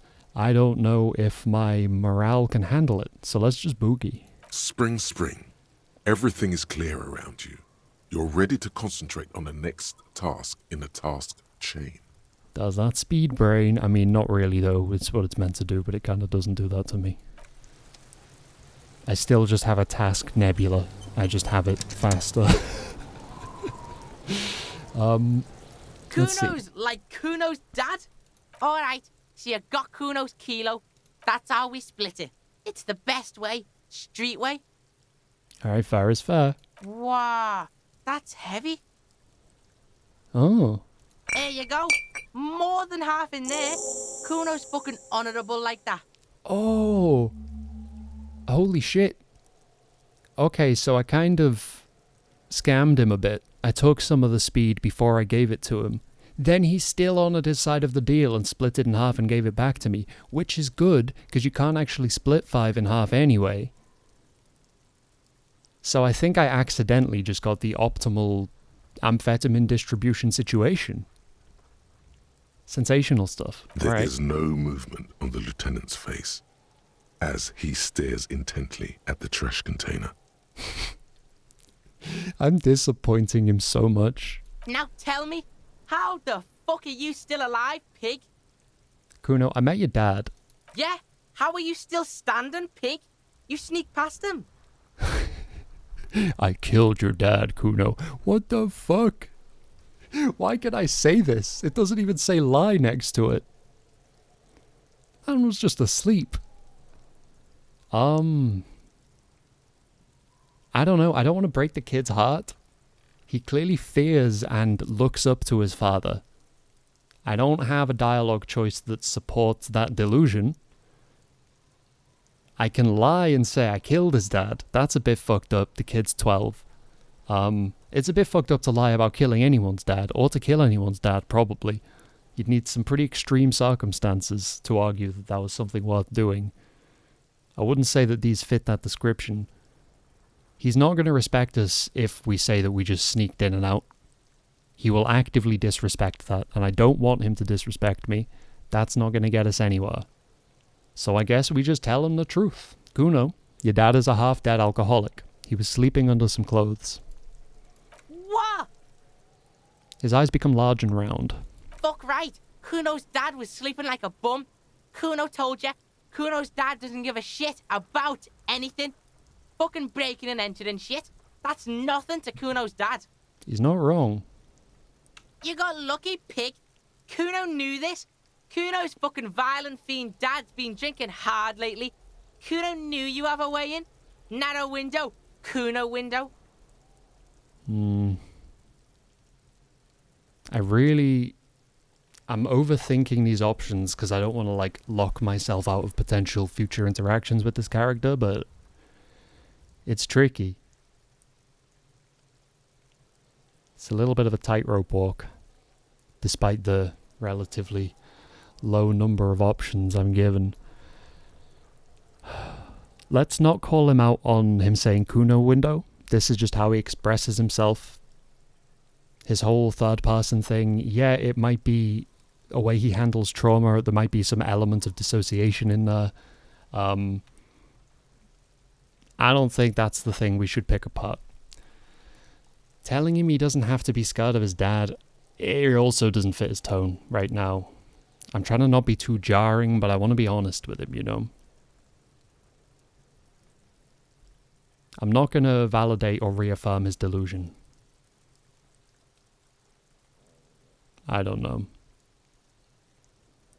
I don't want to tell him to stop acting tough either. It's tricky. It's tricky. Whatever scary thing he might have been, now he's nothing. Yeah? Kuno's dad is fucking nothing. Fucking coma shit, stroke shit. Kuno's dad is so fucking violent. He's had a stroke many times. Shit. Kuno's gonna have one too. Gonna be just like Kuno's dad. Speed shit, crime shit, fucking on the bed. Kuno's gonna go out like Kuno's dad. Revachol West style.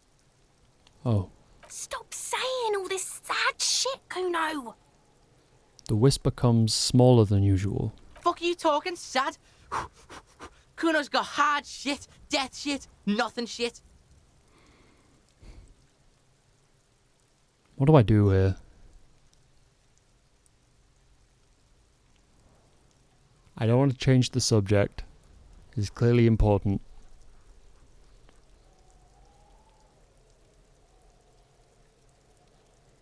Do I kind of call his bluff? Do I say chances are you are going to turn into that? Because he's acting like that's cool, but I think he knows that's unbelievably horrible.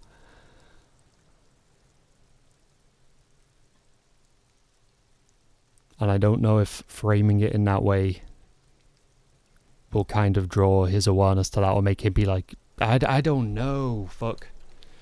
You don't have to, but he wants to. Or he thinks he wants to, or he wants me to think that he wants to.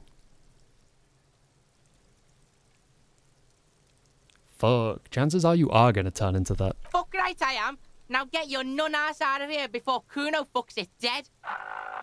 You think because you broke Kuno 1 gram of speed, you're friends now? Turn into... Kuno ain't turning into shit. Kuno is that shit. If he doesn't stop soon, he's going to collapse from exhaustion. He's red all over.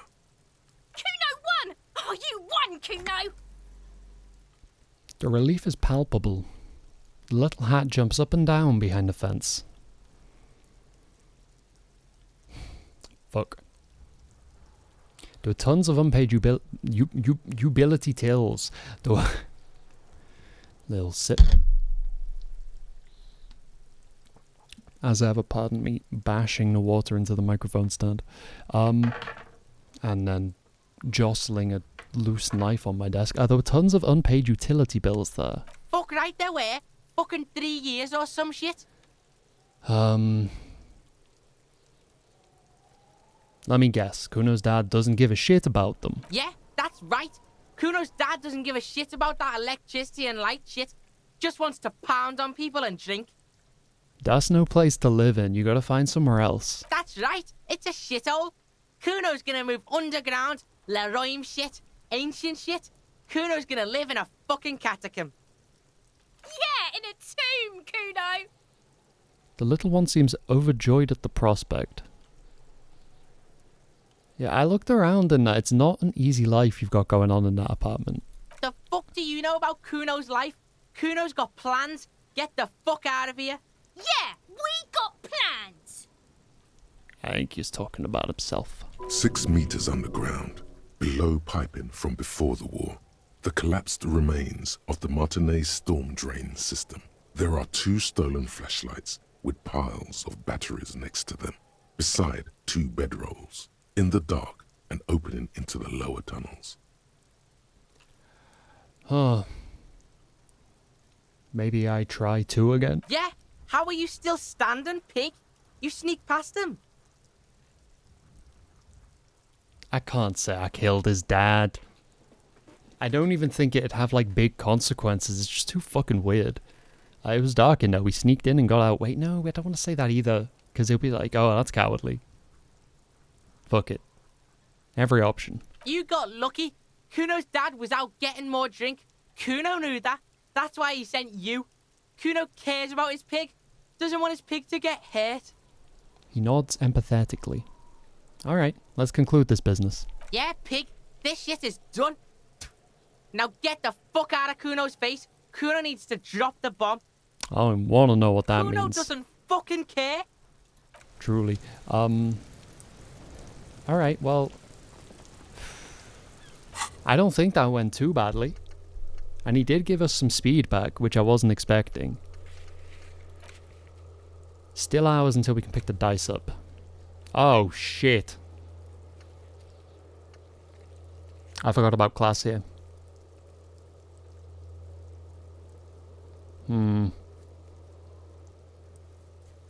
We're going to want to do that when Kim is here.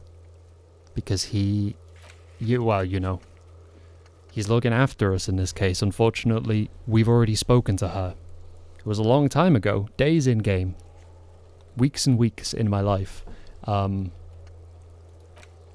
we're not on particularly great footing with that particular character. Or at least, we have humiliated ourselves and made it very clear that we don't even know that we're a police officer, or we didn't at the time. So, yeah. Let's go back to the church first.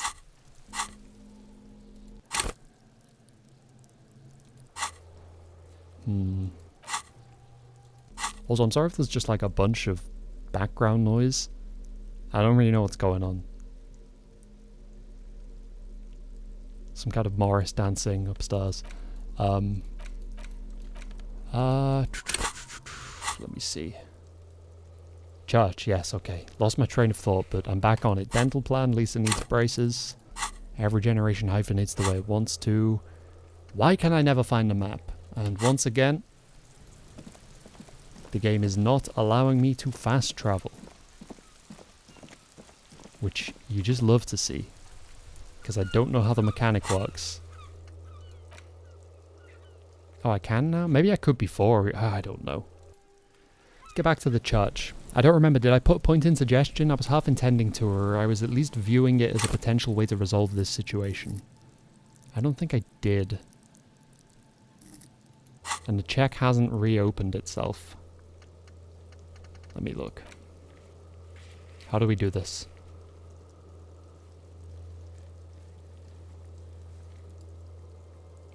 It has reopened. Alright. Or I just didn't close it before. Or I did put a point in. Any of these things are possible. Short-term memory, never too good with me. But the important thing is we can give this a shot. Whether it's another shot. In fact, we definitely failed this at least once. I think it must have reopened. Annoyingly though, the only reason I ordered the amber dye, and the amber dye was like 7 reals, so it's not even cheap. I specifically ordered that with the hope that it would reopen this, but it doesn't mean it's not going to reopen other stuff that's going to be useful, you know. Let's give this a go. Maybe. There's a few things I wanted for this. I wanted the speed for it too. I presume that's worn off. Does fast travel remove my speed? It does not. I think? Shit. How do I even tell? Bonus from items +1. So motorics? Speed bonus +1. Okay, good. Speed bottle +1. Nice. That works. That works for me. Yes. What is it? I don't have my... I'm not wearing my Franco-Nigerian cavalry boots. What a fool I've been. I got my goofy military tech on. I'm not even wearing the right glasses, I don't think. Do I have perception glasses? I don't seem to. That's awkward. One of these days.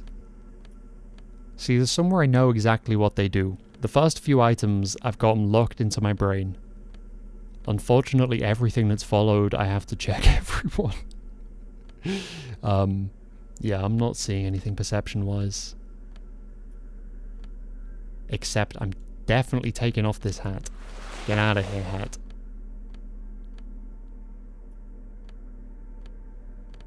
And I think I'd rather have my composure genes on than my electrochemistry ones. Not that it's going to affect this, but... Hear that? Magnesium. That's what you're lacking. The lack of magnesium has you slouched. Oh, composure with the posture check. The magnesium levels in your blood are dangerously low. It's about the low magnesium levels and not the high alcohol levels. I fucking knew it wasn't the alcohol or the other things. Yeah, the other things. Long live the other things.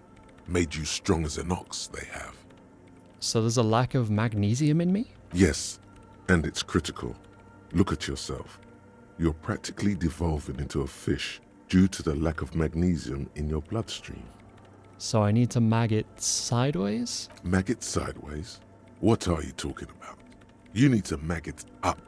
You've probably had 2 heart attacks and a minor stroke already. and the only prescription is insane amounts of magnesium. Oh my god, I who knows that? No. One stroke? Don't be so modest. He's having one right now. So you're saying I need to become a magnesium-based life form? Yes. If you want to live, you need to evolve. You need to transcend the carbon barrier. Go to the apothecary and buy insane amounts of magnesium. It will reverse the damage to your circulatory system. That doesn't sound like something that would reverse the damage to my circulatory system, but you know what? If composure says it, it must be true. Just remember, it's not the alcohol. Buy more of that too. Alcohol is not the problem. If electrochemistry says alcohol is not the problem, who am I to disagree? And it's certainly not the dextroamphetamine. If electrochemistry says the dextroamphetamine isn't a problem, who am I to disagree? Nor pyrrolidone, that sweet, sweet psychoactive radiation drug. And it loves polyhedrons. Good geometric taste has our electrochemistry. Nor smoking for 40 years. It's the lack of magnesium and excess of coffee. You should stop drinking coffee. It wreaks havoc on your gastrointestinal system. Joke's on you, dickhead. I stopped drinking coffee like 30 minutes ago. Though I will start drinking coffee again within 20 hours probably, so you know. There's that too. New thought though.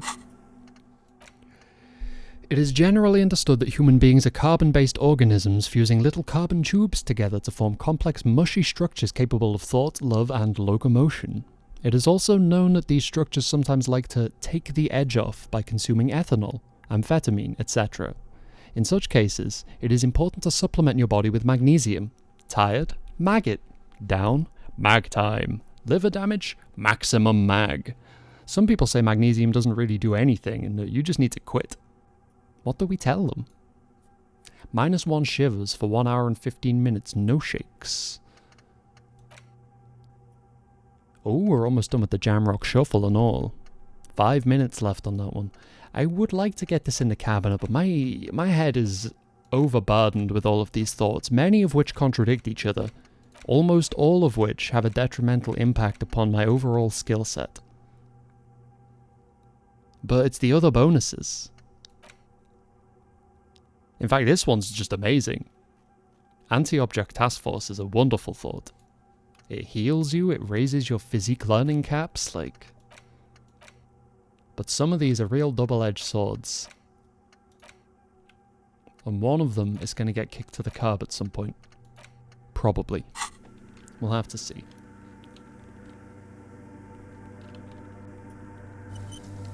Yes, what is it? Okay, let's try again. I'm gonna put these headphones on. Are you fucking... Still nothing. Sauna isn't even looking at you this time. Not great, not ideal. Not perfect. Not the best situation we could be in. Hey, about that 2mm hole again. The swallow, you mean? What about it? It's pretty dope. Great. Thanks. Bye. Okay, well, I gotta hope that the dye that I've ordered, which again, I'm not gonna be... don't run in the church! Which I'm not gonna be able to pick up till tomorrow. A prayer book has been left open, okay. Yeah, I take it I can't speak to the crab man again either. I'm not going down there to check. Hopefully, and I'm basing it only on the fact that it's an amber dye, I'm hoping that when I pick up the dye tomorrow, it re-unlocks that. I'm not about to put a point into perception when I'm also considering having to spend one to forget something that I may facilitate magnesium-based life form in my brain.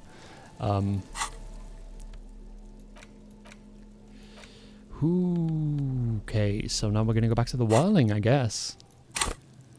Once I've refined the map, I always got to check like 50 times. Haven't really done that much of the Fisherman Shacks today, in real time, but in game time I think we have done quite a bit of the Fisherman Shacks. On this here, Wednesday is it? Day 3, I believe that's a Wednesday. I think it starts on Monday, so... Shit. So we have to talk to class here, I know that much.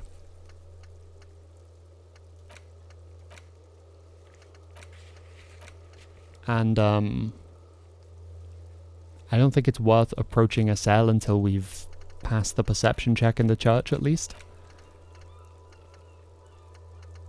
Because the way that's worded, I get the impression that maybe the people in the tent have to move into the church before she's going to actually talk about them or whatever. Like, what does it say? Let me check again. She refused to talk about her friends. Maybe she'll open up later after you've helped them set up the nightclub. Yeah, so... bit late then, really, because I kind of need the information to figure out whether or not I should help them, but I've elected to do so without the information, so if I do it and then she's like, oh yeah, they've all killed like 1 million people, haven't they? I'll be like, fuck off. You're always doing this, Acel, even though I don't know what you're always doing, because you actually shared very little information about yourself. She always just seems to be sat there on the ice wearing my hat, complaining about still being cold, which frankly is just insulting. But anyway, time for a considerably more horrible conversation. Probably just going to walk past Titus. I don't think I have any further business with him. At least not yet.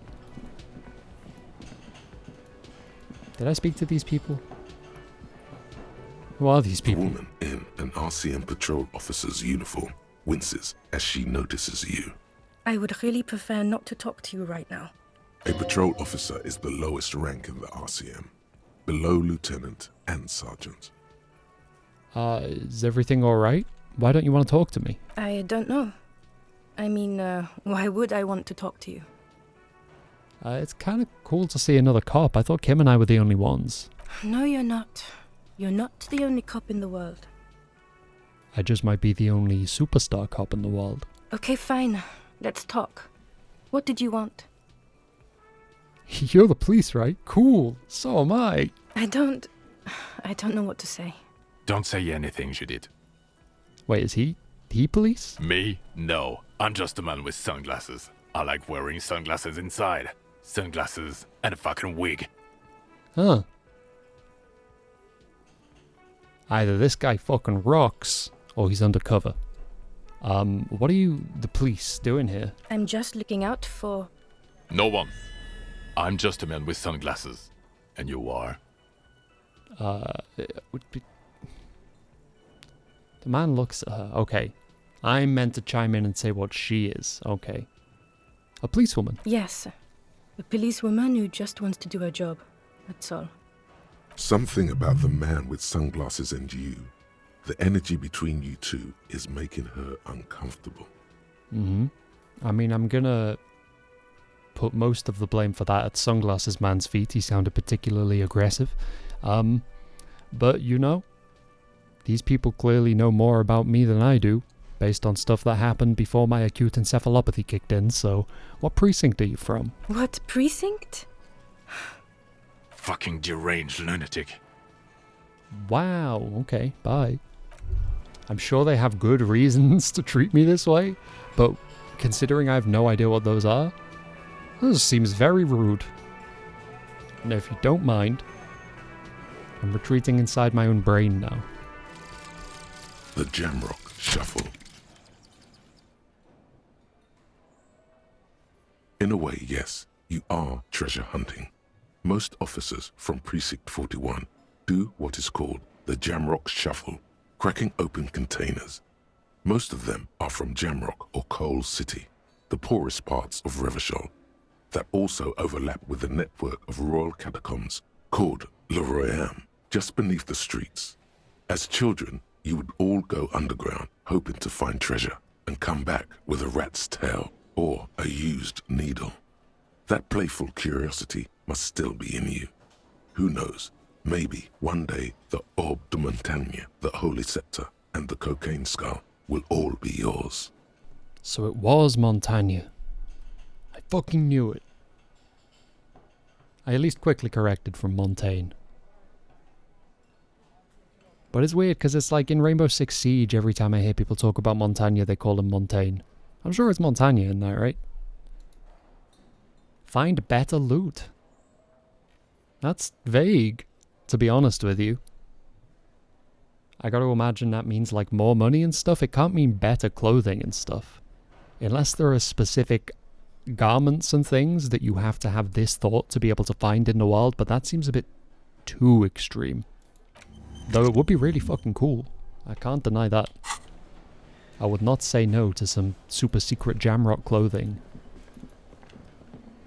But not knowing if it does that or not, or I guess it would make more sense to say not knowing the extent to which it improves the loot, further complicates the issue of needing to remove a thought from my brain in order to accommodate a new one. Because honestly, if that had been like an easy no-brainer, it's like, this isn't useful to me. I could have just forgotten it and gone on with my life. But it has elected to, well, it's just refused to uncomplicate anything, basically.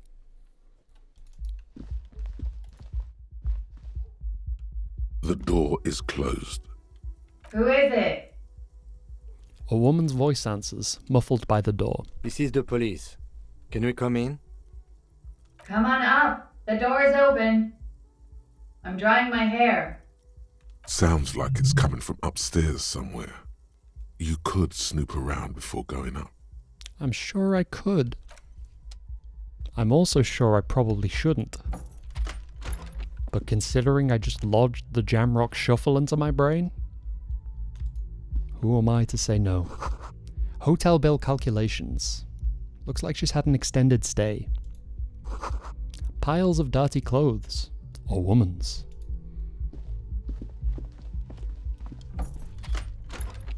How is there a moth in my room? Where'd you even come from? You see the yard below. The corpse is no longer... I'm sorry, you see the yard below.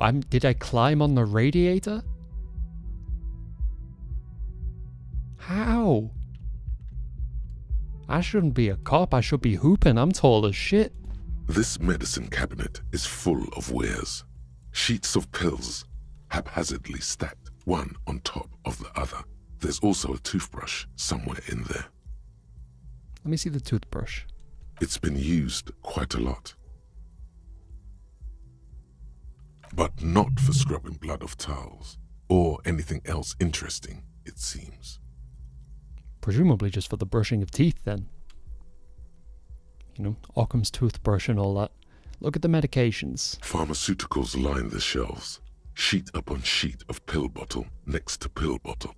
Acetylic acid, APAP, eye drops, blood thinners. Let's see the bottles. Pill bottles rattle like bones as you search the cabinet. Paracetamol. Yo. Histoparidol. Something in a foreign language you can't read. Behind them, an unusually shaped nasal spray. Its label reads, Nacra. That's a weird one. Why is paracetamol here? I know a lot of the stuff is real. You got like dextroamphetamine and shit. But, paracetamol is acetaminophen. Curious that they'd use that name for it. I don't think paracetamol's a brand name. But I don't think it's the actual name for the drug. So it's weird to see it pop up in a fictional universe that also contains a lot of fictional drugs. Sorry. What's that? Keep it to yourself. The lieutenant glances at the rows of pills, then at the door. I feel like if I start asking him stuff, it's just gonna make potentially stealing some of this harder to do, or at least more disappointing for him, which, again, it pains me to disappoint Lieutenant Kitsuragi, ever, in any capacity. Among some foreign, probably Messinian or Gotvaldian, marked red blister packs you find. What do you find? This is going to take a little know-how. Love a high electrochemistry. A bright orange bottle with peptide stamped on it, in sunny, happy letters. Jackpot, baby. That's the stuff you're looking for. Your palms begin to sweat just holding that little plastic container. 92's still good. We got spaghetti hands. But 92 is still good.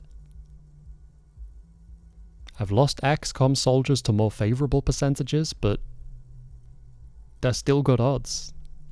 There's no pretending they aren't. Silently, the bottle slides into your palm. Then, as you turn, into your pocket. Feels so sleek and beautiful. You got it. Here comes the afterburner. Time to become a super detective again, Harry. Just put it in your sweaty little hand now. Calm down, electrochemistry. I'm pretty sure we're still on amphetamines right now. Let's not overdo it, okay? We don't want a man's little heart to explode. There's quite the collection in here. Anything of note? No. Away I go. Seems like we got everything from this floor of the room. How come her room gets 2 floors? Bullshit. Mine just has a bathroom with an inexplicably locked door that I could never actually acknowledge. Just makes a little rattling noise. The bed has been hastily made. That means she's hiding something under the covers. It doesn't necessarily, but if it gave me the option to rip the covers back, I would have done. I guess we already did that once to Kuno's dad, but you know.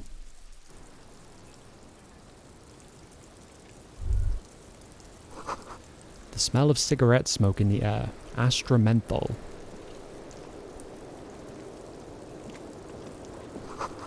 Cold coffee and an ashtray that looks like a hedgehog. Ooh, a handful of dried white wildflowers.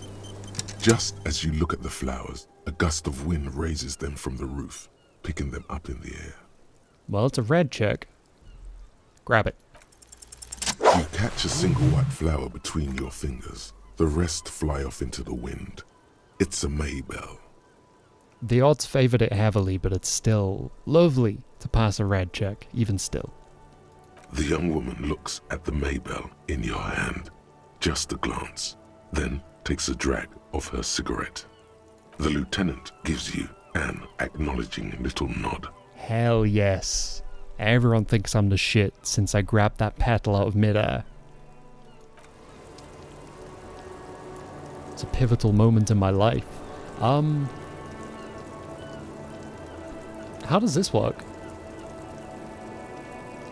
The same small, heavy door. No lock in sight. +1 anti-object task force initiate, +1 anti-object task force expert. Let's go.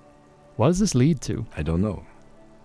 He makes a note in his notebook. It is not the first closed door we found in this building. There is also your mysterious blue kitchen door. Think it's important? I don't know. The further we get, the more this building seems to be tied to the case. Below, the hostel cafeteria creaks and groans under your added weight. A skeleton of composite support beams and cantilevers. Yeah, tap on the roof with my foot. A dull thump.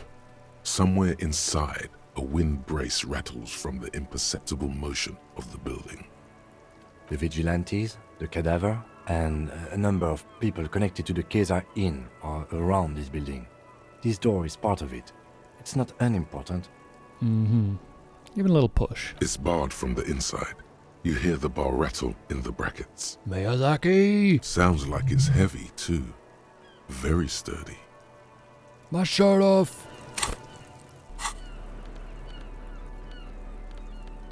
And by my shirt off, I mean my tank on. Let's get physical, hang on. Give me all the brawn you can afford. Hey again, Ivy. How you doing? We're making great strides. We're not making them particularly well. We're not making them particularly quickly. But they're great and we're making them. Do I have the thing that makes me beefier with my shirt off? I do not seem to. I'm just gonna freeze. Let's put that back on. I mean, I'm not gonna mess it up. The percentage is high enough. The same small, heavy door. No lock in sight. Break its legs. Maybe I should have spoken to Classia first. She's gonna think I'm weird now. Uh-oh. Something cracks inside. It is an unbelievably satisfying sound. Yeah, that was damn near double sixes. It's almost annoying seeing a really nice roll on something where I have a really high percentage for it anyway. It's like, damn, you couldn't have saved these numbers for something I'm bad at? Nice. Oh no, she loves it. That was actually huge. I didn't realize I was only on 1 morale. I could have died. Instead, her approval of my brutality has healed it. Filling you with a belief in your own body. It's raining self-esteem right now. Sounds like the property damage wasn't in vain, at least. Would it hurt to look in? Let's see. I mean, she's going to be a bit confused. You're like, hey, can we come into your room, please? With the police, we have questions for you. She's like, yeah, fine, let me get out the shower. We go up, we meet her on the roof. Instead of acknowledging her, just turn around and kick a door down. Why not? There's a tiny hole in the wall. Oh, shit. You see a bedroom on the other side. That's not necessarily sinister. Doesn't feel great. Typically, holes in walls through which you can look at beds are usually attached to some kind of unsalubrious motive. The pinball machine has been taken apart and gutted. I don't think salubrious is the word I was looking for. I had a noise and it distracted me. Schematics for a pinball machine, futurism themed. Oh my god, that's a good coat. Damn. Anything that only gives positive bonuses. Well, you know, you don't get negative bonuses. Anything that only has bonuses. Hugely welcome. Especially anything with empathy. Pinball Maker's Coat, +1 empathy. M. Knifelock's Blues, +1 hand-eye coordination. And I don't know what it's attributing the hand-eye coordination to. It might just be rendered on a line that isn't visible here. Or I might just not say. This dusty old coat used to belong to someone called M. Knifelocks. The name is stitched into the silk lining. It smells of moths and ancient engine grease, but fits you perfectly.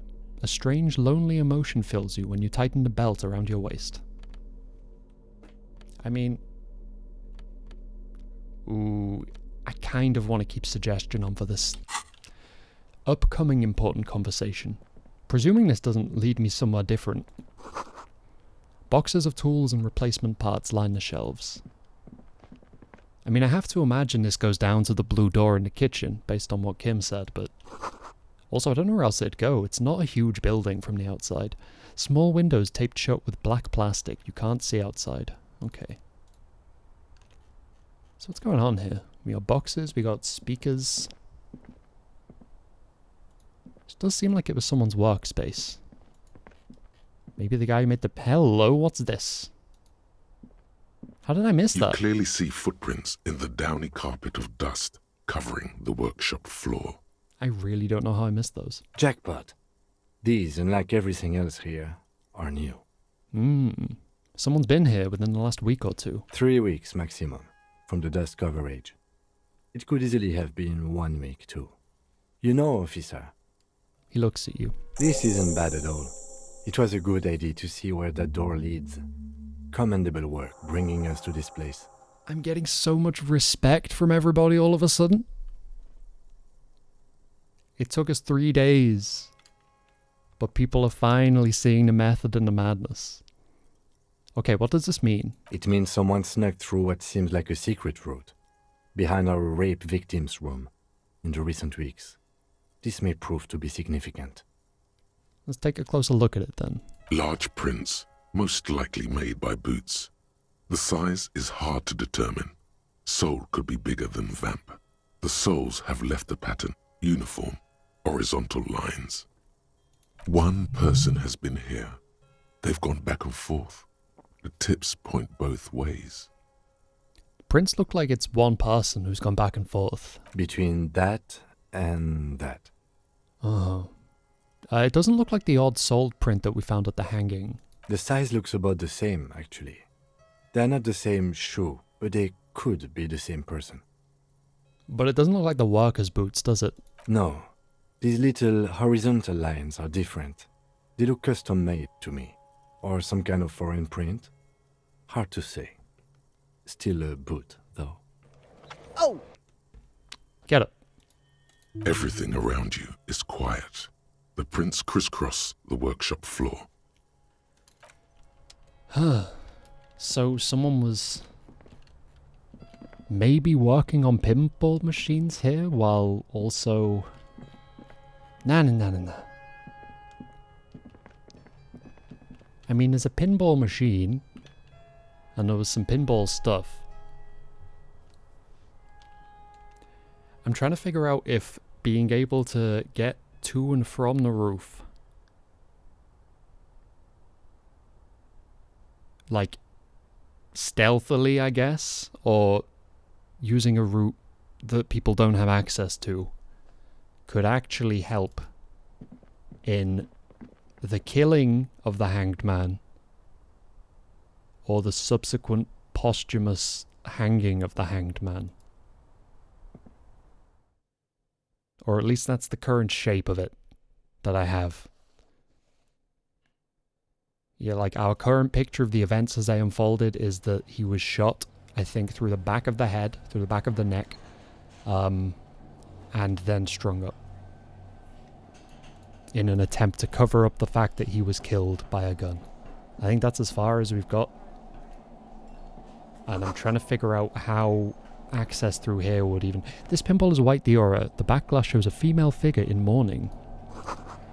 A note. Note, the spare key is tied to the bush outside the... I don't know what that means. Tied to the bush outside the corner room window. I took a screenshot, but I'm unlikely to remember that I took it. I don't know if that's something in the world or whatever. Normally when it gives me information like that, it goes into the log. I don't think that did. So, yeah. Is this open now? Miyazaki shortcut? You see a heavy steel door with a prominent dimple lock. It's painted blue. This door is connected to the one upstairs, but how do we get through? There must be a key somewhere. Probably somewhere in the whirling. In a bush? It's not too important. We can get in and out using the roof door. Oh, so this lets me get to the roof without going through Classia's room. I guess, if I can find the key. It did just tell me. I think. I mean, it's got to be the key it was talking about. Again, strange of it to not appear in the actual log, though. It was in a bush by a corner window or something. I'll check on it in a second. Over there, in the corner. The pinball machine? Not just any pinball machine. This is the pinnacle of pinball. Cornelius Gordy and the Mountain Goats. It's lit. You can't wait to get your hands on it. Yo, the Mountain Goats are lit. Too true. Kim, are you seeing what I'm seeing? The pinball machine. Gordy's Goats. A classic. But you played it? A little. Let's take a closer look. Ah, great. Cornelius Gordy and the Mountain Goats reads the golden lettering on top of the back box. There's a small column of text underneath. The machine is coin operated. Get the game on, Fingerboy. Those flippers are ready. Let's read the text. Above the painting of a mustached man climbing a hill, a column reads, inspired by the legend of Cornelius Gordy, taken on the world's tallest peak, Corpus Muindi. The Mesk legend holds that when the nation is in danger, heroic Gordy shall return and save his people. Let's take a look at the playing field. The theme of the game is to explore Gordy's climb through the perspective of goats and to ascend to the top of the mountain in a time of trouble. The peak of the mountain is at the top of the playfield. All the balls have small goat icons on them and represent the goats as they race up and down the mountain. Areas around the playfield represent Gordy's climb, places he was said to have camped, which the goats can discover. Get them to the summit. This just sounds like Catherine, but pinball. Is there a pinball version of Catherine? What's with all the goats? Indeed. Think of them as balls. I will think of them as balls. Thank you, interfacing. Let's insert a coin. It takes a while to get into a rhythm, but pretty soon you're able to keep 3 goat-faced balls in play with relative ease. Well, I just got an achievement called Gurdy Ball is lit, so nice. Go, go, Finger Boy. Don't call me Finger Boy. I feel sorry for the goats. If they only knew the kind of guy old Cornelius really was. Wait, what kind of guy was he then? The kind of a guy who uses the word savages a lot when recounting his travels. A masked nationalist. Yes, not great. A racist mountaineer? An avid huntsman too. He was often photographed in his dining hall, surrounded by wall-mounted hunting trophies from every continent. That is not cool. He also hit his wife and kids. Other people's kids too. Sometimes pets. Hateful little man. See, now I can't disparage him without seeming like a hypocrite because I punched Kuno in the face and he's only 12 years old. But you seem to be having fun. Yeah, the pinball's great. Your game is definitely improving. The jolly goats are flying all over the board, and although a few plummet to their deaths, you're never left with less than 3. Aw, heart everybody. Natural selection. Suddenly, a special passage leading to the summit slides open at the top of the board. This is where the balls need to go. Okay, concentrate. Aim for the narrow passage. Maneuvering a goat ball into a position for a perfect hit isn't easy. More fall to their deaths. But finally, the opportunity presents itself. One of them gets through. Tiny hammer shatters something inside the machine. Something glass. The words "Pale Rupture" light up on the speaker panel, and the machine starts filling with a thick, milky fog. Something's happening. I'm sorry, there's a bulb full of fog that gets physically smashed and has to be replaced? This is an unsustainably high upkeep pinball machine. Congratulations. This is where the game ends. It's a cheap way of getting more money out of the players. A stupid nihilistic finale. Yo, is this foreshadowing this game having like a lack of a satisfying conclusion? Because if so, that rocks, but also doesn't rock because I would like a satisfying conclusion. But if there isn't and it's deliberate, that also rocks. There's so Don't tell me though, I don't know. Please do not spoil this game for me, go on. Some is actually leaking out of the machine, and one by one, your goats start slipping, disappearing into the milky nothingness. Not my milk. This can be navigated. The balls leave almost imperceptible disruptions in the fog. Use them to calculate where they hit next. Yo, it's like the 2mm hole in the wall. You gotta find them by the stuff around them. Hit the pads as fast as you can. Maximum attack. Not even a bullet can get through. You're down to your last goat, going mostly by sound. Eyes are useless at this point, but that goat is something special. 5 times you snatch him back from the jaws of death. Kim, it can be done, just watch. I am. I've seen it before. Played it too. You will eventually make a mistake and then it's all over. What do you mean bad at ball games? I thought I absolutely nailed the red check on the bulls. Granted, I think that led to me launching it into the sea, but it was a powerful throw. How, if you can't even see it? I don't know, dude. It's a red check. I mean, what would you have me do? The last goat plummets into the fog with almost suicidal glee.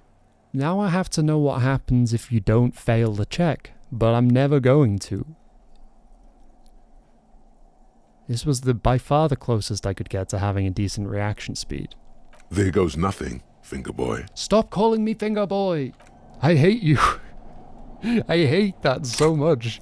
Let me have a look, hang on. I mean, yeah, there's no going back to that. We'll just never win pinball, I suppose. I love carrying this giant multi-tool around so much.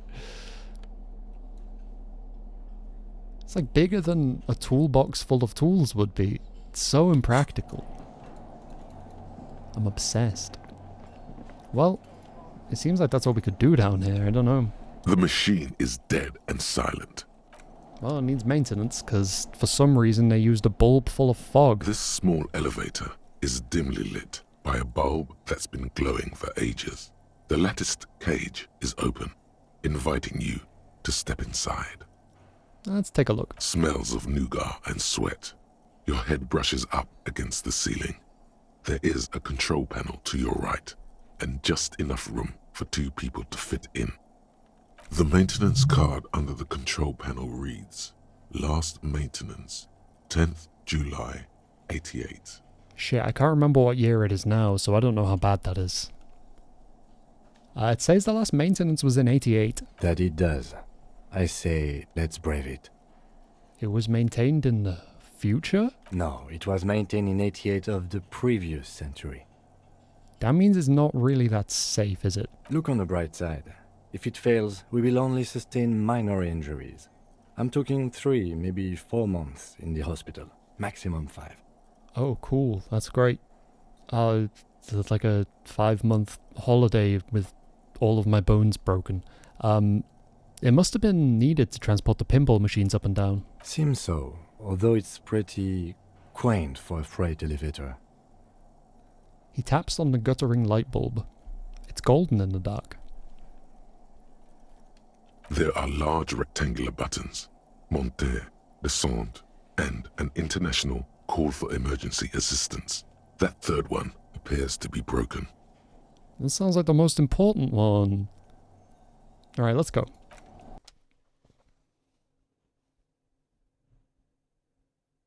It is later than I thought. We've hit up a full 6:30 where I'm at, so I'm going to have to head off.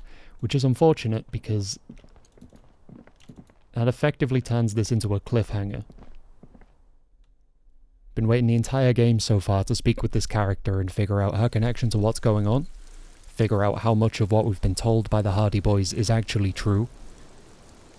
Figure out who's actually trying to manipulate us. Probably everyone, but which people are actually manipulating us in affiliation with each other. And who's doing it purely for selfish ends. And I really, really want to dig into that. But it's going to have to be a cliffhanger. Very unfortunate timing, but you know, there's pageantry to that. That's raw, pure pageantry.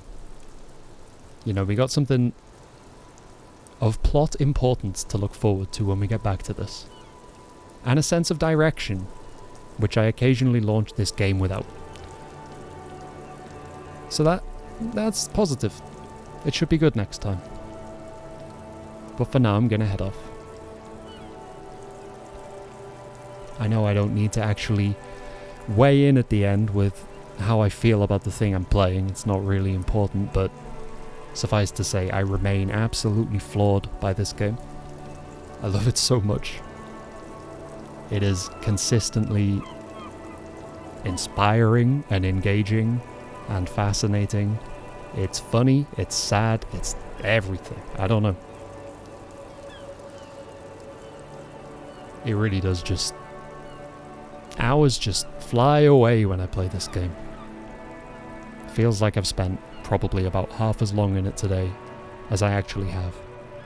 Which is a hugely positive thing. Anything that can pull that off, I will basically love forever. I treasure anything with the ability to do that to my brain, so I stay in love with Disco Elysium, and as such I'll be back to it probably Monday, maybe Tuesday, but I don't want to leave it as long. Went a bit too long between this session and the last one, caused a bit more confusion than was warranted, but that's all good. I'm gonna head off. Wherever you are, whenever you are, whatever's going on, I hope you're doing okay. Look after yourself.